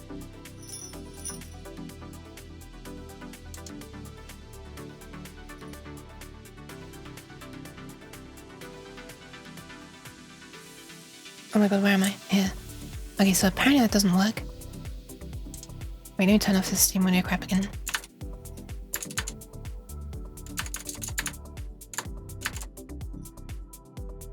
Wait, no, that should work. That should work. That should normally work. Okay, so calling play does not work. So what should I be doing instead?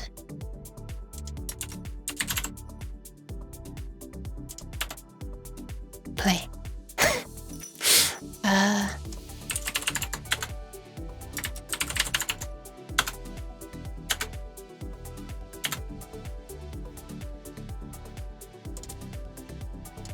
So it does this. Enforce a library order.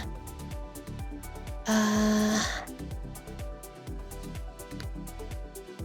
we can't force this to execute, I guess. I thought you were trying to remove it from... Oh, when you said dig it out of your memories, I thought you meant like get it out of your memories. Out of your memory.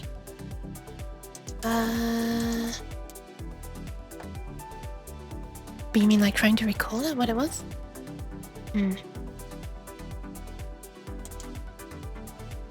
We shouldn't need to do that, I guess.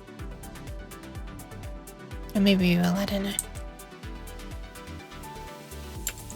Let's not do that, so it should already have started at this point.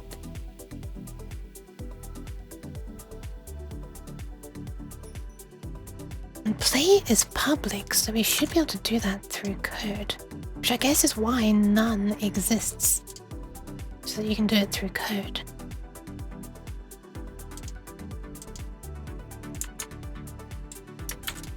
So this, at this point, this should just work, right?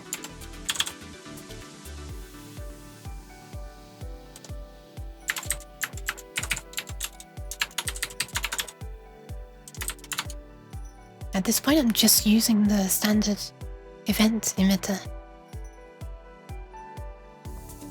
Wait, why is it playing Lighthouse again? I thought it should be playing music.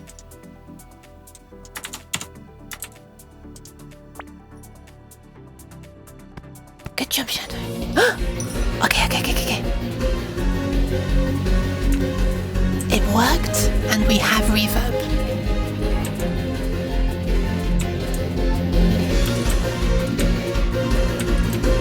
I think.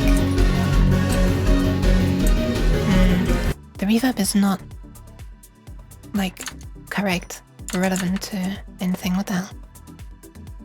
But hopefully, if we do this now, we turn this on and this on. Everything should work now. If these are ticked.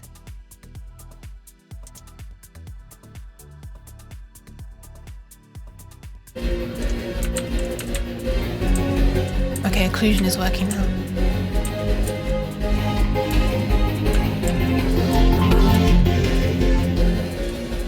Nice. Oh my god, hang on a sec, this background music's still ticking away really annoyingly. Let me turn that off.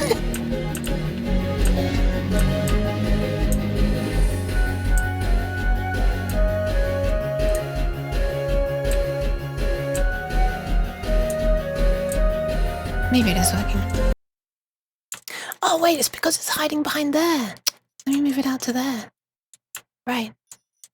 Of course it's not going to bounce off this properly if it's over there. And then this is blocking it as well. Okay, let's try that again. Make sure this is in there.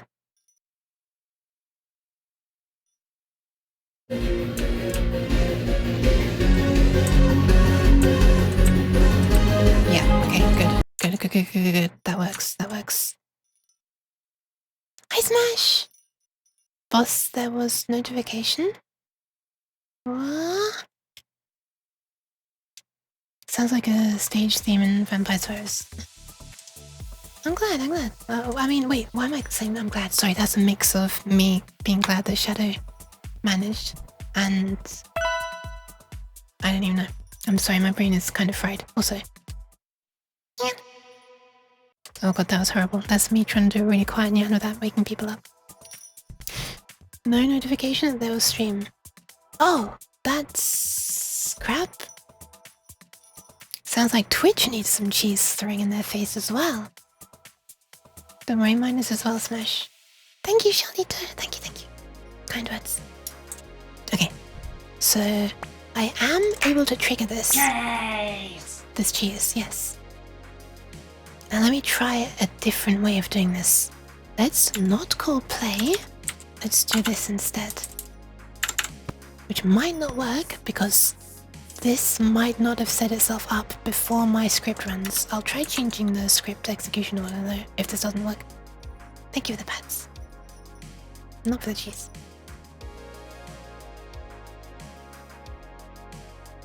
Okay, let's try changing the script execution order so that our script definitely executes after FMOD's done its startup thing. Script execution order. Fart! Hi, Fart!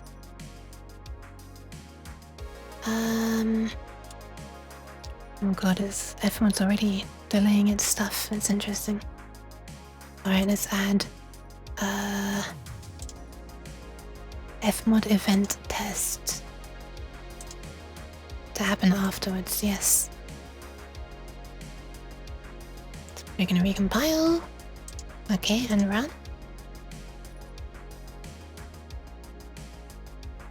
Still doesn't work. That's not good. Okay, so .play is clearly doing something that just starting the instance is not doing. I'm just trying to get something to play at the moment, Fartinkle. That's literally all I'm trying to do. It's... the whole stream has been that. I'm sorry. It's not interesting. If it's triggered once and it's already triggered, return. If the event reference is null, returned. So it's very nice to know that the event reference is not null at this point, which makes it even weirder. Wait. Event reference or event instance? It does this. It does a thing. It does a thing. It does a thing. At the very end, it gets to this point where it says play instance. Play instance does a lot.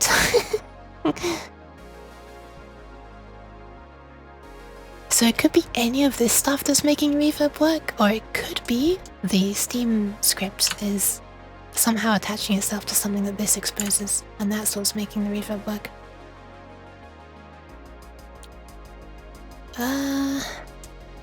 That's a lot of stuff. Oh, you're interested? Ah, thanks for the pants, Fox, and thanks, Stewie. Okay, so this works. So at this point, we should be able to. This event instance should work after this, right? It really should work after that. So let's try this and then see if this works. Let's change it to do the lighthouse scan instead. And instead of starting that manually, we'll just let this play. Then we'll try to get these things. Yeah, we'll just try to do it as we did before.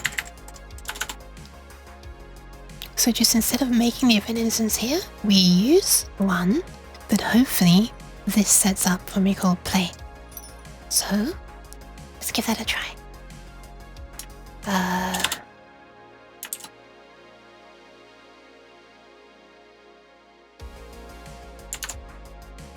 Yeah, let's give that a try. If we hear something immediately, that'll be a good sign, because it should have set this to 0.3 up there.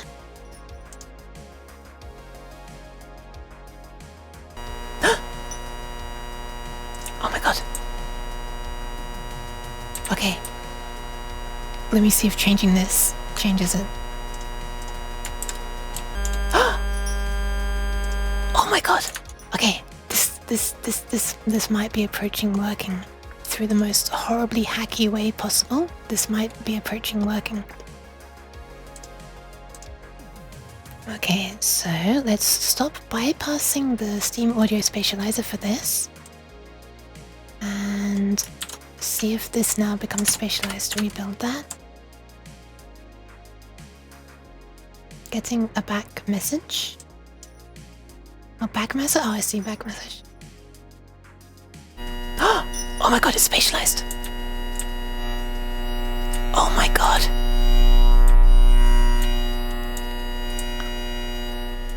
It works!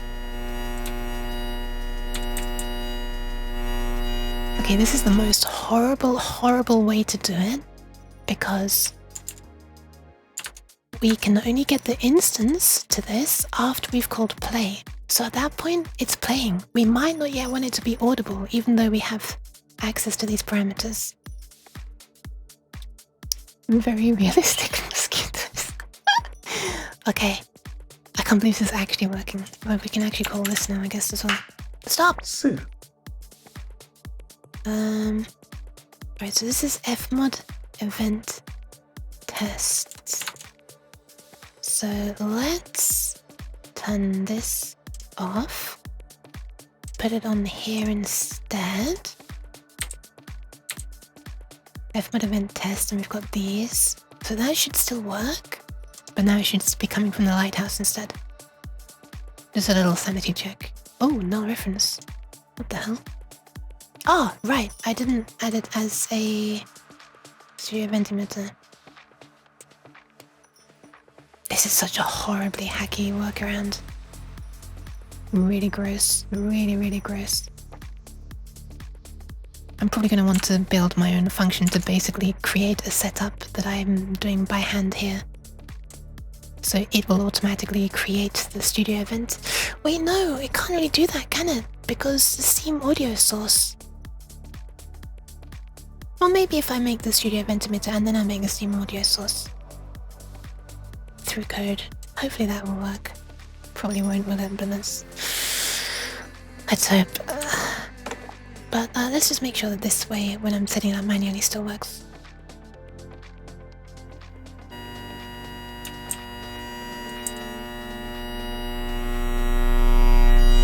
Okay, nice.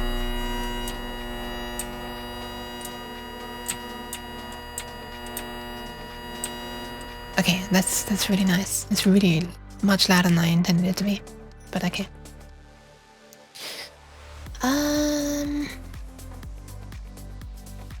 Alright. What a stupid roundabout way of doing things this is. Using a component to... Okay. Let me just double check that if I run this before I press play, that the controls will no longer work. Actually, that's not a surefire way. Oh, we didn't need that anymore either. Let's try that.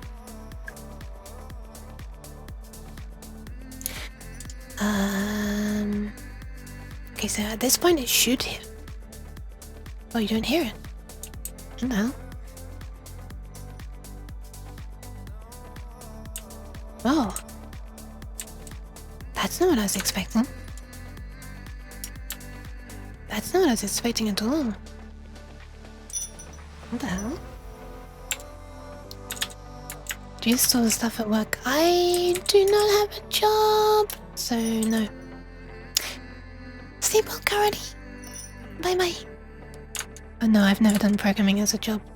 I kind of want to keep it as a hobby because I don't want more stress adding. Thank you, Cardi. I will hopefully do that at some point. Does it work now? No.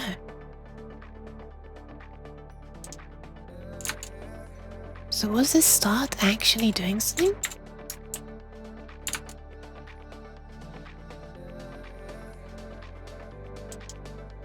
Curious what I changed that made it stop working. What? Now it's not working at all. What the hell? What did I change? Oh, this. Yeah, I changed this.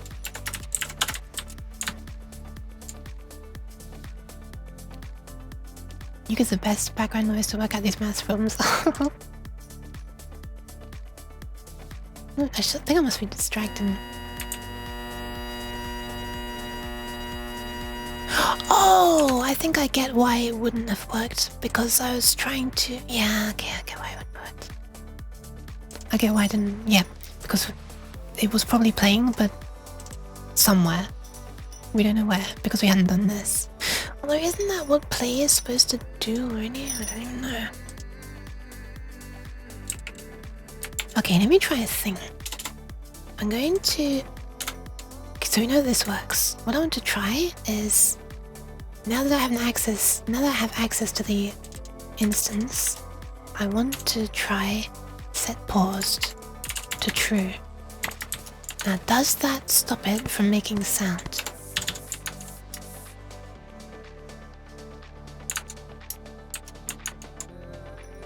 Thank you for the pat, Stewie.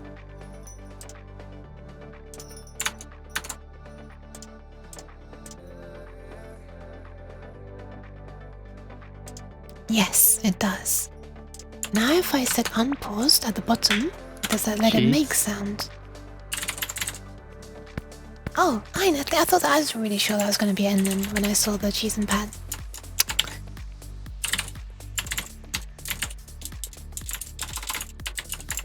I should be going to my quieter keyboard. I just realized 1 second.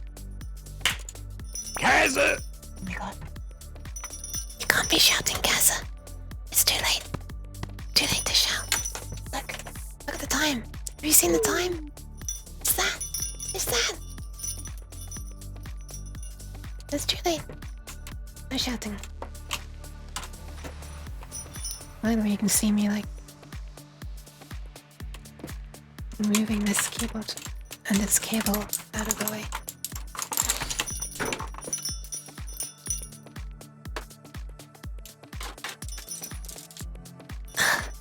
Okay. Can't believe we just missed 2. Oh no! Also, my hand being up in the air makes it look like I'm dabbing when I move myself.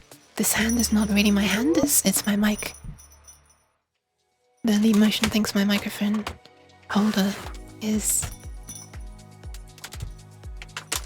my hand sometimes. Ellen scolded me last time I cheesed without a pad. No! Ellen, how could you? Ellen, don't do that. No scolding. Okay. So let's see if this works now. The set pause true, and then set pause false. Okay, nice. Hi, Ryan. Hi. Thanks for the pants.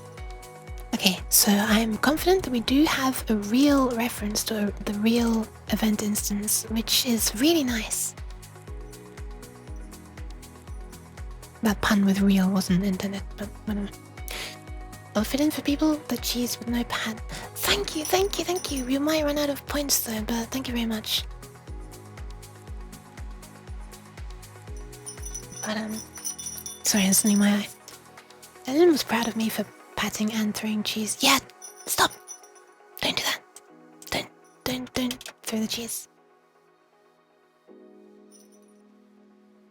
Every now and then my memory isn't complete shit. Not relatable. But thank you, Matt Sketchy.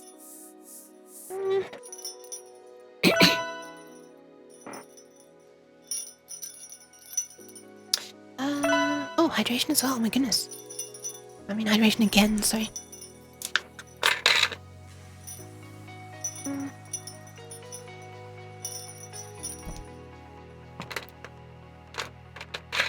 I promise I don't actually frown when I'm drinking.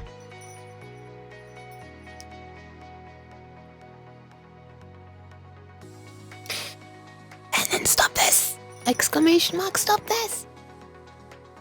So I'm not really happy with this way of doing things because there's no guarantee that starting it and then pausing it immediately will actually avoid little clicks of sound. Do you know what I mean?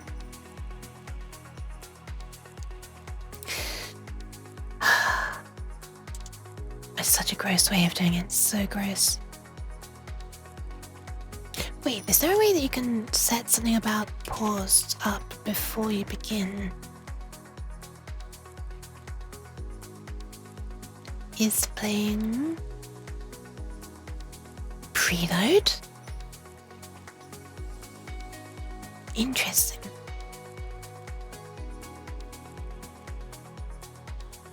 Okay, what does preload do?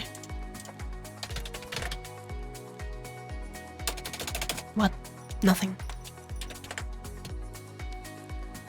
Oh, it's not a function, it's a variable.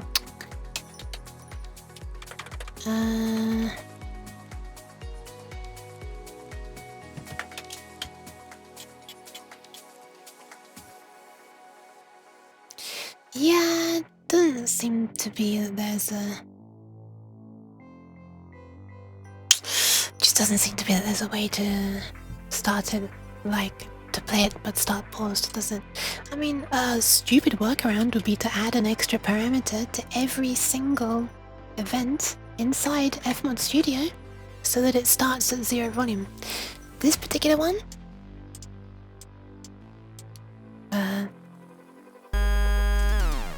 does actually start at 0 volume.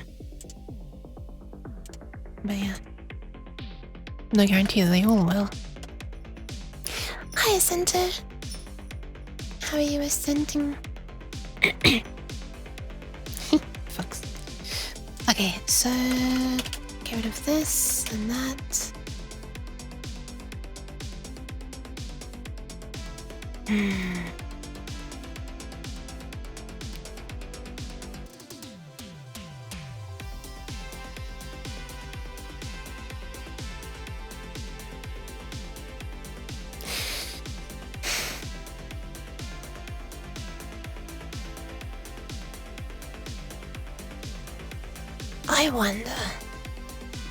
I wonder, what if I do create the sound this way, but I set this thing's instance to this one? Like I override this with this, and then I create a Steam audio source. Because then it would be able to look inside the studio event emitter and see the instance.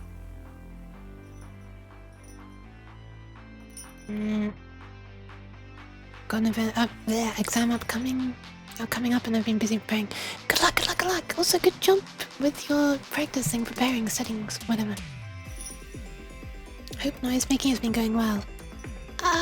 That's not the way I'd describe it, but we are starting to make some very horribly cursed progress, by which I mean the nasty workarounds that are being necessary for this.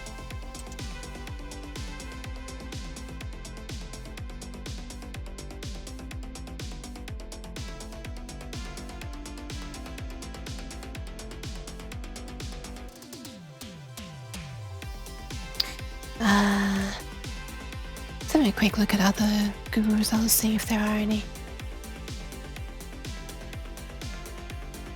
relevant Steam audio with instance event.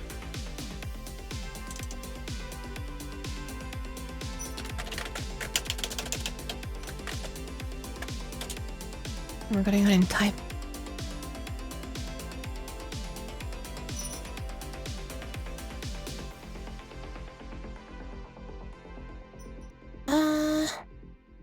Nah.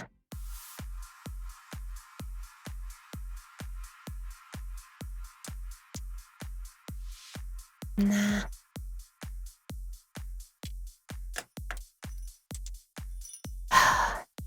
I think this is honestly on the Steam Audio side, but there's just no results for Steam Audio related sites, you know, it's all like FMOD forums. Because I guess Steam Audio doesn't have any forms, you know, small indie company Steam, please understand.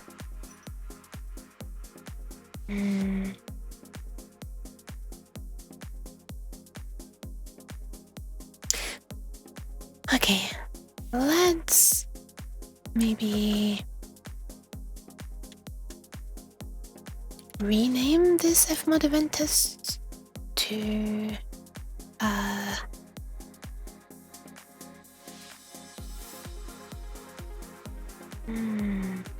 I'm thinking maybe I do want to generalize this. I could make this public, this thing here where you get event param ID by name. And then that could be called from this Lighthouse Brain. Yeah, I kind of like the idea of that. I want this to be named something different though. Let's name it, oh my god, excuse me. I was trying to be quiet, but suddenly when I attempt to go too low pitched, it just makes a nasty noise sometimes. Like uncursing audio, or perhaps just accepting the curse. Yeah, I want to make it like more automatically cursed. I don't have to like add all these components myself. But thank you, Liquid. Past my bedtime, thank you for the stream. You are welcome. Thank you for stopping by. Bye bye. See you. Alright, let's call this FMOD better FMOD event. And this should automatically, you know, let me see if that works. So when you create one of these, actually no, I'm gonna make a backup of this before I ruin stuff. Hold on.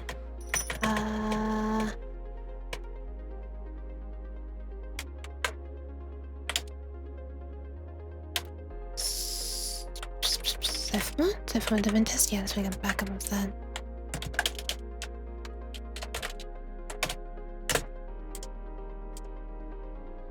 Hi Kinami! Thinks it comes with perks, no bedtime. I'm not having the energy to work new project. Oh yeah, that's not good. Welcome though, welcome. Yeah, apparently Twitch didn't send out notifications to some people. You're not the first one to seem to be like that. I hope you feel better eventually, Smash. Let's call this better FMOD event, and then does it have to be inheriting from mono behavior? I don't think it does. Just consider, just kidding, get component doesn't exist, so yeah, we do need to do that. I guess whenever you want to do anything with Unity's component system, it needs to inherit from mono behavior.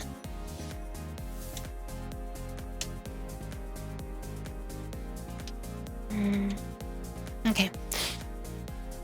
So we won't want these specific things. These will be inside here instead. We don't want low pass filter, any of this stuff.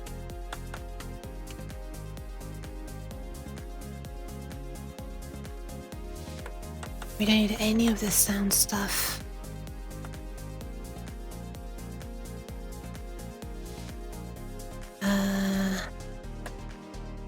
Yeah, so then all this sound related stuff is...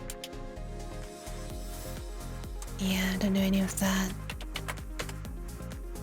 Audio source stuff.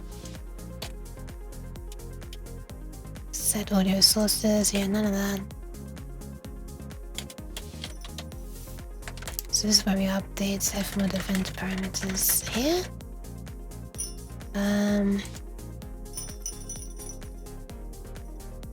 Okay, so these are gonna be public in here.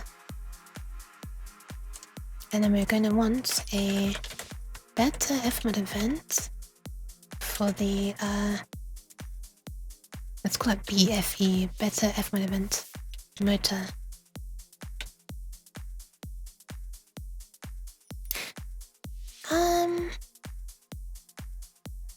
Yeah, we don't work anymore. Kinami, thank you for stopping by. Oh, I cannot speak. Sorry. Okay, so when this is instantiated, let's... Hi, Fred! Oh my god, it was a whisper, Nyan. Let me try again. Nyan! There you go. Does that count? Another ad for cat food. I think it's because you have the word cat in your stream title and Twitch picks up serve ads. That makes me so happy. That makes me so happy. I don't know if it's a stream title or if it's because it's like down in my like the about page thingy. How's it going? Tediously, very tediously. I'm having to make horribly cursed workarounds to get FMOD. To get things that I want to play in FMOD from code working with Steam Audio, which is the spatializer that makes it sound like you're actually in the room with like proper reflections and stuff. Because it works fine if you want to play the sound from a component on Unity. But yeah. Actually, before I properly switch over, I want to move these out. Well, I'll copy them actually. Let's make sure this works first. How's the Fred? Description too? Nice. Head off tonight, you got to be up early. Yeah, no worries, no worries. Thanks for stopping by. Cool to see you again. Yeah, I'm glad you had fun in the game. Something 6. I forget the name of it. Yeah. Good luck tomorrow. Bye. Armored Core was it?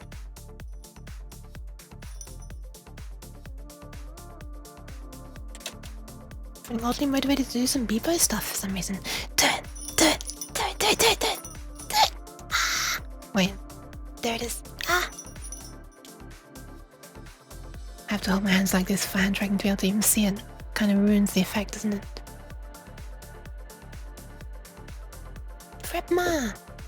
Yes, and do be Frebma. Alright, so let's see if this would work. Let's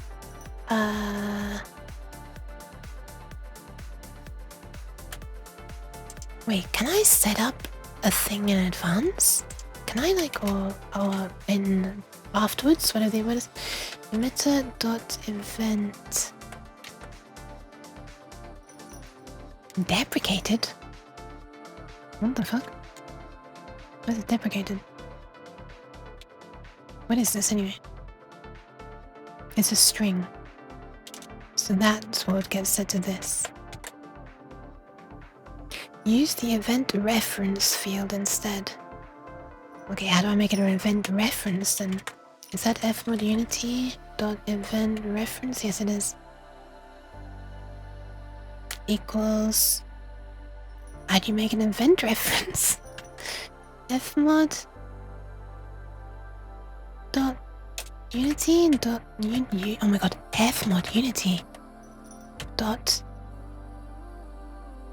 runtime utils.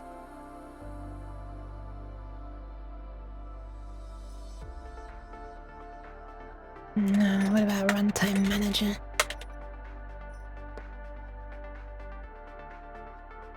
Get event description. I want to get an event reference. How to make an event reference?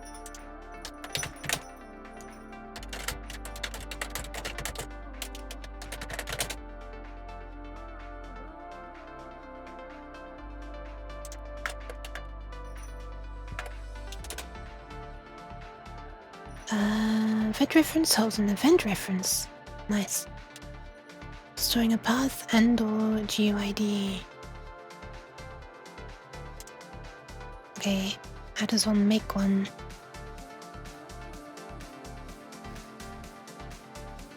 How does one make one? An event reference. A runtime only. Oh, sorry, auto reference to an event. At runtime, only the event's UID is stored. Oh, at runtime, only the event's UID is stored. This is the most efficient way to look up. In the editor, the event's path is stored as well, to make it more user-friendly. Okay. How do I make an event reference? I don't have to, like, manually copy that crap. Can't you get event reference by name or something? FMOD Studio get event reference by name or something?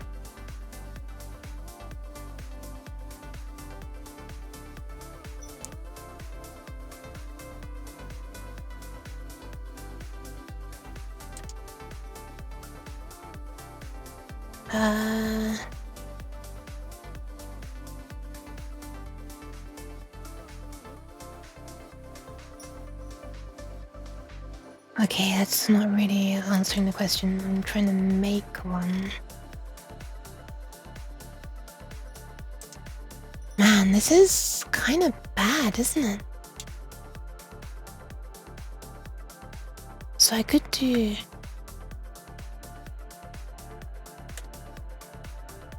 blah equals, or just this, and then say blah.guid and set that specifically. Is it like a... Wait, what did it recommend again? Event reference dot thing? Path? Can I set path? Would that work? So I can say path equals this?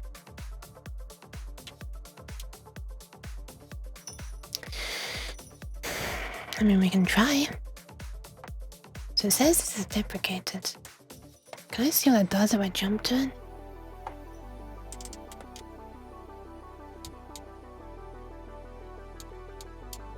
Oh my god, can I just find whole words? Dot star... that one. So it's not used anywhere, is it?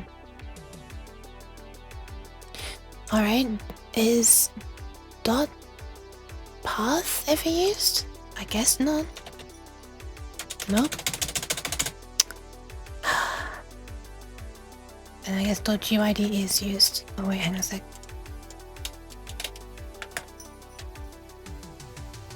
Oh my god. Okay, so there's an event here. This is an event. Event. It's called... it's literally just called event. That's where you can type it. And then underneath that appears GUID bank spanning. How do you do that? How do they do that? How are they making this stuff appear in the Unity editor here? Event And then there's GUID banks panning stream one shot.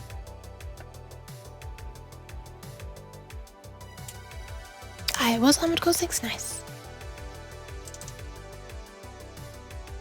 Is it this?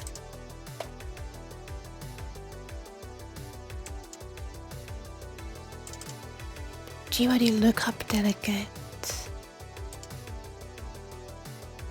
Is this the thing that...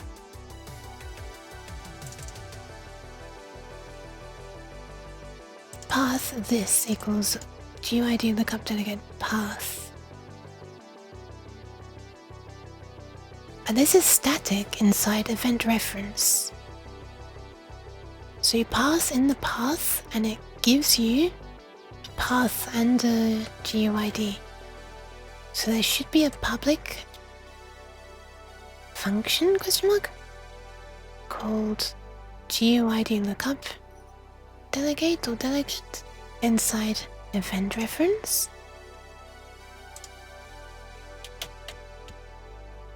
Okay.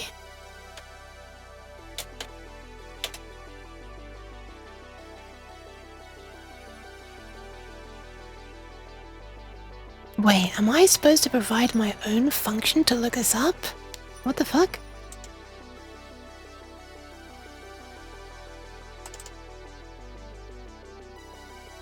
What?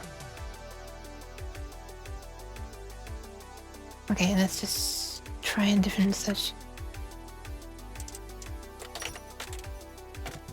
Convert event path to GUID. Nope, someone wants to find path from GUID.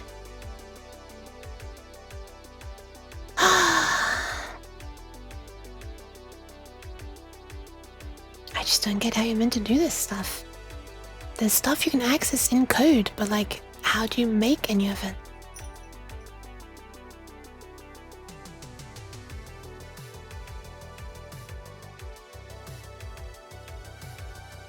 Runtime Manager.studio system has a lookup path where you can pass in the GUID.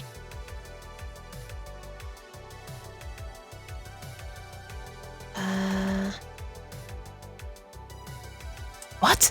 There is a way to look up GUID via path. Really? What's that? Path to GUID. And this is inside API Runtime Manager?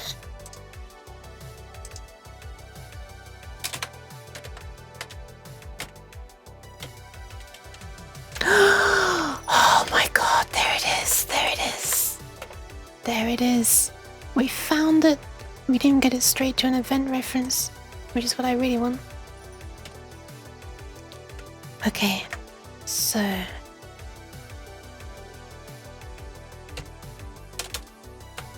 Oh my god, alright. So, we should be able to do this dot event reference equals this, and you pass in the path, which is this.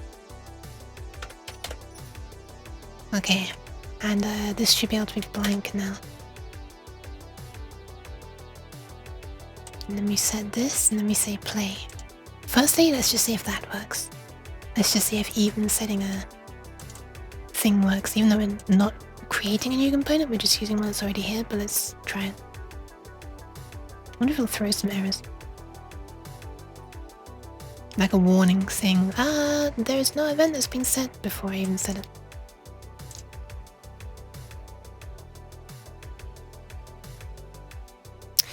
Yeah, it does exactly what I thought it would. Wait, what? The reference script on this behavior is missing. What?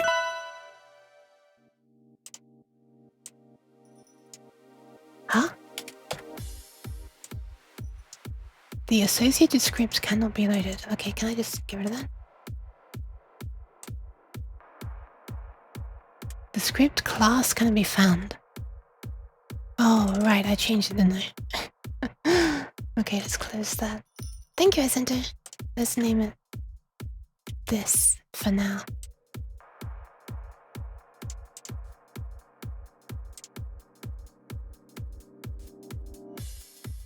Why are there two of these?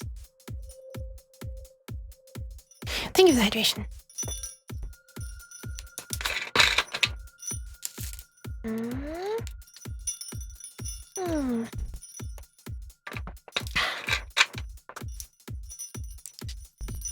Stay hydrated as well, please, please, please, please.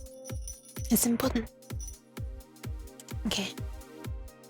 Better? Oh, that's... Oh, never mind. Wait, yes, that worked! Look. This here said event not found, and I press play, and... it sets it and starts playing. It doesn't even show any errors anymore. Okay, nice. That works. Okay. So, thank you, Smash. Ansky! Ah! Oh my god, it's gonna be 2. Ah! Okay, so that works, which is very nice.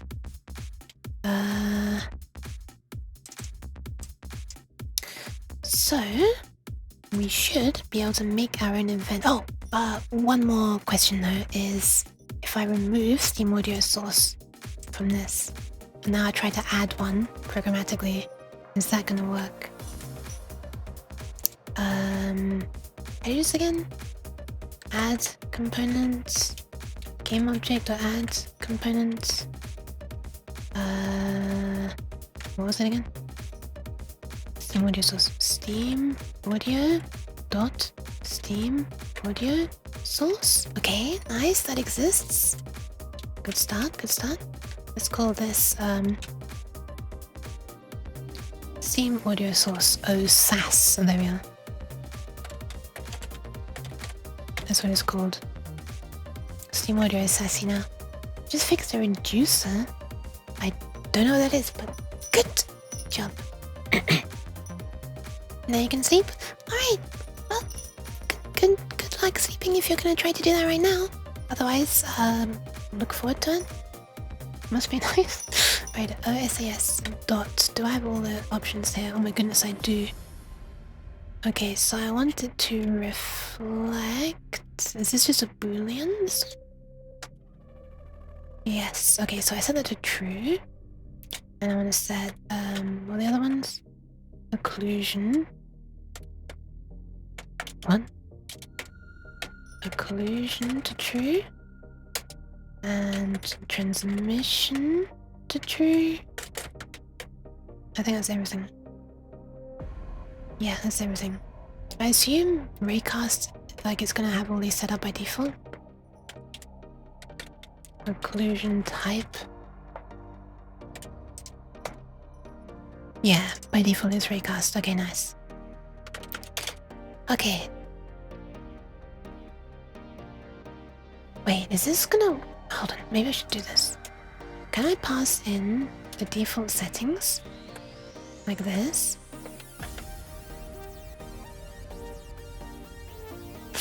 Oh wait. I cannot. Okay, this worries me because I'm scared that it's gonna immediately execute something and then I'm gonna set these afterwards where it's no longer relevant. But let's just try. Like when it's too late. I need to have these set by the time this executes. I don't know, something. I don't know whether it's start or awake.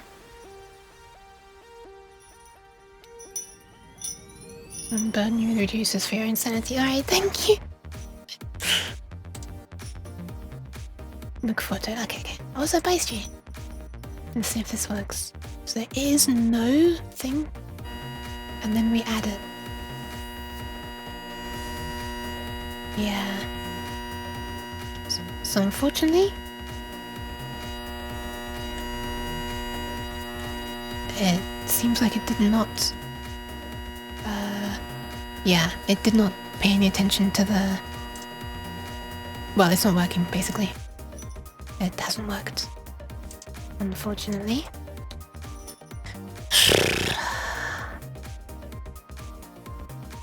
How do you enter the VTuber rabbit hole? I mean...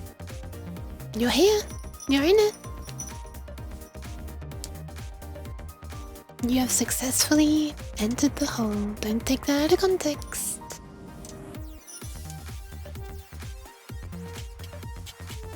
So was that in like the awake function? But yeah, welcome, Miss. Hi, cat. Oh my god, you're licking the tentacle. Okay, so it looks like it does all its stuff on awake, which is a problem. Start is what I want it to be doing it on. Can I manually call awake? Okay, what if I just... Wait. Hold on. Isn't there a way that you can...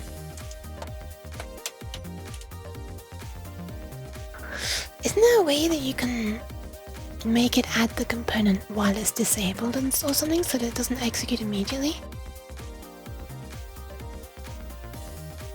Hold on. Let me test something. No, I'm looking at... Oh, I see. Oh. Cheese. I feel like programming VTube is already pretty deep in the rabbit hole. Maybe. Suddenly rarer. Okay, let me see if I can... Unity...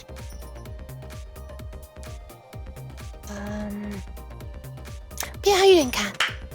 Pire. Thanks for stopping by. Why the cheese and bad, goddammit.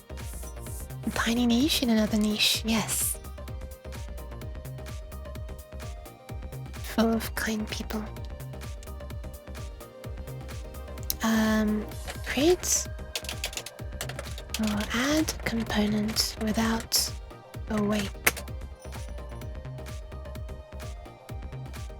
Add component passing variable before awake. Yes, that's what I want to do.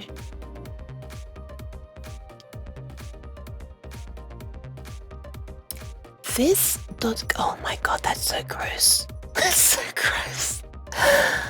Oh, this is nasty. Okay, but there is a way to do it. Here's how you do it. This is such a gross workaround, but I would have expected nothing less from Unity.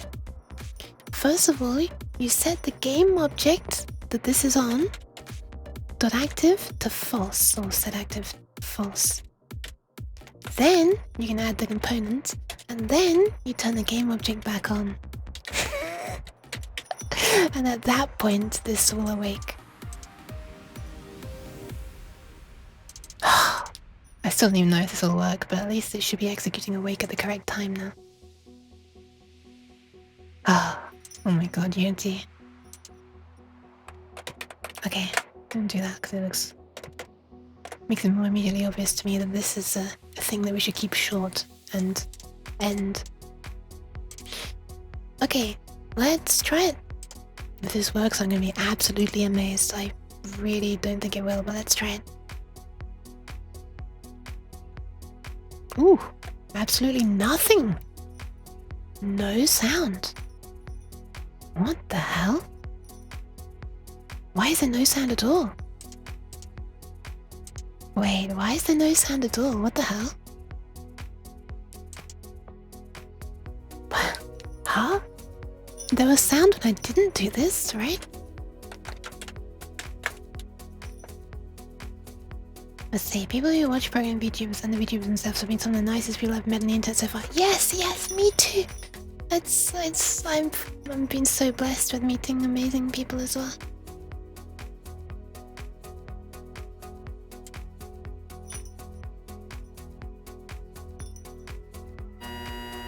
Okay, so it's very weird that that works.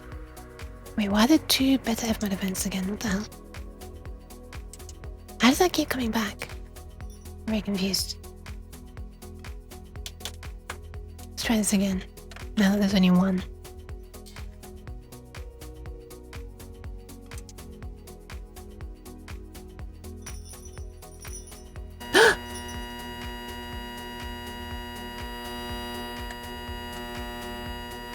Oh shit! It works! The occlusion works!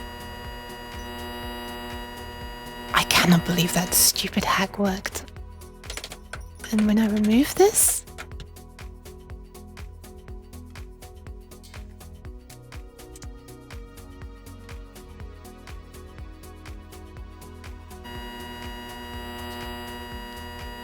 Wait, was it already working? Wait, I'm confused now.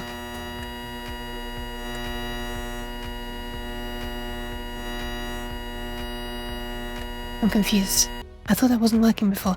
Was it just not working because I accidentally added 2 of these instead of 1? 2 of these instead of 1? Wait, you actually need to do that? Okay, so this is big. This is gross and it's big. Man, I'm saying a lot of sussy stuff today. Is it possible to add a new game object? Because if it is, I would like to create a new game object, and then on that game object, I would like to add this component, a brand new one, set this up, add one of these, set these up, and then do all this crap. In script, yes. Unfortunately, each Steam audio source needs to be on its... It only works if it's on... Well, I don't know if this is true, but I want each one to affect something else. You can. Why would you not want to use a prefab? I want this to be like completely self-contained in a script that I can just easily use. Game object dot add create.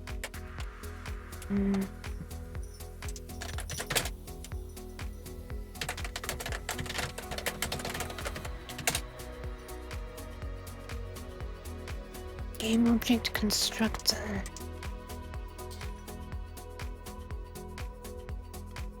Oh, you just make a new game object. Interesting. Wait, no. That's not it. Wait.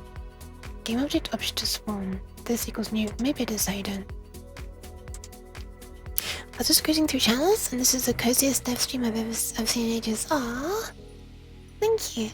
Welcome, welcome, Ghostly Goose. Hi. Hope you're doing alright. Thanks for the kind words. It's only like super cozy right now because I'm having to be quiet because the time is... that. I'm pointing but my track is working. There we go. It's like nearly midnight. I'm sorry, I have to warn you before you make the mistake of following, if you intended to do so. The streams can be quite chaotic sometimes. So, yeah, you've been warned.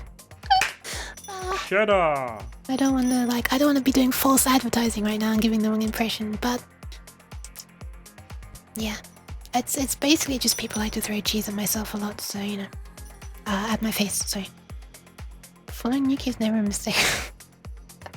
Words spoken moments before disaster. Thank you, then, Linton. Right. Okay, so we're gonna want a reference. Oh my god. Oh yeah, it's when the redeems that affect my voice start being spammed and come rolling in. That's when it becomes a mess. I wonder if you'll even be able to make out what I say if I have the deep voice, the evil voice. Wait, I can just try right now, I guess. Test? Oh, test. Test? Oh wait, I forgot to turn it off. Game object. Ah! Holy yuck! Why am I so wide? Okay. Game object lol equals new game object name. Okie dokie. In that case, I'm gonna want to make a game object private game object. Let's call this game object container, I guess. Go container. It's like you're an allegory for the human brain while it's coding. I do chat out loud a lot. I kind of already spoke to myself sometimes while coding. Streaming just gives me an excuse. Like a... No, not really an excuse. What's the word? Like a... I can pretend that I'm doing it because I'm coding and I'm not crazy. Yeah, that one. Your voice, I think, is easy to understand. Deep plus compressor plus reverb. Gets quite difficult to get past. Wait, what do you mean? What do you mean? So why would you ever think that's hard to understand?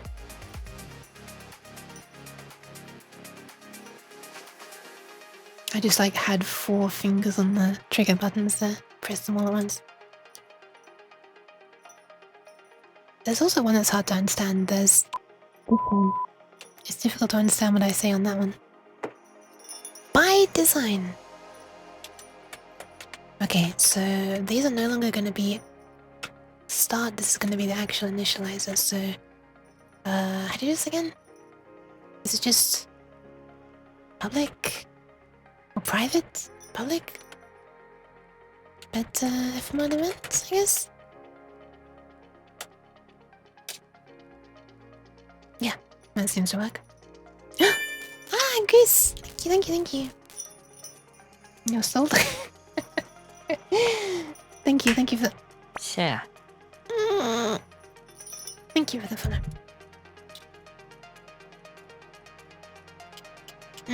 Okay. So we're also gonna want a reference to the... Well, let's... The instance of the event. And... Might as well just do this actually. There we are. This is just gonna be... We are not gonna store these in here. The person calling this can get the IDs if they want.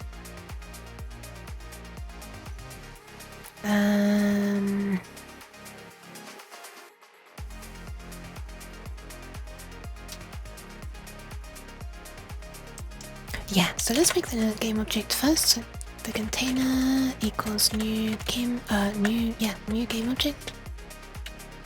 Wait, what are the options? String name. Okay, let's call this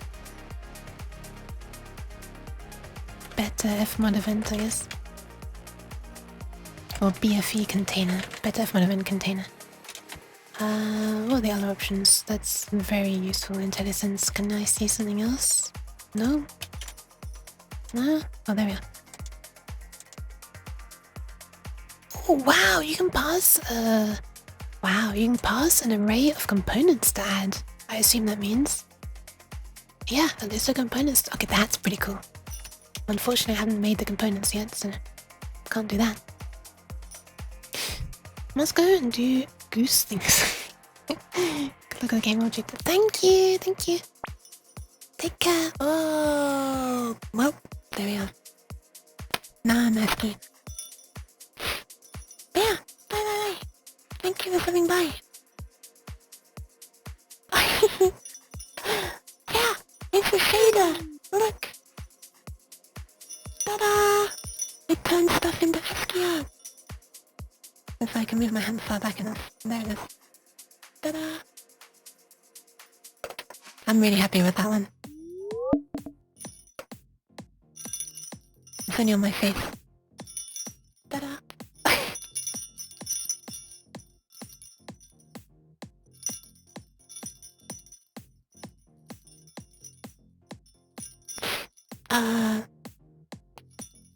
With help from Siri, with shader stuff. If you're interested in dev, you can go and do goose things if you need to. I'm not trying to make you stay. But, yeah. If you are into dev VTubers, or you become into dev VTubers, you'll probably meet the MVP of all dev VTubers, who is not himself much of a streamer, but he just hangs out in other dev VTuber streams and helps so much. Who is Crazy Stewie. Anyway, he has helped many dev VTuber friends of mine, and he also helped me with shader stuff because he seems to love shaders. Also, sorry Stewie, I'm not trying to give loads of information about you, but you're extremely kind and helpful, and I appreciate you. Yes.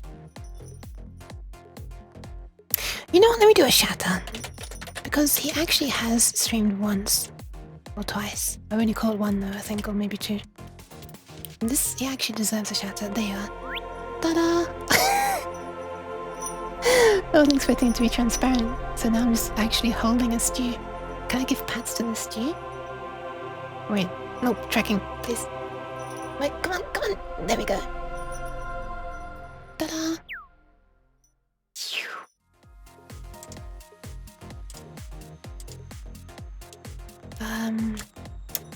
Still want to catch another stream of his.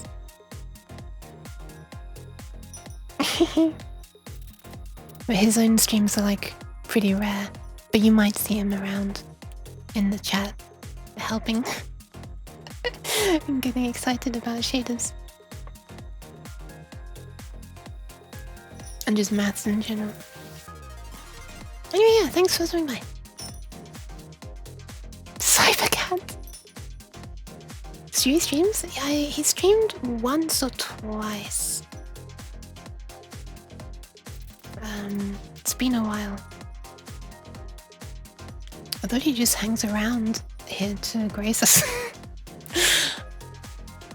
I mean, he did for the longest time, and then people kept on saying, hey, you should stream sometime. I'd watch, it'd be interesting. And eventually he did.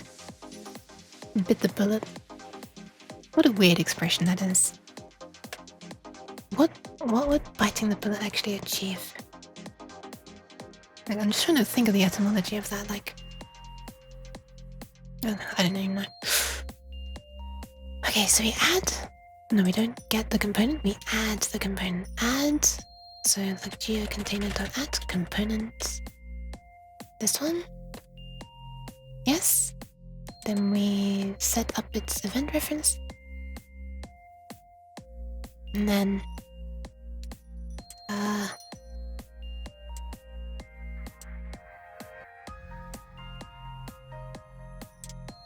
Let's see, we, no, hang on a sec, I just adjusted something in the hope that I would make myself have less background noise, but I just realized it was cutting off some of my sounds a bit.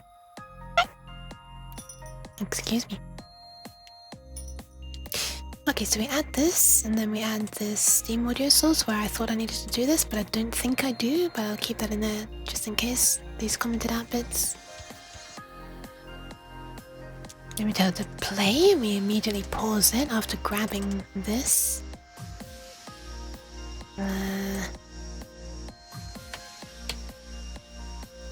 Get a description, which I also want to be stored up there. Wait, do I only need the description up there? Do I not need the inst? I think I only need the description up there, yeah. Yeah, I think I only need the description.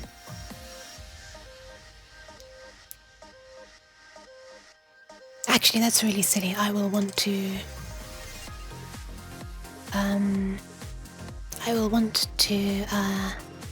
expose this publicly.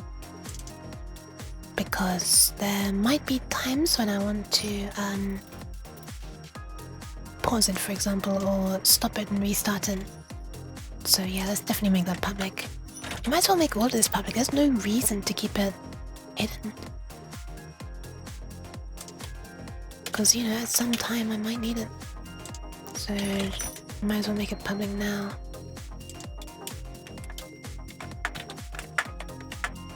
Okay.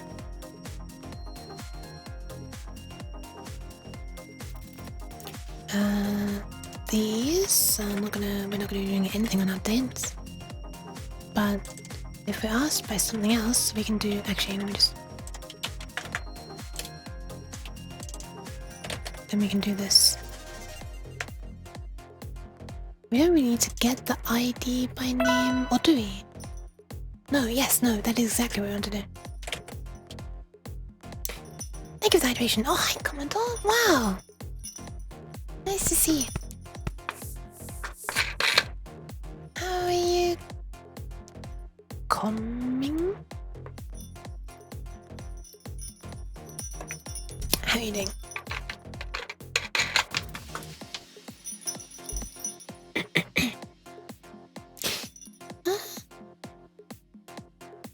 Okay, that's public. All of this looks like it's working. And it's gonna make this a public thing and this a public thing. This should not. Instance of the event, the description of the event. We also want to not necessarily have this, so we want this to be passed in here. Let's call this a string event path. Event path now. Wait, what's it complaining about? No overload for method, add component takes 1. Wait, what's the problem with... What? No overload for add component takes 1 argument. Oh, I added it to the wrong thing. The name this does not exist. That's true. But that does. And then set paused to false. Let's also add an optional boolean. Stay paused. By default it's false.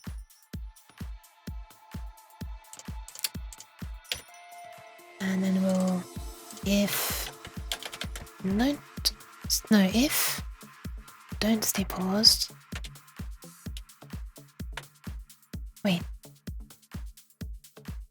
Yes, if you should not stay paused, then unpause. What a confusing line that was to my brain for a moment. I see my name up there. What did I do? Oh, I might have sung your praises a little bit. Because the retro redeem came up. And mentioning that you helped and often help people with, especially with shader stuff. And the fact that you stream. Occasionally. I want to see another one. I think I missed the last one though, unfortunately. I was upset about that. Alright, play, get the instance, pause it, get the description. Ooh, right. This is an important thing as well. We should pass in a transform of the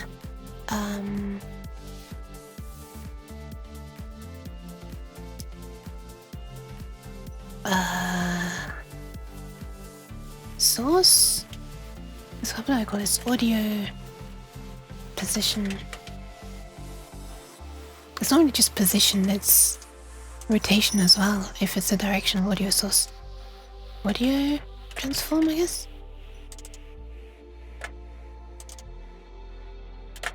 That should work. Will this become a parent of this, I wonder, or will the game objects just sit around at the bottom all by themselves? They'll probably just sit at the bottom by themselves, won't they? Yeah, they must do. They've no way of knowing what the parent should be. Yeah, maybe we'll parent it to this then. Because a transform doesn't necessarily have a game object, does it? Transform dot game object. This could be null, right? Surely by default. Oh, but if you set a game object to, parent to null, then that unparents it, doesn't it? So that should be okay. Let's just attach this to the... We'll attempt to attach it to a transform, I guess. Actually, you know what? Game object dot game object parent. And then this can be optional. If it's different. So yeah, if audio transform dot no, if audio transform is not null, then well, actually, let's just put this into one liner. The container dot parent. How do you do this again? Or is it the transforms parent? Yeah, it's a transforms parent, alright. Equals if the transform itself, because the reason I'm doing this is I'm thinking maybe you'll actually want the position of the audio to be in a different place to where the game object is. That's why I'm making this an option. If the transforms parent is not null, then set it to the audio transforms parent. Otherwise, set it to the parent that was passed in. Can implicitly convert game object to transform. Oh! The parent is actually a transform, okay.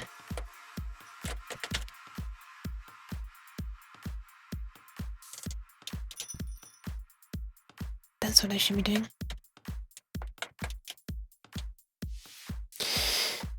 Alright, yeah, it'd be cool. What? Making the WebAssembly, the WASM for Royal Game of or I don't know how you pronounce it. We can get rid of this.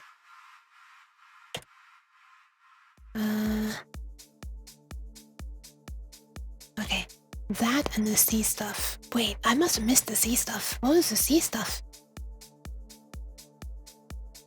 Okay, so what we're gonna do is at startup here, we're gonna make a new thing.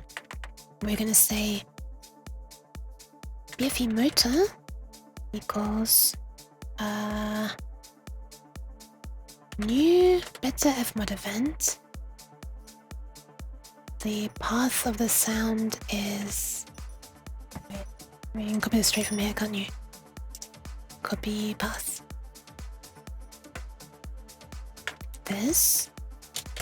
The parent is ourselves. Wait, is it really game object that we want then? It's not really game object, is it?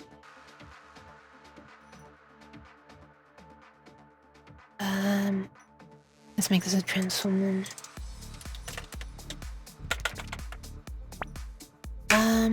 Cheese. Stop! Cheese. Cheddar. Oh, it stopped already. Oh, the mini was censoring the badge. Hi, Omni.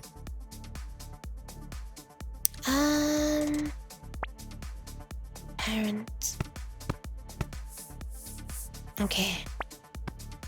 Oh my god. Thank you both. Pat the cheese. Yeah, good job, cheese. You landed right on my face.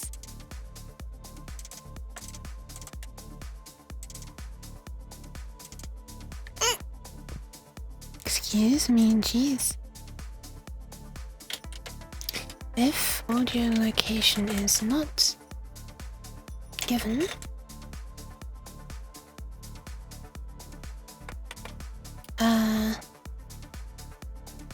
parents location will be used for the... Oh, hold on. Right, you have to do it to a game object, not to a transform, right? Oh no, you can do it to a transform. Okay. It says to game object, but you can actually do it to a transform, okay. It will be used for positioning the audio source. Huh? What'd I do? Tara! What are you doing? What are you doing, Tara? Cheese. Well, oh my god, where's that cheese? Did I just... Oh my god, this cheese is positioned in a really bad place. It's like...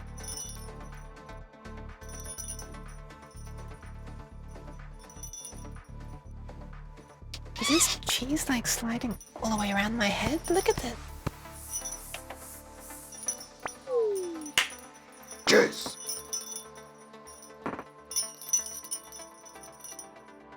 Wow, it makes its way all the way around my head.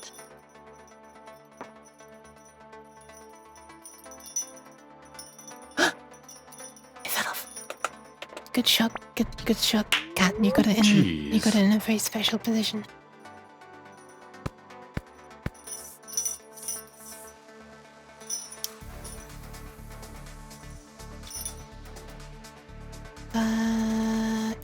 But I want to do that after the game for a game in C99 OpenGL 1.x. That sounds interesting. Cheese sandwich? Oh yeah, one piece of cheese and then a yolk. And then another piece of cheese. Okay, so this will be our transform. And I want that to be the same and don't stay paused. Okay, so we can just do that. And that should be all we need to do. Oh, not quite, not quite, not quite. We also want to find these. So this equals BFE motor dot get event param ID by name motor. Oh, hold on, we don't need to pass in the event descriptor anymore. That should just be this. Oh, we don't even need to define it there. It's just this.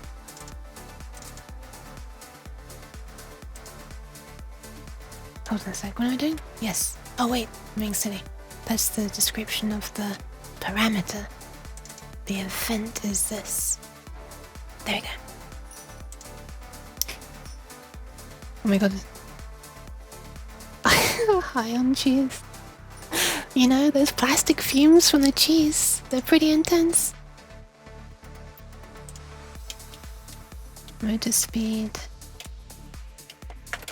We'll also do motor strain.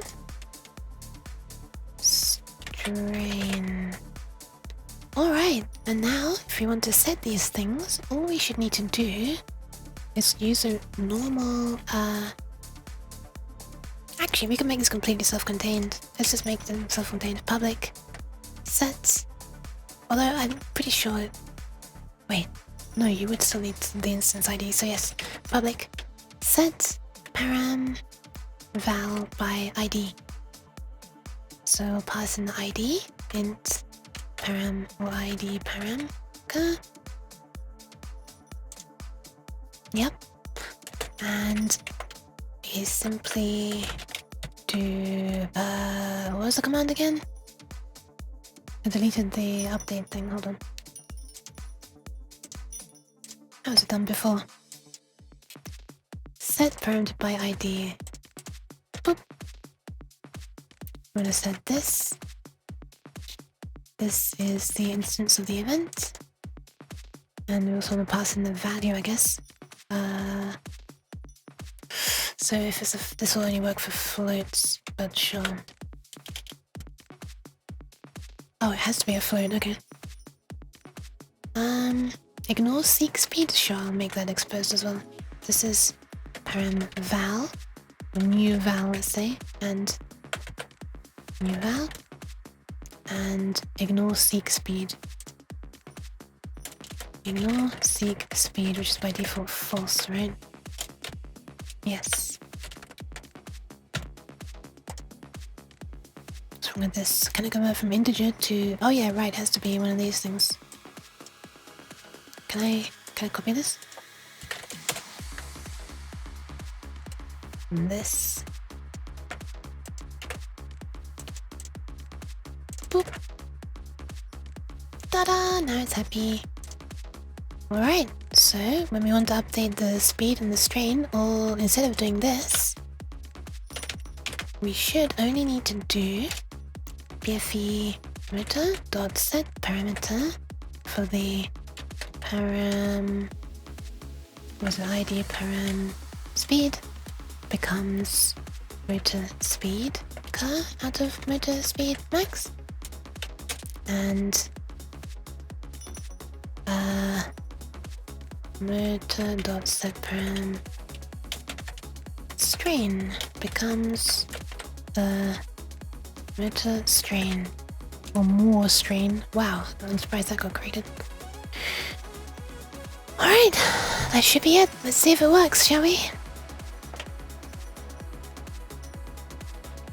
See how many null reference exceptions we get. So, this script is on... Oh, we don't want to put this on here anymore. Instead, we want to actually... Yeah, we shouldn't need any of this. We should just have to get rid of this. It should just get made automatically. This lighthouse should have a script on it Where should it be actually? On which object?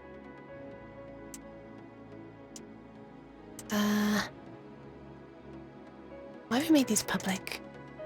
Volume from strain. Oh yeah, we don't need those anymore. The volume and stuff's all calculated by FMOD now, hopefully, if this works. Okay, all we want to do is get a reference to an animator, so we're gonna have to put it on this one, because this is the one that has the animator. So, let's add the script. Boop. Can't add it, because the script class can't be found. Let's name that correctly. Let's just name it this way now, and then that will match this name.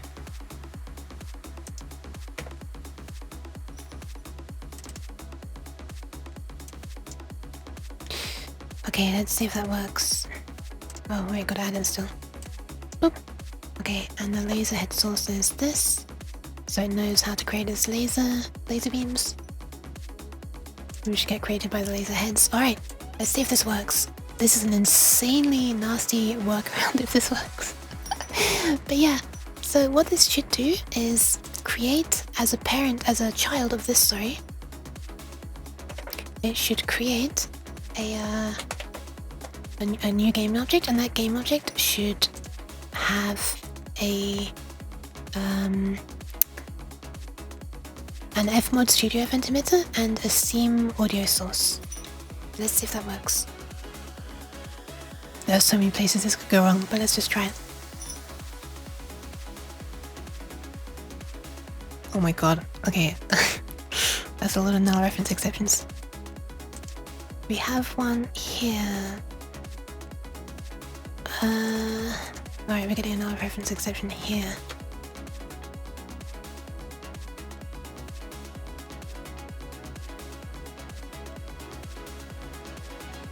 Oh, good point. How can we possibly be looking up one of these thingies? How can we be looking up the parent of this if this is null? Can we do this? Yeah, so that should return null if this, or false if this is null, right? Let me remind myself what question mark dot does exactly. C# question mark dot. Evaluate the first bit. If that's null, stop with the result of null. Otherwise, evaluate the second half and return that. Okay, nice. That's exactly what I want. So if this is null, or if this is null, then we're not going to do that. We're going to do this instead. Broken computer, how's it eating? It's alright! I've made a whole thing. And the way you use it is you just do this. You say the BFE for the motor is a new beta FMOD event. That's the event's name.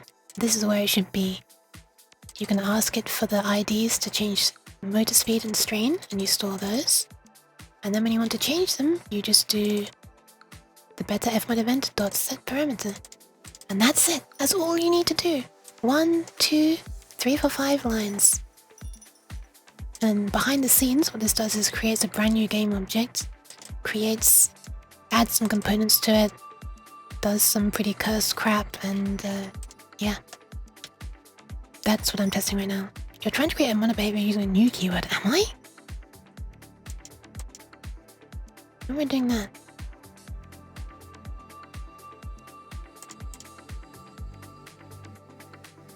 Oh yeah, right, beta FMOD event, yeah. Beta FMOD event is a mono behavior, you're right.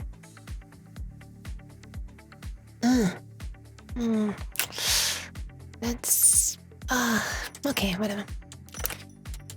Game object or add component. Beta FMOD event sad. You're writing the 5 lines? Beta FMOD event. Okay, so you can't have a constructor for it then. Right, I forgot! Gross. Right, we have to do this a gross way. Never mind, it's gonna be more than 5 lines. It's gonna be 6 lines. BFE motor dot init. There we go, disgusting. And then we'll move this into a thing called init. I always figured you can't have nice things with monobehaviors. Come on, update. Alright, let's see if that's happier now. There's a null reference here as well. Why is that? Was this null? Okay, whatever. Let's see what happens. Okay, only one null reference this time. Nice. Here. Oh, that doesn't really narrow it down much, does it? Object reference not set. FMOD runtime dot 2 3D attributes.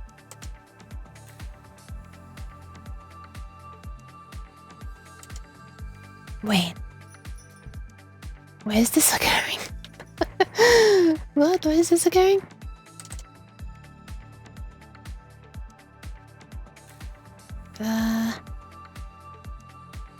What? Where is this happening? Transform? It should have a transform, right? That shouldn't be null, and this shouldn't be null.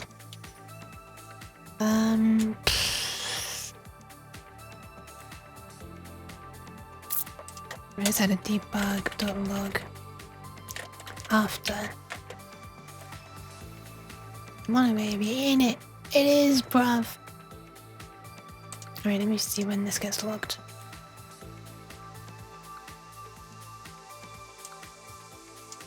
It never gets logged. Interesting. Wait, so it's like crashing? Before it reaches this line. Okay. I'm gonna have to start adding a bunch of little things. Wait! No, that should work, right?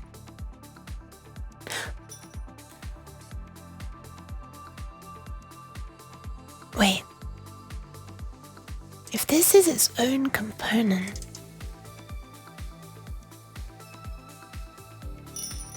I'm a little bit confused. Okay, let's just add some debug lines and see where it goes wrong. Nyan 1. Does it reach Nyan 1?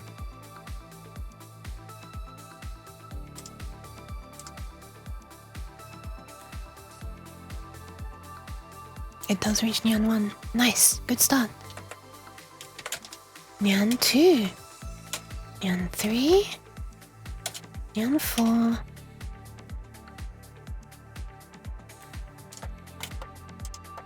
And Nyan 5. And then we should reach after. Let's see. Debugging with Nyans. Is there anything Nyans can't do? Oh my god, it got all the way up to Nyan 5. So... Nyan 6? I'm gonna call this Nyan 7 after. Here 1, here 2. Nyan 1, Nyan 2. Yes! Of course.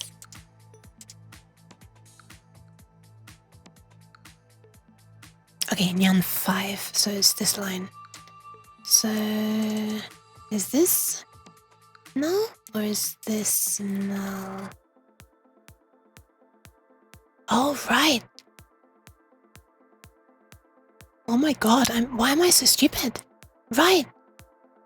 So what is this? What I should be doing is this thing's transform. This thing dot transform. I was literally just setting it to something that was null when I'm passing it in. And it's like, yeah, I don't like that. Understandably. Very interesting that we got that far though. Okay, let's try this out. Boop.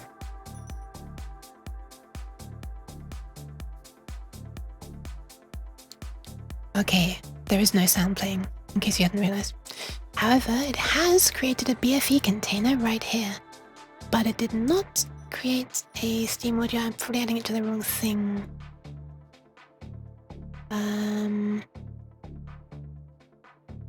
Yes, I am. I'm adding it to the wrong thing. That should be there instead. still a little bit confused about why it wasn't playing audio though. It should just not have had the spatializer. It should have still played it though. Stay paused is false. So if not stayed false, which is true, then it should set pause to false. This line. I'm gonna remove the pausing parts. Thank you for the hydration stream. Switch back to if Unity let it reload.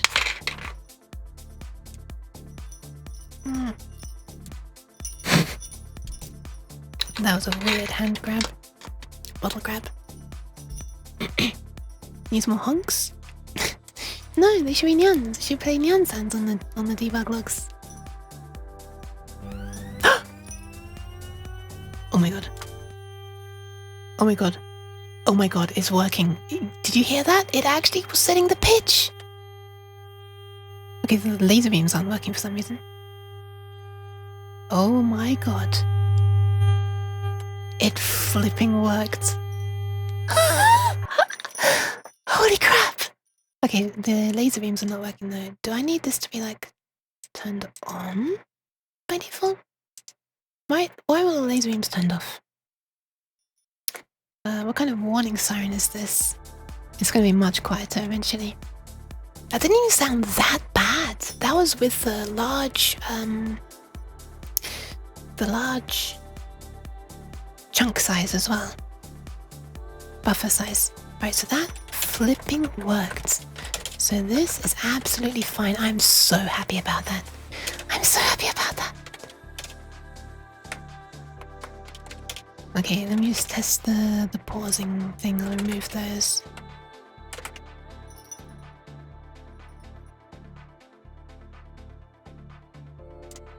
See if it still works and see if it has lasers this time. Thank you!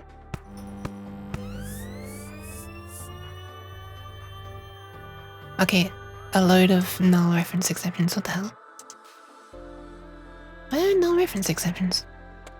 Did you hear like the really harsh AC sound as it was starting spinning as well? How good did that sound? Listen. Because Unity was frozen for a while. Oh, it didn't freeze. Oh, what the fuck? That sounds so good. Wait, hold on. Let me pay really attention to the pitch sound to see if I can hear like graininess.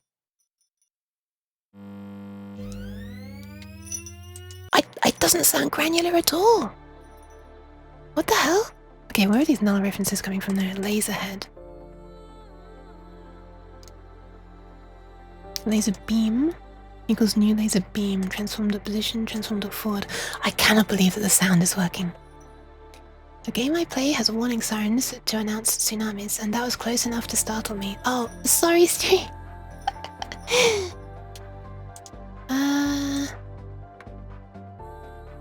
Okay, so that has a laser head. Why are we getting null references? Have I forgotten how my own laser drawing code works? Own laser drawing code, asterisk, because I followed a tutorial. But then I, like, changed it a bunch. I mean, I changed it as I was typing it. Alright, where's this error actually happening? Here, right? So transform should not be null. So the null thing is probably the laser beam. Why are the laser beam? Oh, are we not calling init?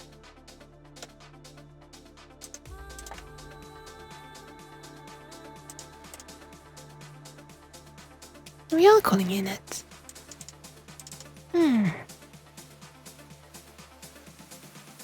I'm surprised we're getting an error here. I didn't think I changed any of this stuff.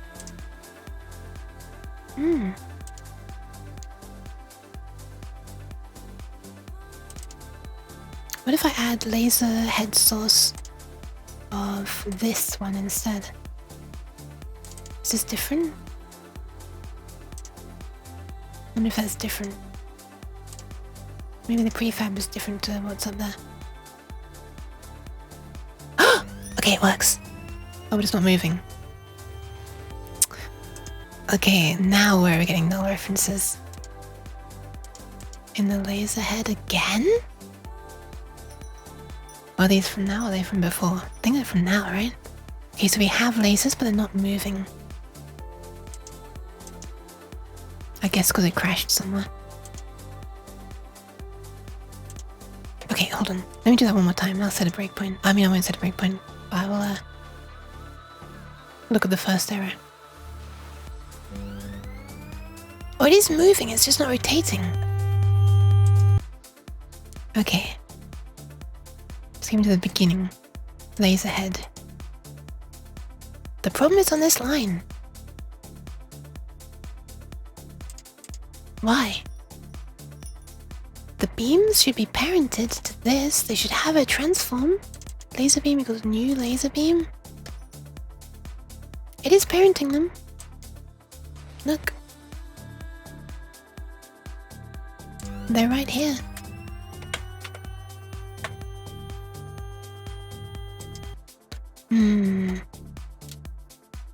I can't believe how good that sounds.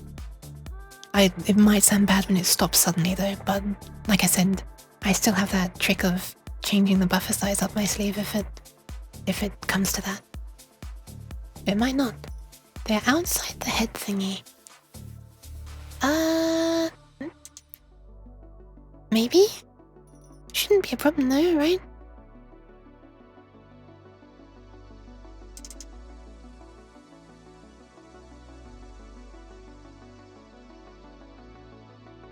They're inside. They should be on the lighthouse because it should be the lighthouse that's rotating. I think they should be on the lighthouse. Yeah, they should actually be on the lighthouse. I don't understand why that's throwing an error, but they're not in the right place. So that's immediately suspicious, actually, now you mention it.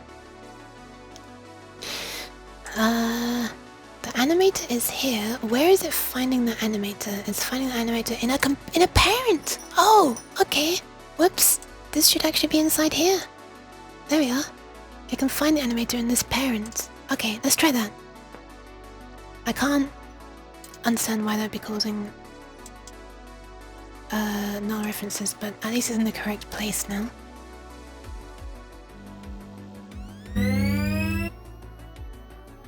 What the hell? Oh god, it does still sound very robotic. I don't think the sound is working correctly. What the fuck? What's up with this sound? Why is it sometimes really loud and sometimes not? Oh my god, it's... I think it's the line renderers. Do the line renderers like have a collision or something? It's like they're obscuring the sound or something. But that shouldn't be the case. I don't have a material on them. I'd have to go out of my way if I wanted SteamAudio to react dynamically. What the fuck are all these errors? Hi error. Bye error. Okay, I don't understand what's going on with all these errors. Debug.log laser beam plus laser beam. Well, let's just check all the nulls. Laser beam is null question mark plus a laser beam equals null. Can you do that? Yes. Transform dot position. Oh, transform is null, I guess. Transform dot position is null. Transform dot forward is a thing that shouldn't be null, right? But I have no idea what it is, so I don't know where the error is, so I'll just log everything.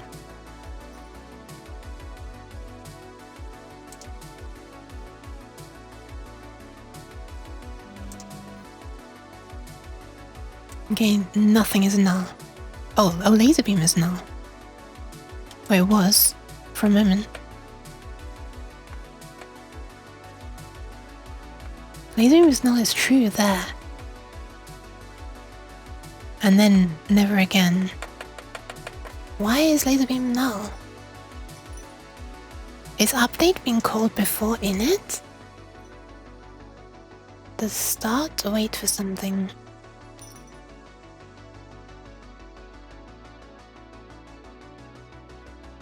But anyway, this shouldn't be causing a problem all the time. It should only cause a problem once, right? Afterwards, we're getting a problem here. Which is here. Laser beam is true again. Wait, let's just see if it keeps on happening.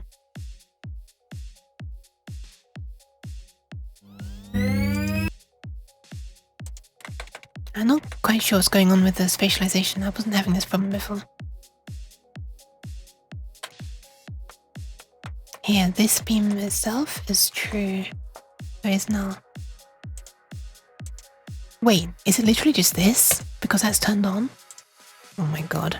I think it was literally just this one because it's turned on.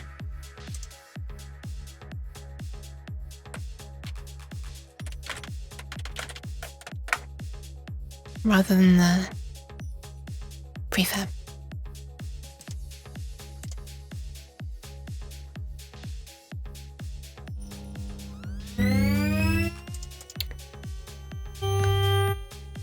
These are fake Unity errors, so that's fine. Okay, it's working.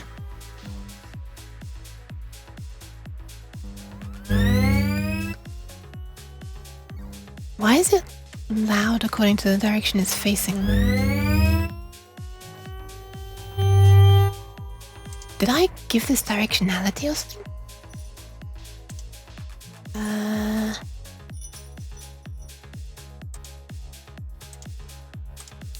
Or is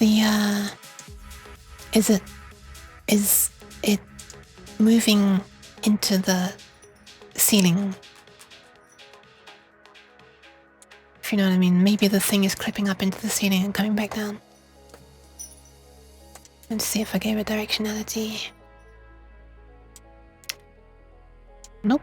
Or directivity. Nope. I feel like directionality would be a better name for it, but whatever. Let me just save and rebuild it, because it was marked as being out of date. Make it play and go do the scene view to see where it goes. I will do that, yes. Right after I've tested this.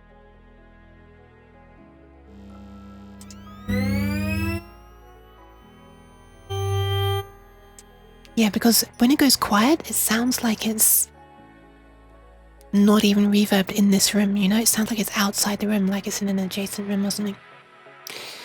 Alright, so Lighthouse. This is the thing with the script? Yes, it is. And that is there.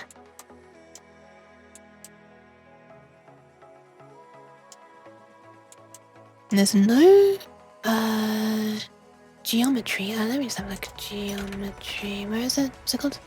Steam audio geometry. Okay, so the only things that the sound should be bouncing off are wall right,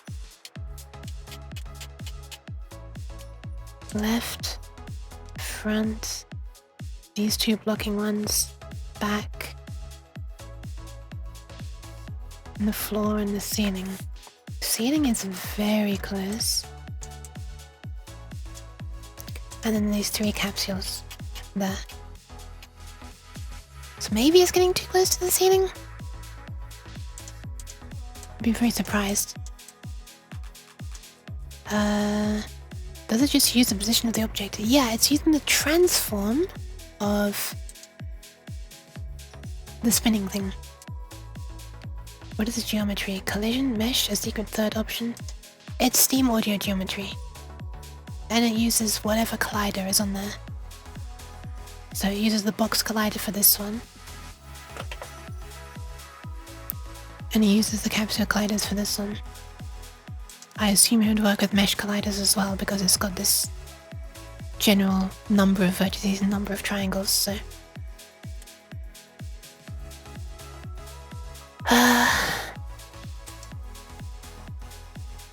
uses mesh colliders for everything apparently. According to what? Okay, I'm gonna press play and then let's have a look at the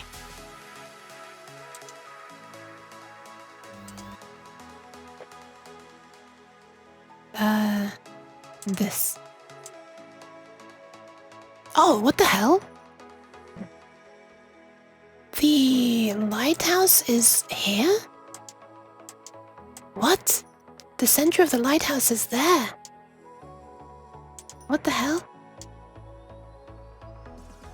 The center of the lighthouse is there. So as it rotates... Yeah, what the fuck? What is this transform doing? Huh?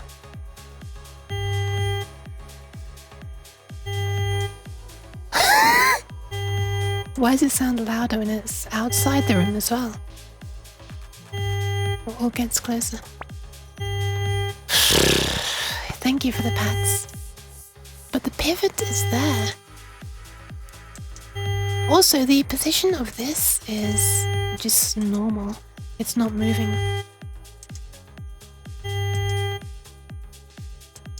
So I don't think that's the problem.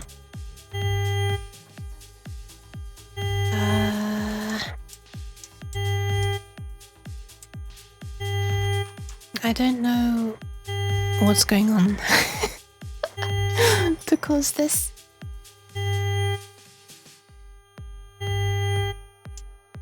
Let me just move close to it and see. Yeah, I do definitely need to make the buffer size smaller. Yeah, even when I'm here, it's like going outside the room.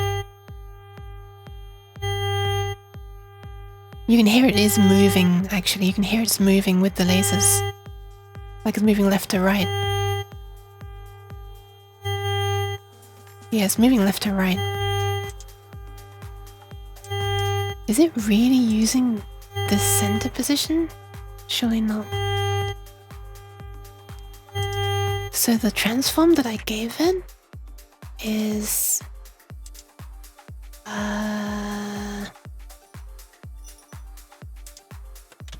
the transform that I gave it is... the transform that Lighthouse Brain is attached to.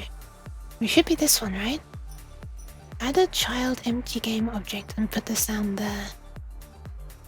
A child of the thing that's moving? Okay.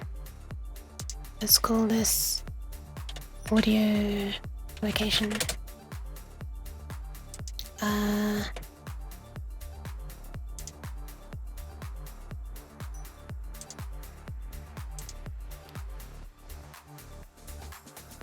Might as well expose that.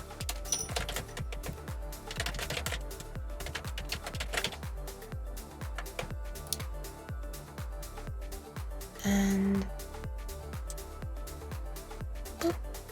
then... oh, they did the transform already. Okay, let's try that.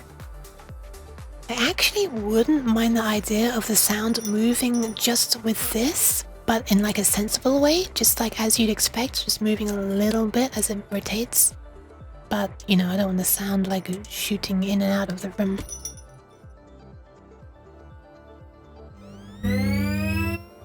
Same thing's happening. If I set the audio location to the root of the lighthouse, which is not moving, then that's as you'd expect. Wait, what?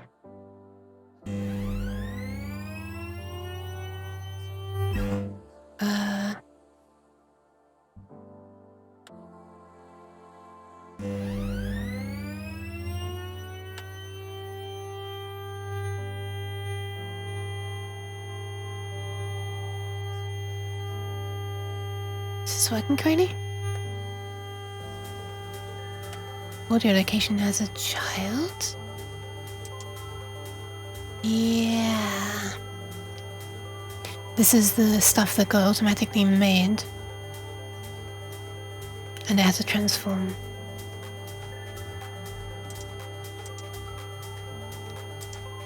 Yeah. Yeah. Why has it got any scale? What the hell? That's interesting. Oh, wait. Wait. Hold on. Audio location. Oh, audio location also has a funny scale. I guess I just wanted to be down a bit.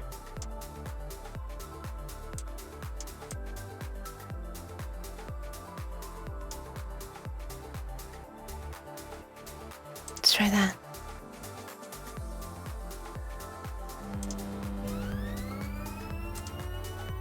Okay, now the scale has become 2.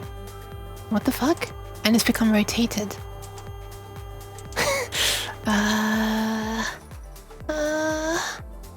What?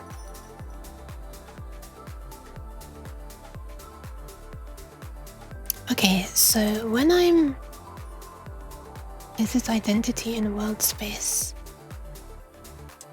Identity? 111? There it is.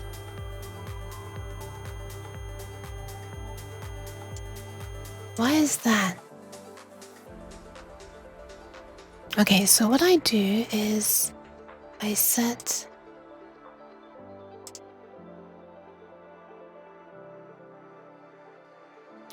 I pass an audio location as the parent. And then what this does is, that's very confusing because audio location is now not the parent. Anyway, I set the parent to... Oh yeah, I don't actually position it anywhere. Yeah, I don't actually position it anywhere. So what I should be doing is setting... got it. Here's a fun fact. Yuki is beautiful. Don't any of you accept it. Period. New. I need to add deny to the list because it said Dinny. Here's a fun fact. Yuki is beautiful. Don't any of you. Okay, I won't Dinny it. So the containers transforms the position needs to be okay, I need to make a new transform. Thank you, Siri. I'll do this first. Transform. Can't do transform equals transform. Well, then it won't be parented anymore, right? Because I've only parented this one's transform. Then if I change the transform to the audio...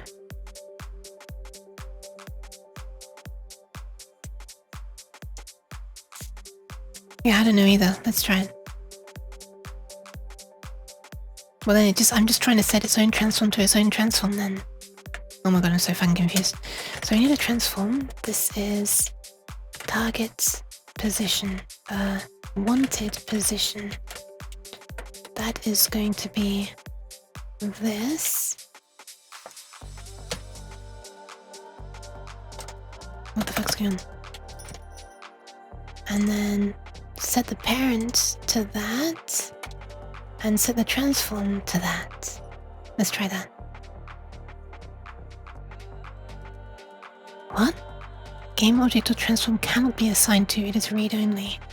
Okay, so transform dot position equals this dot position.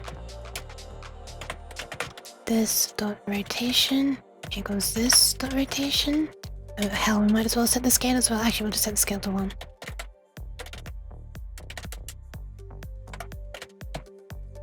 Wait. Local or lossy? Oh wait, local lossy is reader. Okay, whatever. Local scale equals new vector 3 1 1 1. I feel like there should be a built-in thing for that.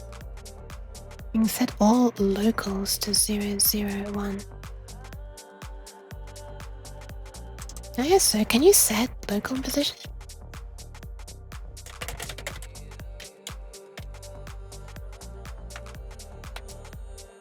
Yeah, it should match though if we set everything the same as the... Okay, whatever. Let's try that. Rotation is a quaternion. I don't know what that will be. I don't know what a quaternion of 000 is. Is it the same as Euler angles 000?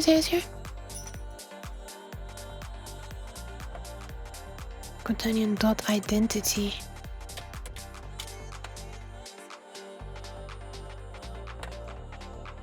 Vector 3 dot.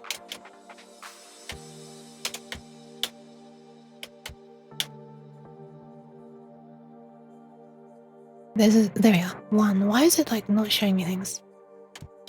Oh, I see why. Okay, let's try that. Yes.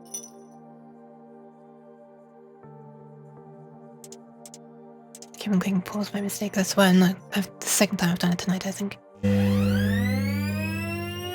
And that sounds a lot more promising. Let's have a look. Location is here. It's still doing a weird thing with rotation. Minus 45, 90, 90. Don't know why that is.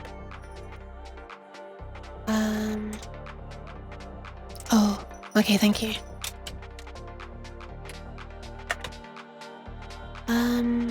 Okay. Let's try that. Ah! This makes sense why it sounded like it was going out of the room and not being up there then, because it would have been down here and like moving just underneath the floor and up above the floor, wouldn't it?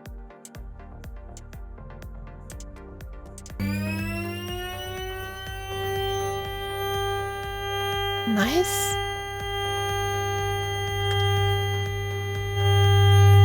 It works! It's loud, but it works.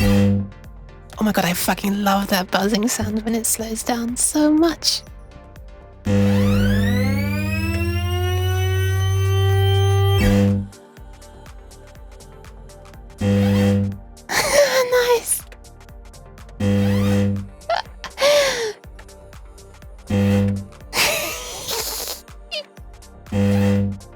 Okay, this is nice. I need to work out how to change the buffer size though, because... Thanks, Rip! Okay, probably I can change this back down from 12 decibels down to like 0, right? That'll probably help.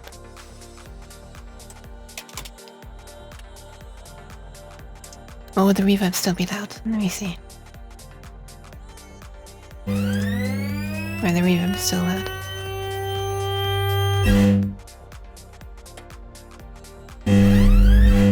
Oh my god, when you're here you can hear the bass of it. It is so loud.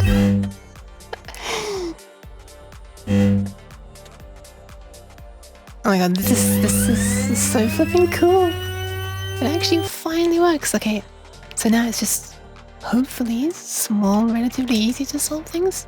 I didn't quite know, so I'm putting it back to plus 12. So hopefully the balance between it and the reverb is better. Oh, maybe it sounds loud because the material I'm using for the walls is not absorbing much and it's all reflecting. Hold on. Let me change the wall materials so that it absorbs a lot more.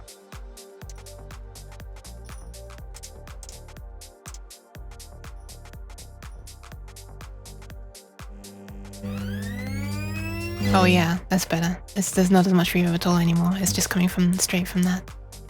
Nice. Bye, Kinami! Thank you for stopping by! Maybe I'll have a little bit of reflection. Yeah. Have a nice, whatever it is you have to do. Yes. Bye.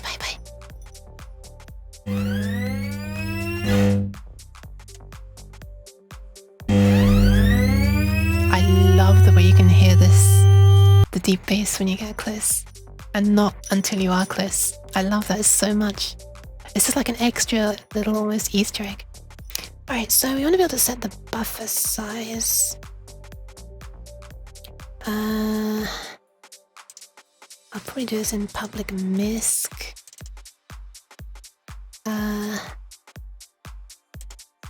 Because we're doing like initial stuff like this here. So let's make a void called set FMOD buffer size, I guess. We'll do that there.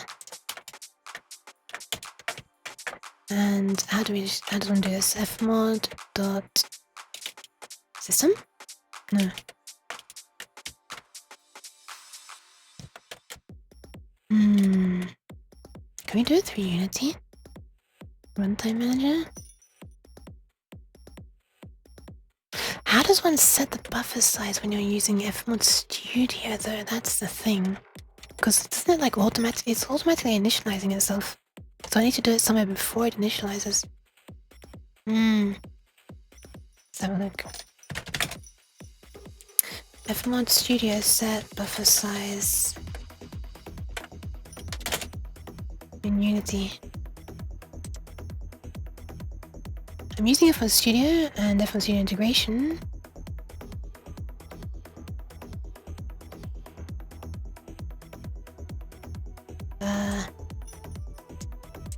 Let's have a look. Finding iOS is in terrible lag, so they're wanting to set the buffer size. A safer option that may reduce latency is to move FMOD Studio System to after the default time. But editing FMOD Studio System... Wait, you have to edit the CS file? Huh? What? You have to edit the CS file? Really? Okay, fine. This is gonna come back to bite Future Yuke. I'll leave a comment about it so that Future Yuke can do it if she, you know, wants to re-import FMOD and use it in a different project. That's a little bit silly.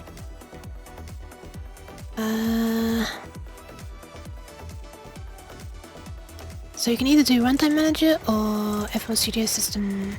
Either way, you've got to edit them, so... Let's have a look at Runtime Manager.cs then, since I've already been using Runtime Manager. That's my weird... rationalization for why to do this one. Where is it? Plugins, FMOD, this.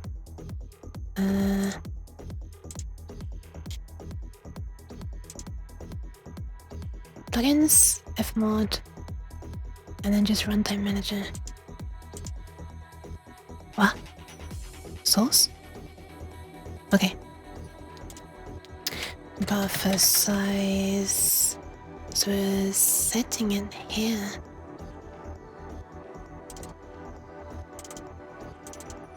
That's interesting. We are explicitly setting buffer size. What is it setting it to? Oh, if these are provided.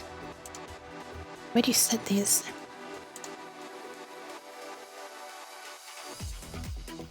Private and initialized. This equals current platform.dsp buffer size and current platform.dsp buffer account. Alright, where is this? Buffer length, sorry, not buffer size. Where is this defined? This is defined in property accesses.dsp buffer length.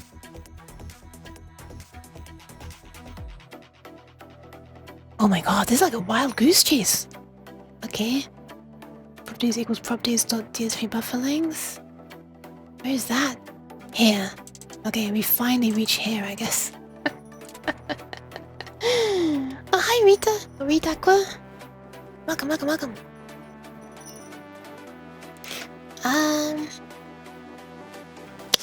Alright, so what I'm hearing is just change this line. I might as well just add it here actually, explicitly just say DSP buffer length. By default it was like 1024 length and 4 count. So 1024 length at... Wait, what is the sample rate even? Where's the sample rate?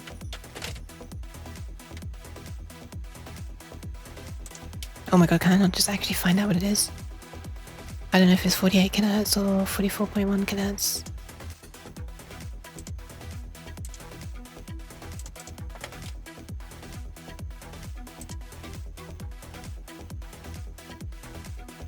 Oh, hold on a sec. This isn't something you can just edit in here, is it?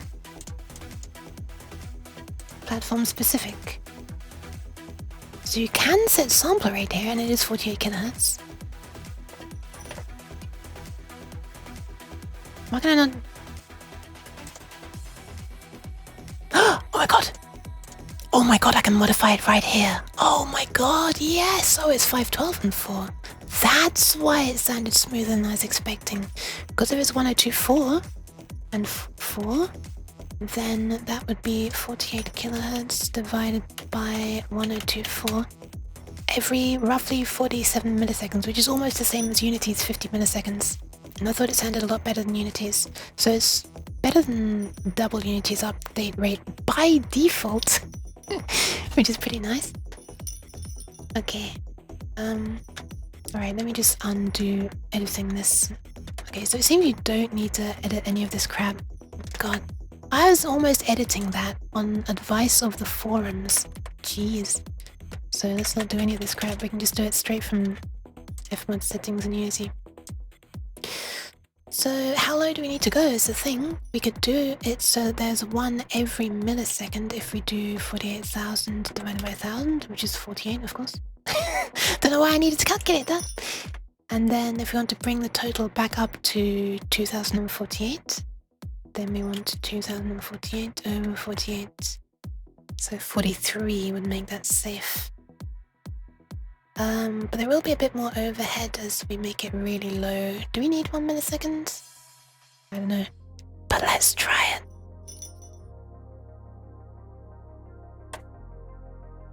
I'm gonna come back.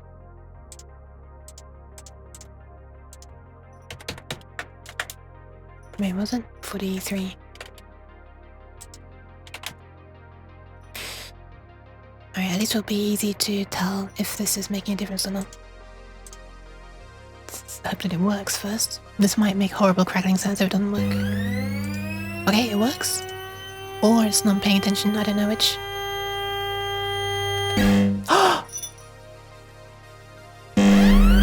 Oh my god, it's so smooth!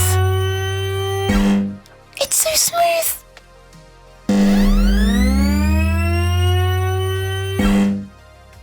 Holy crap! Every 3 seconds it's gonna start moving.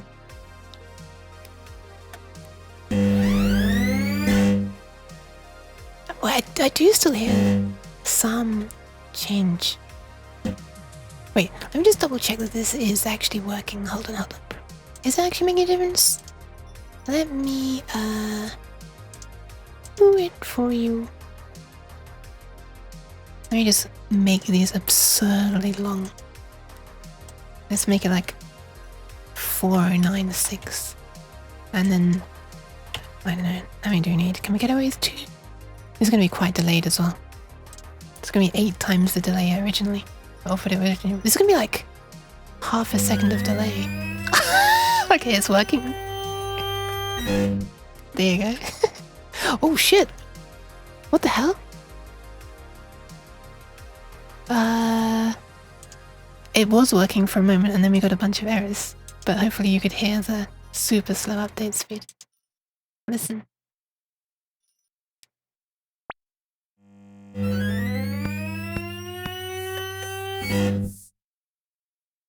It's not showing everything. Okay, let's set that back to what it was. That and that. So this is 1 millisecond, roughly. Oh my god. I'm so happy. But yes, I'm still on! Ironman! How much CPU is this using?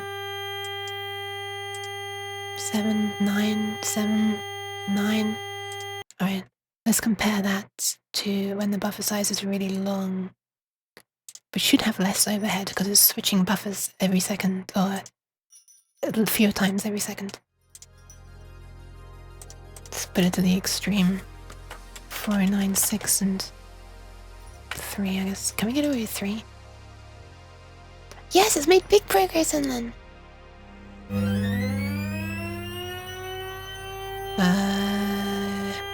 Unity 4%. That's a big difference. That's a big difference. worrying, isn't it? That's quite the price to pay for smooth audio. Is it worth it? Oh! Wait, maybe I was looking at the wrong thing before, because it looks not hugely different this time. Oh, okay. Maybe it's because I'd moved around or something. But yeah, look at this and then look, watch and listen and learn. I started up a lurk before I left to the store like 5 hours ago. Well, welcome back. I'm going to be ending pretty much now, I think, because I've managed to do everything I wanted to do today. But yeah, look. And listen.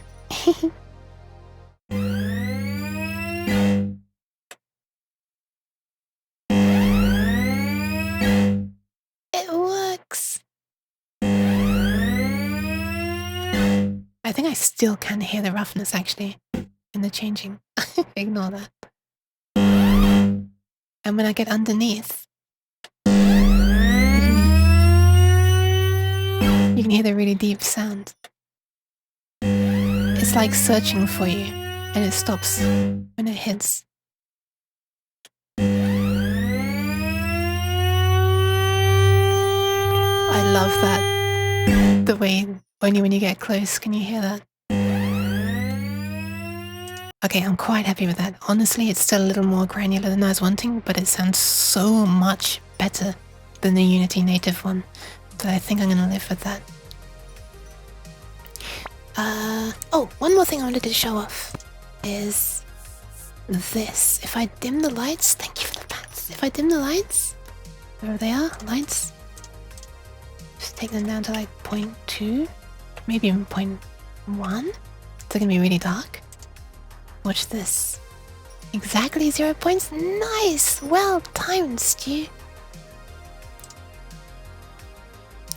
If I go to the laser head source and I increase the brightness of these lights, don't know how bright I need them to be, but it might look quite cool if we make them very bright. Watch this. This is something I hadn't been able to show properly until now. Ta-da! Look, they're illuminating the place! Oh, they're not illuminating very far though. Hold on, let me just... let me just mute this temporarily. I don't want this noise to get too annoying for people. Even though it's literally in the title of the stream that I'm trying to make weird noises. Thank you, Jacinto! And Stewie! Oh wait, the stream was the original pats, yes. And Jacinto gave these pats and hydrate and posture check. Okay, I will do. But let me just quickly show you this. If we make this light have a bigger range... By the way, I'm using deferred lighting for this, so it's not so bad. You know, not such a GPU hit. Ta-da! Look at that! Look! The lights are moving around with them and actually, like, look! It looks so cool! Yay! It's actually illuminating the nearby areas. I was so happy when I got this working before. It looks so cool.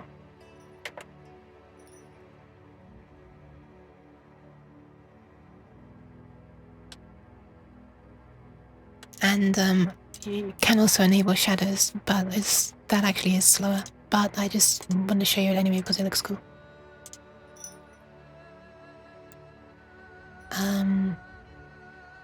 Ta-da! Look at the shadows! Ah! Oh my god, I can see my own shadow. Ah, it's so cool! Ah!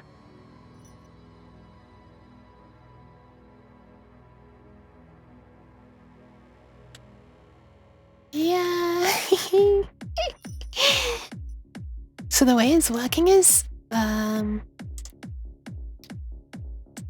do you see these individual lights here? It's like creating a light close to the end of each beam. Well, it's not creating, it's moving the lights to the position that's close to the end of each beam. It's moving the light away from the object. This is Stewie's idea to have it move. Oh no, wait. No, this one was my idea. This bit was mine, I think. Wait, hang on a second. What's this light doing down here? I can't remember. I can't remember if we were moving them back along the beam by a small amount, or if we were moving them up away from the normal of the thing that it collides with. Okay, yeah, it looks like we're doing it with the normals, yeah. See, this light is above that, and this light is away from this wall whose normal is in that direction. But yeah, it works so well. I'm so happy.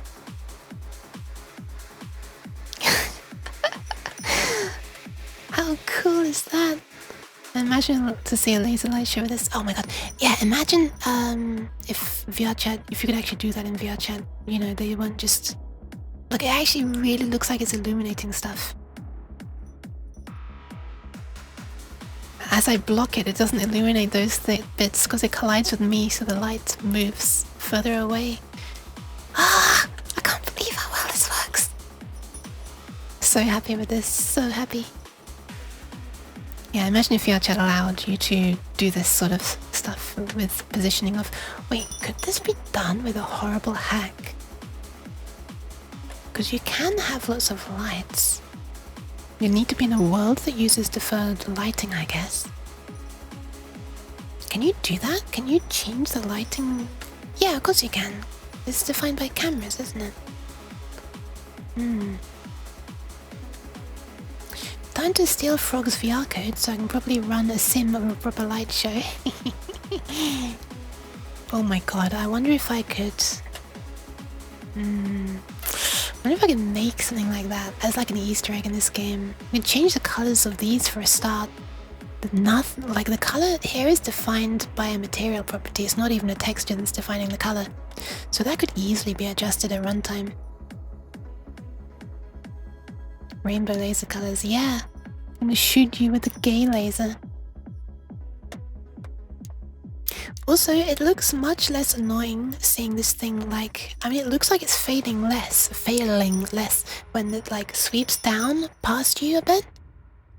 You know, it looks like it's like really like haphazardly like trying to stop. Oh, I guess I'll stop now. But when you hear it and you hear like the strain of the motor trying to stop, it's like it actually feels like it's stopping more sharply somehow. That's the impression I get anyway. I don't know. It's weird. What good sound will do? Oh my god, stop. Anyway, I am so goddamn happy with that. Okay, but the laser probably won't look like that most of the time, but I just wanted to do it because I thought it would look cool. This is my first time using deferred lighting as well. I'll lower things just a bit. I'll turn off the shadows as well. But at least this can give the impression of, you know, an area being lit up a little bit. Maybe this is a bit of a better balance. No, that looks weird seeing the lights be so dark. The lights be so dark? What is up with the English language? It's weird seeing the darks be so light. Oh my god, this is like triumphant sounding music, kinda. Forward plus rendering. What is forward plus?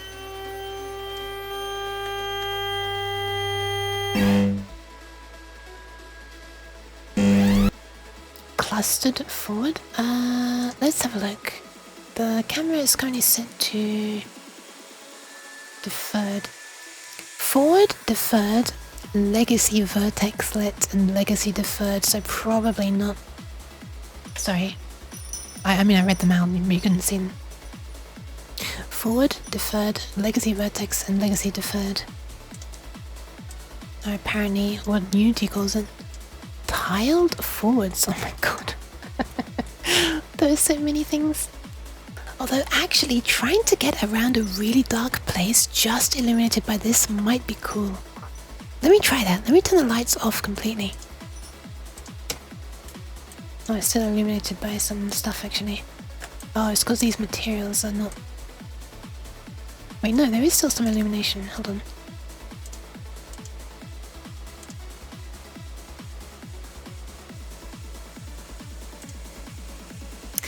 Why is it lit? Maybe a little bit of it is coming from the skybox. Custom. Oh, okay, that makes it fall to black, doesn't it? Sure, let's try that. Just temporarily. And then I will make the laser things have a big range again and be brighter. I showed Yuki the Bevy clustered Ford video with 25,000 lights. Yes! Oh, speaking of which, should I increase the number of laser beams? Why is it so dark? Why are they not reaching out far? Where is this? Oh! No, wait, why are they not reaching out far? Hold on. You're muted again temporarily. If I can get the volume control in time, which I cannot. Oh well. There we are. Wow, look at that. Oh god. You know what this reminds me of? And then I'm immediately put off by it. It reminds me of the Nissan C game with really, really obnoxious flashing for the sake of art. So suddenly I don't like this anymore. Let's not do that. Let's give it a big range and turn on shadows just to make it massively solid laser. Holy shit, look at this! I can't even see the beams anymore. The beams are like so dark compared to the lights. Oh my god. Hi Fripp! Yeah! It's pretty cool, right? What happens if I say I want soft shadows? Which, just to make it even harder on my GPU.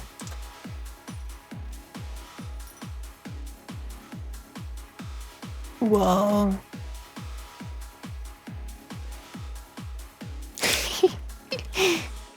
Are they soft? I guess they are soft. Freeze. I mean, yeah, they are kind of fuzzy. They're not really as fuzzy as I thought they'd be. What if I just really say that I hate my GPU and let's put it up to very high resolution? I don't actually know what that is, but...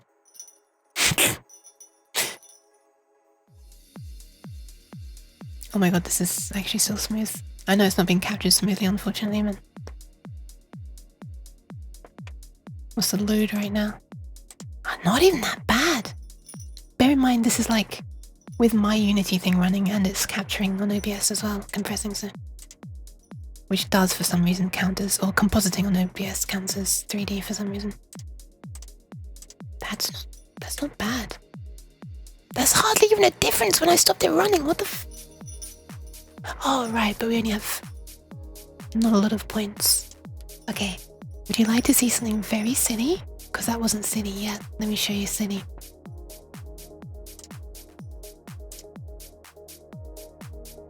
She says, desperately trying to find the script. Where is it? Oh, there.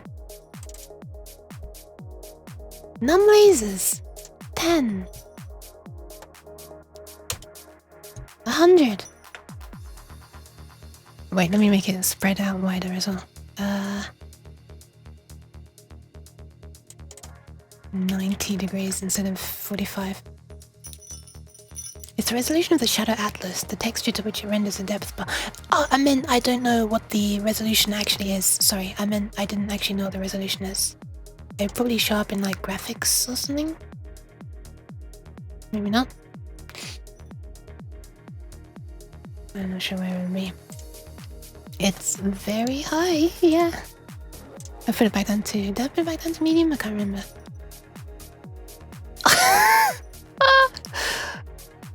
I think I need to lower the brightness. Hold on. Yeah, let's make this chill a little bit. This is with the hard shadows still turned on as well. Oh my god, look at the room! Look at the room! Oh. Look at this. Oh, this is actually dropping frame rate a bit now. Yeah, GPU starting to moan a little bit. But if I remember rightly, the GPU was actually not the limiting factor. It was all the raycasts being shot out for the beams.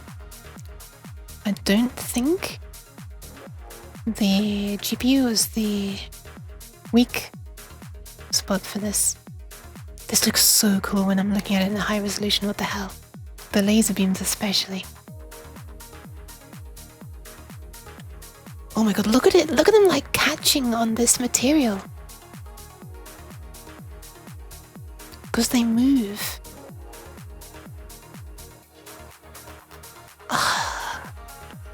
Sorry.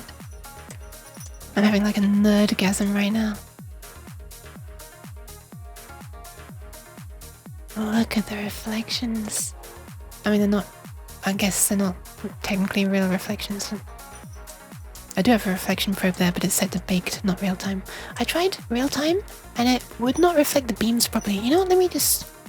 While you're here, Stewie, I'll mention this. Let's calm this down now. I'll put this back down to what it was originally, 5. 10 is what it was at the start of today, but originally, when I first made this, I made it 5. Okay, I'll put it back up to like 2, I guess. Put the lighting back as well. And... Wait, why are these so bright now? I didn't think these were that bright before.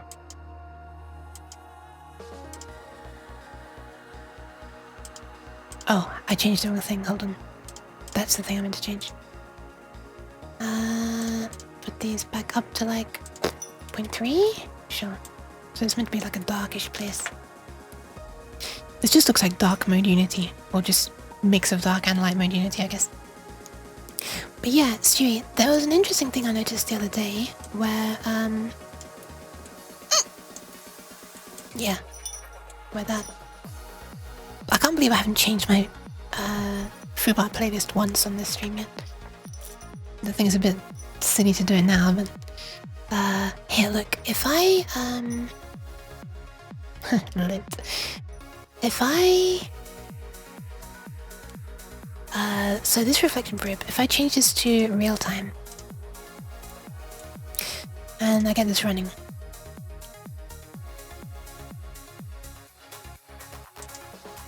then oh no, never mind, I guess it sorta is working. You can see those lines in it. Yeah, this is not a good... Yeah, no, never mind. The problem was that when there was a laser down on the ground and it was pointing, depending on the orientation of the line renderer thing, it would or wouldn't show up very well in the reflections on there, and would or wouldn't show up very well to human eyes. Let's not worry about this for now, though. I think I will just be happy with what I have right now. I'm gonna put the sound back on for a sec because this is really what I was struggling with for the majority of the stream.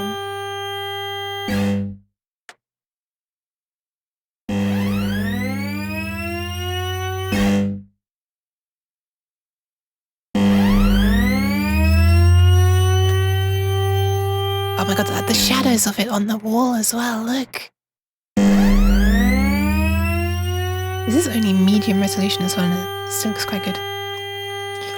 Okay, right. Stopping the siren. And in fact, stopping the stream! Hold on, let me move myself back. SSAO... something... Screen space ambient occlusion? What is... Screen space reflections?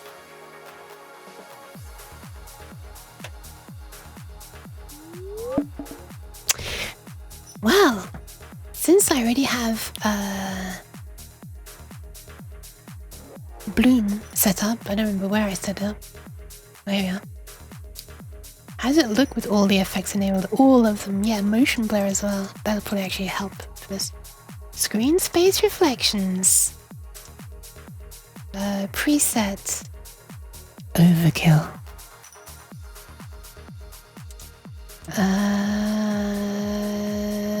Ambient occlusion.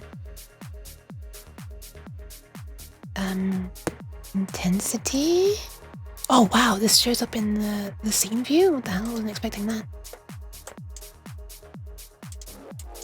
Were there actually reflections? Screen space reflections now?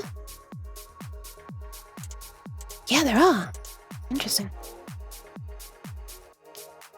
Maximum march distance. Oh, I don't actually show you what these what settings these apply, but okay. Ambient occlusion. Sure. Thickness modifier. Not sure about that one, Chief. Multi-scale volumetric obscurance. Oh my god, sorry, I can't read this. Or scalable ambient obscurance. Ooh. I wonder.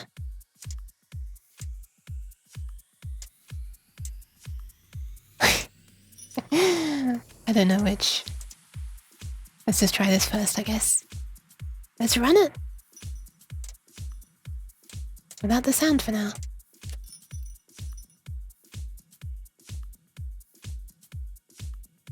Oh my goodness. Hope you like motion blur. Does Unity not offer better AO? I don't know. Screen space reflections. Oh, let me try something.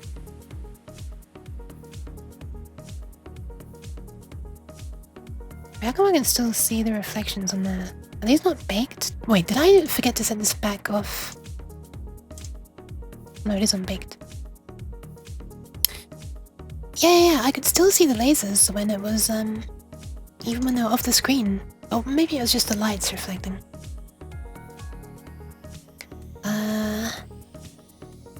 Hold on, where was I? Head camera. I'm really happy I was able to get all the, post-processing stuff just onto this one game object instead of needing multiple ones like I did in my Unity project.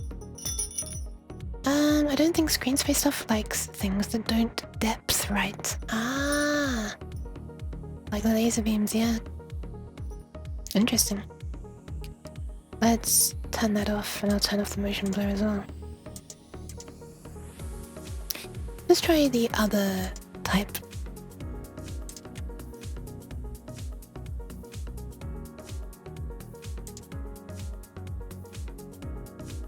I don't really get a difference. Okay, let's just compare this to... If can I turn off in runtime? I can. Oh, it is better. Yeah, I noticed the difference. If you look at the edges of the floor, like where they meet the walls, this is with it off. They look pretty flat, and this is with it on. There's like a deep shadow. Off, on, off, on. Maybe it'd be easier if the lasers actually like stopped moving. I'm actually trying to make it see me right now, but I can't. Now I see why I increased it to... There you go. Now I see why I increased it to 10 beams instead. Compare that to this. Is it better? I guess it's better. Not sure. I still don't really get ambient occlusion or why it's a post-processing effect. It feels like something that should happen as part of the lighting. I don't even know. Helps a lot on the sides of the lighthouse. Oh yeah. Wow. Interesting.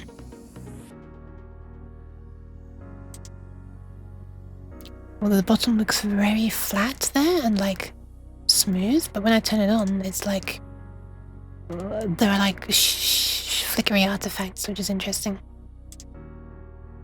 I guess moving 5 lights around a room like this is possibly something it wasn't designed for.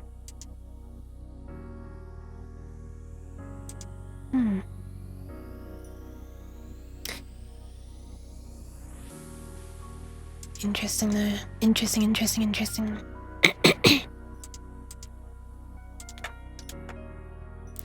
How does performance differ? This is with it turned off. This is with it turned on. Is it a thing that's done on the GPU or the CPU? Because I'm actually not really noticing a goddamn difference for either of them. Is it a thing that becomes harder in complicated scenes? I wonder.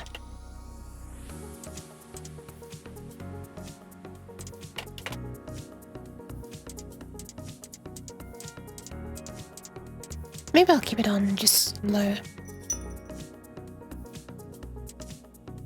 Screen space stuff basically depends on the... Wait, oh, so this is screen space, right? Because it's post-processing, so all this stuff is screen space. Okay.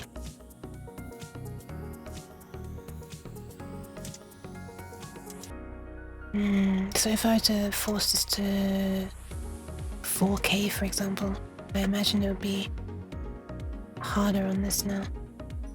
Wait, obviously it's going to be rendering at a higher resolution anyway. But if I turn this off, does it make more of a difference now, I wonder? Oh my god, yes! Holy crap! Wow, that's a big difference. Look at that. Well, not, I don't know if I call that big, but...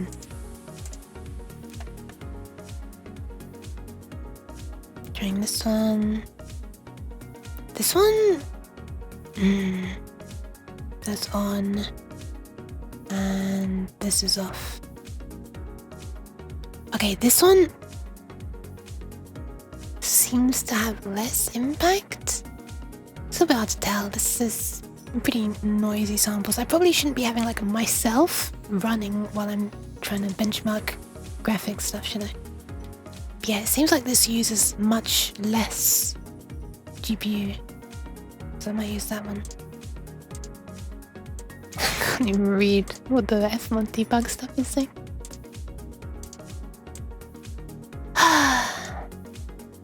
Yeah, anyway. Very happy after the stuff that happened today. Sheesh. AO is technically a natural consequence of actual indirect lighting or global illumination, but actually simulating light is very expensive, so one alternative is to use screen space data, normal information, depth information, to estimate how much each pixel would be occluded, i.e. how much the stuff around the pixel would block indirect lighting from reaching it. Interesting. So if you were to just be like at this kind of position in the scene, looking like this, imagine there's a giant thing here. When you're looking this way, this could become dark, but when this is out of the screen, this could not be dark. Is that the kind of artifact I should be looking for? I'm actually not noticing it, if that is the case. Because it's screen space, right? So as soon as that leaves the screen, it shouldn't have any knowledge about this. That's why I'm wondering. Because that's how I've learned to notice screen space reflections.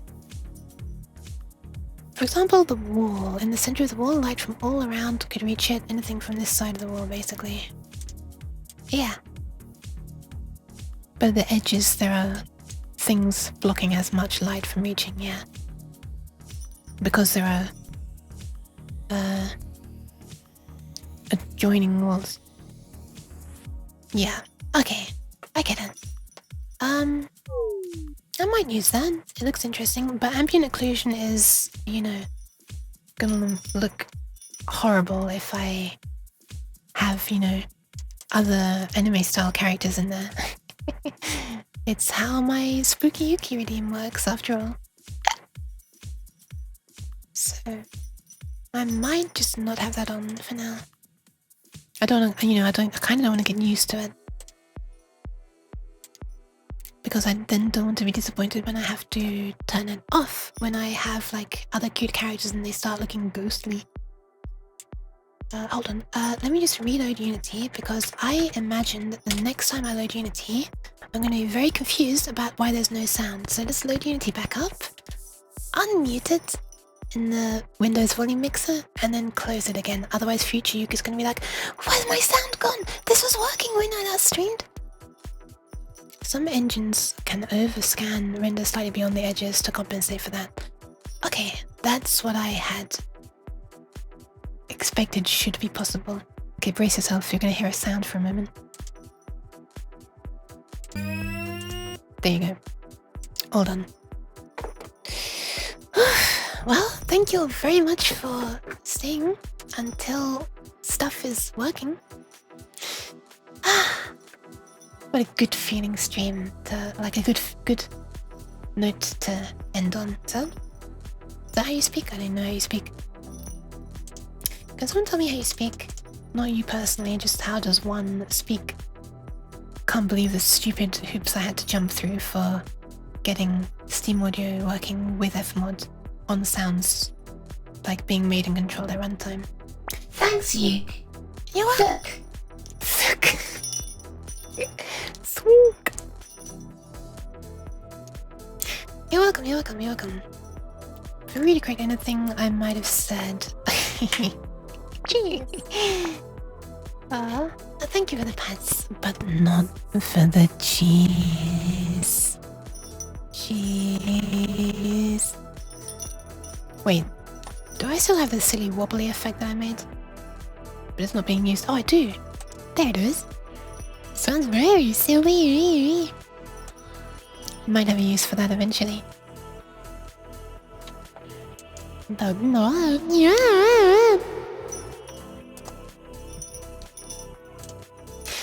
Okay, I'm gonna end it now. But anyway, I'm glad that I like wrapped up that sort of the silliness into one easy to use class. So in the future, hopefully, I you know, might be able to make some more nicely reactive sound on FMOD Studio. I am so glad that I've just got the stuff set up in a state that works.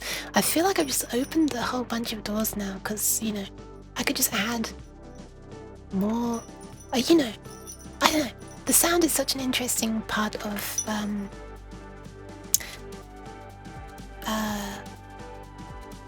an experience, if you like. I can't really call this a game at this point, but like, you know, it's meant to feel like you're in a place, and the fact that this is now working is exciting to me because it means I can like design more sounds in FMOD Studio, and I know that it will work in Unity.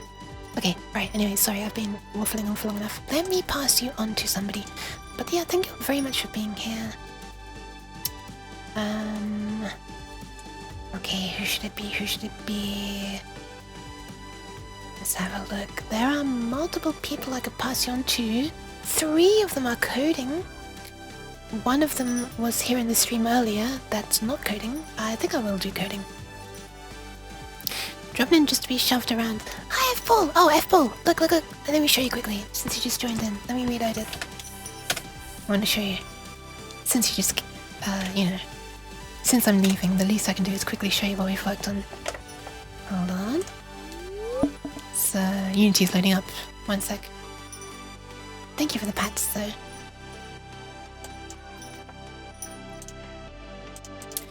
Bear with it. So I have got FMOD Studio working with Steam Audio and Unity.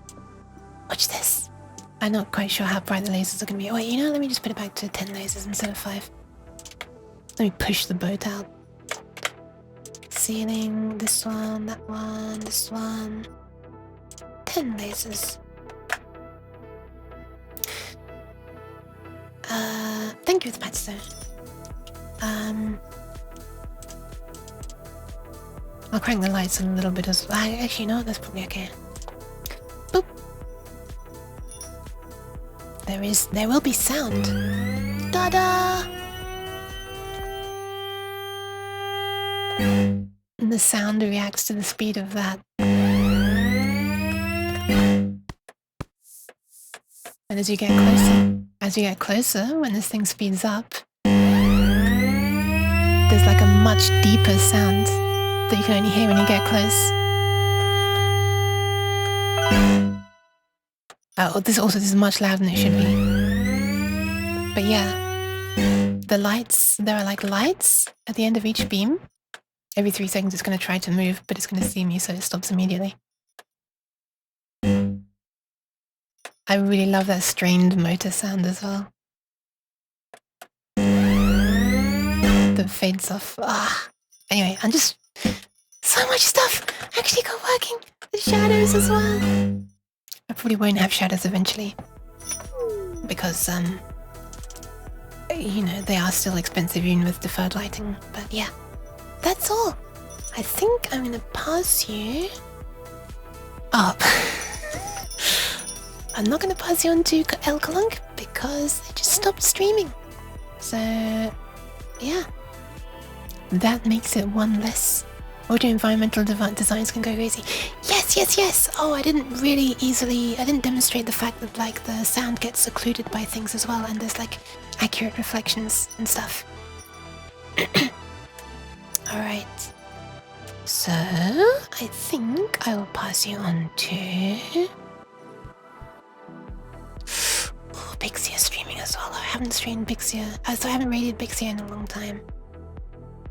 I think actually I rated Exodrifter more recently than I rated Bixia. Oh, she just started! Really? She just started? She already has 33 people? Sheesh. You consider the stream crashing as just starting. Ah, I see. Okay. In that case, maybe I will raid her. I think I might raid Bixia. Yeah. Oof, it looks like a computer's struggling with this game a little bit.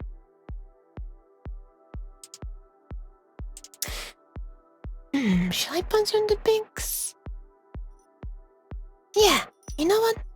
She did not just start. Well, technically. Actually, yeah, okay. Alright, thank you very much for being here. I'm gonna try to do another 2 streams this week, as I usually do. One of them will be in the evening, probably, and one of them will be in the day, probably tomorrow evening and Friday afternoon. But yeah, I should be shilling myself because I'm actually starting to be uploading... Oh, this side, sorry. Starting to be uploading more VODs very slowly. I can't be that slow though because I currently have only... Okay, it's really bad. I only have 44.2 gigabytes left. You know why that's bad? Because a single stream is like 15 gigabytes.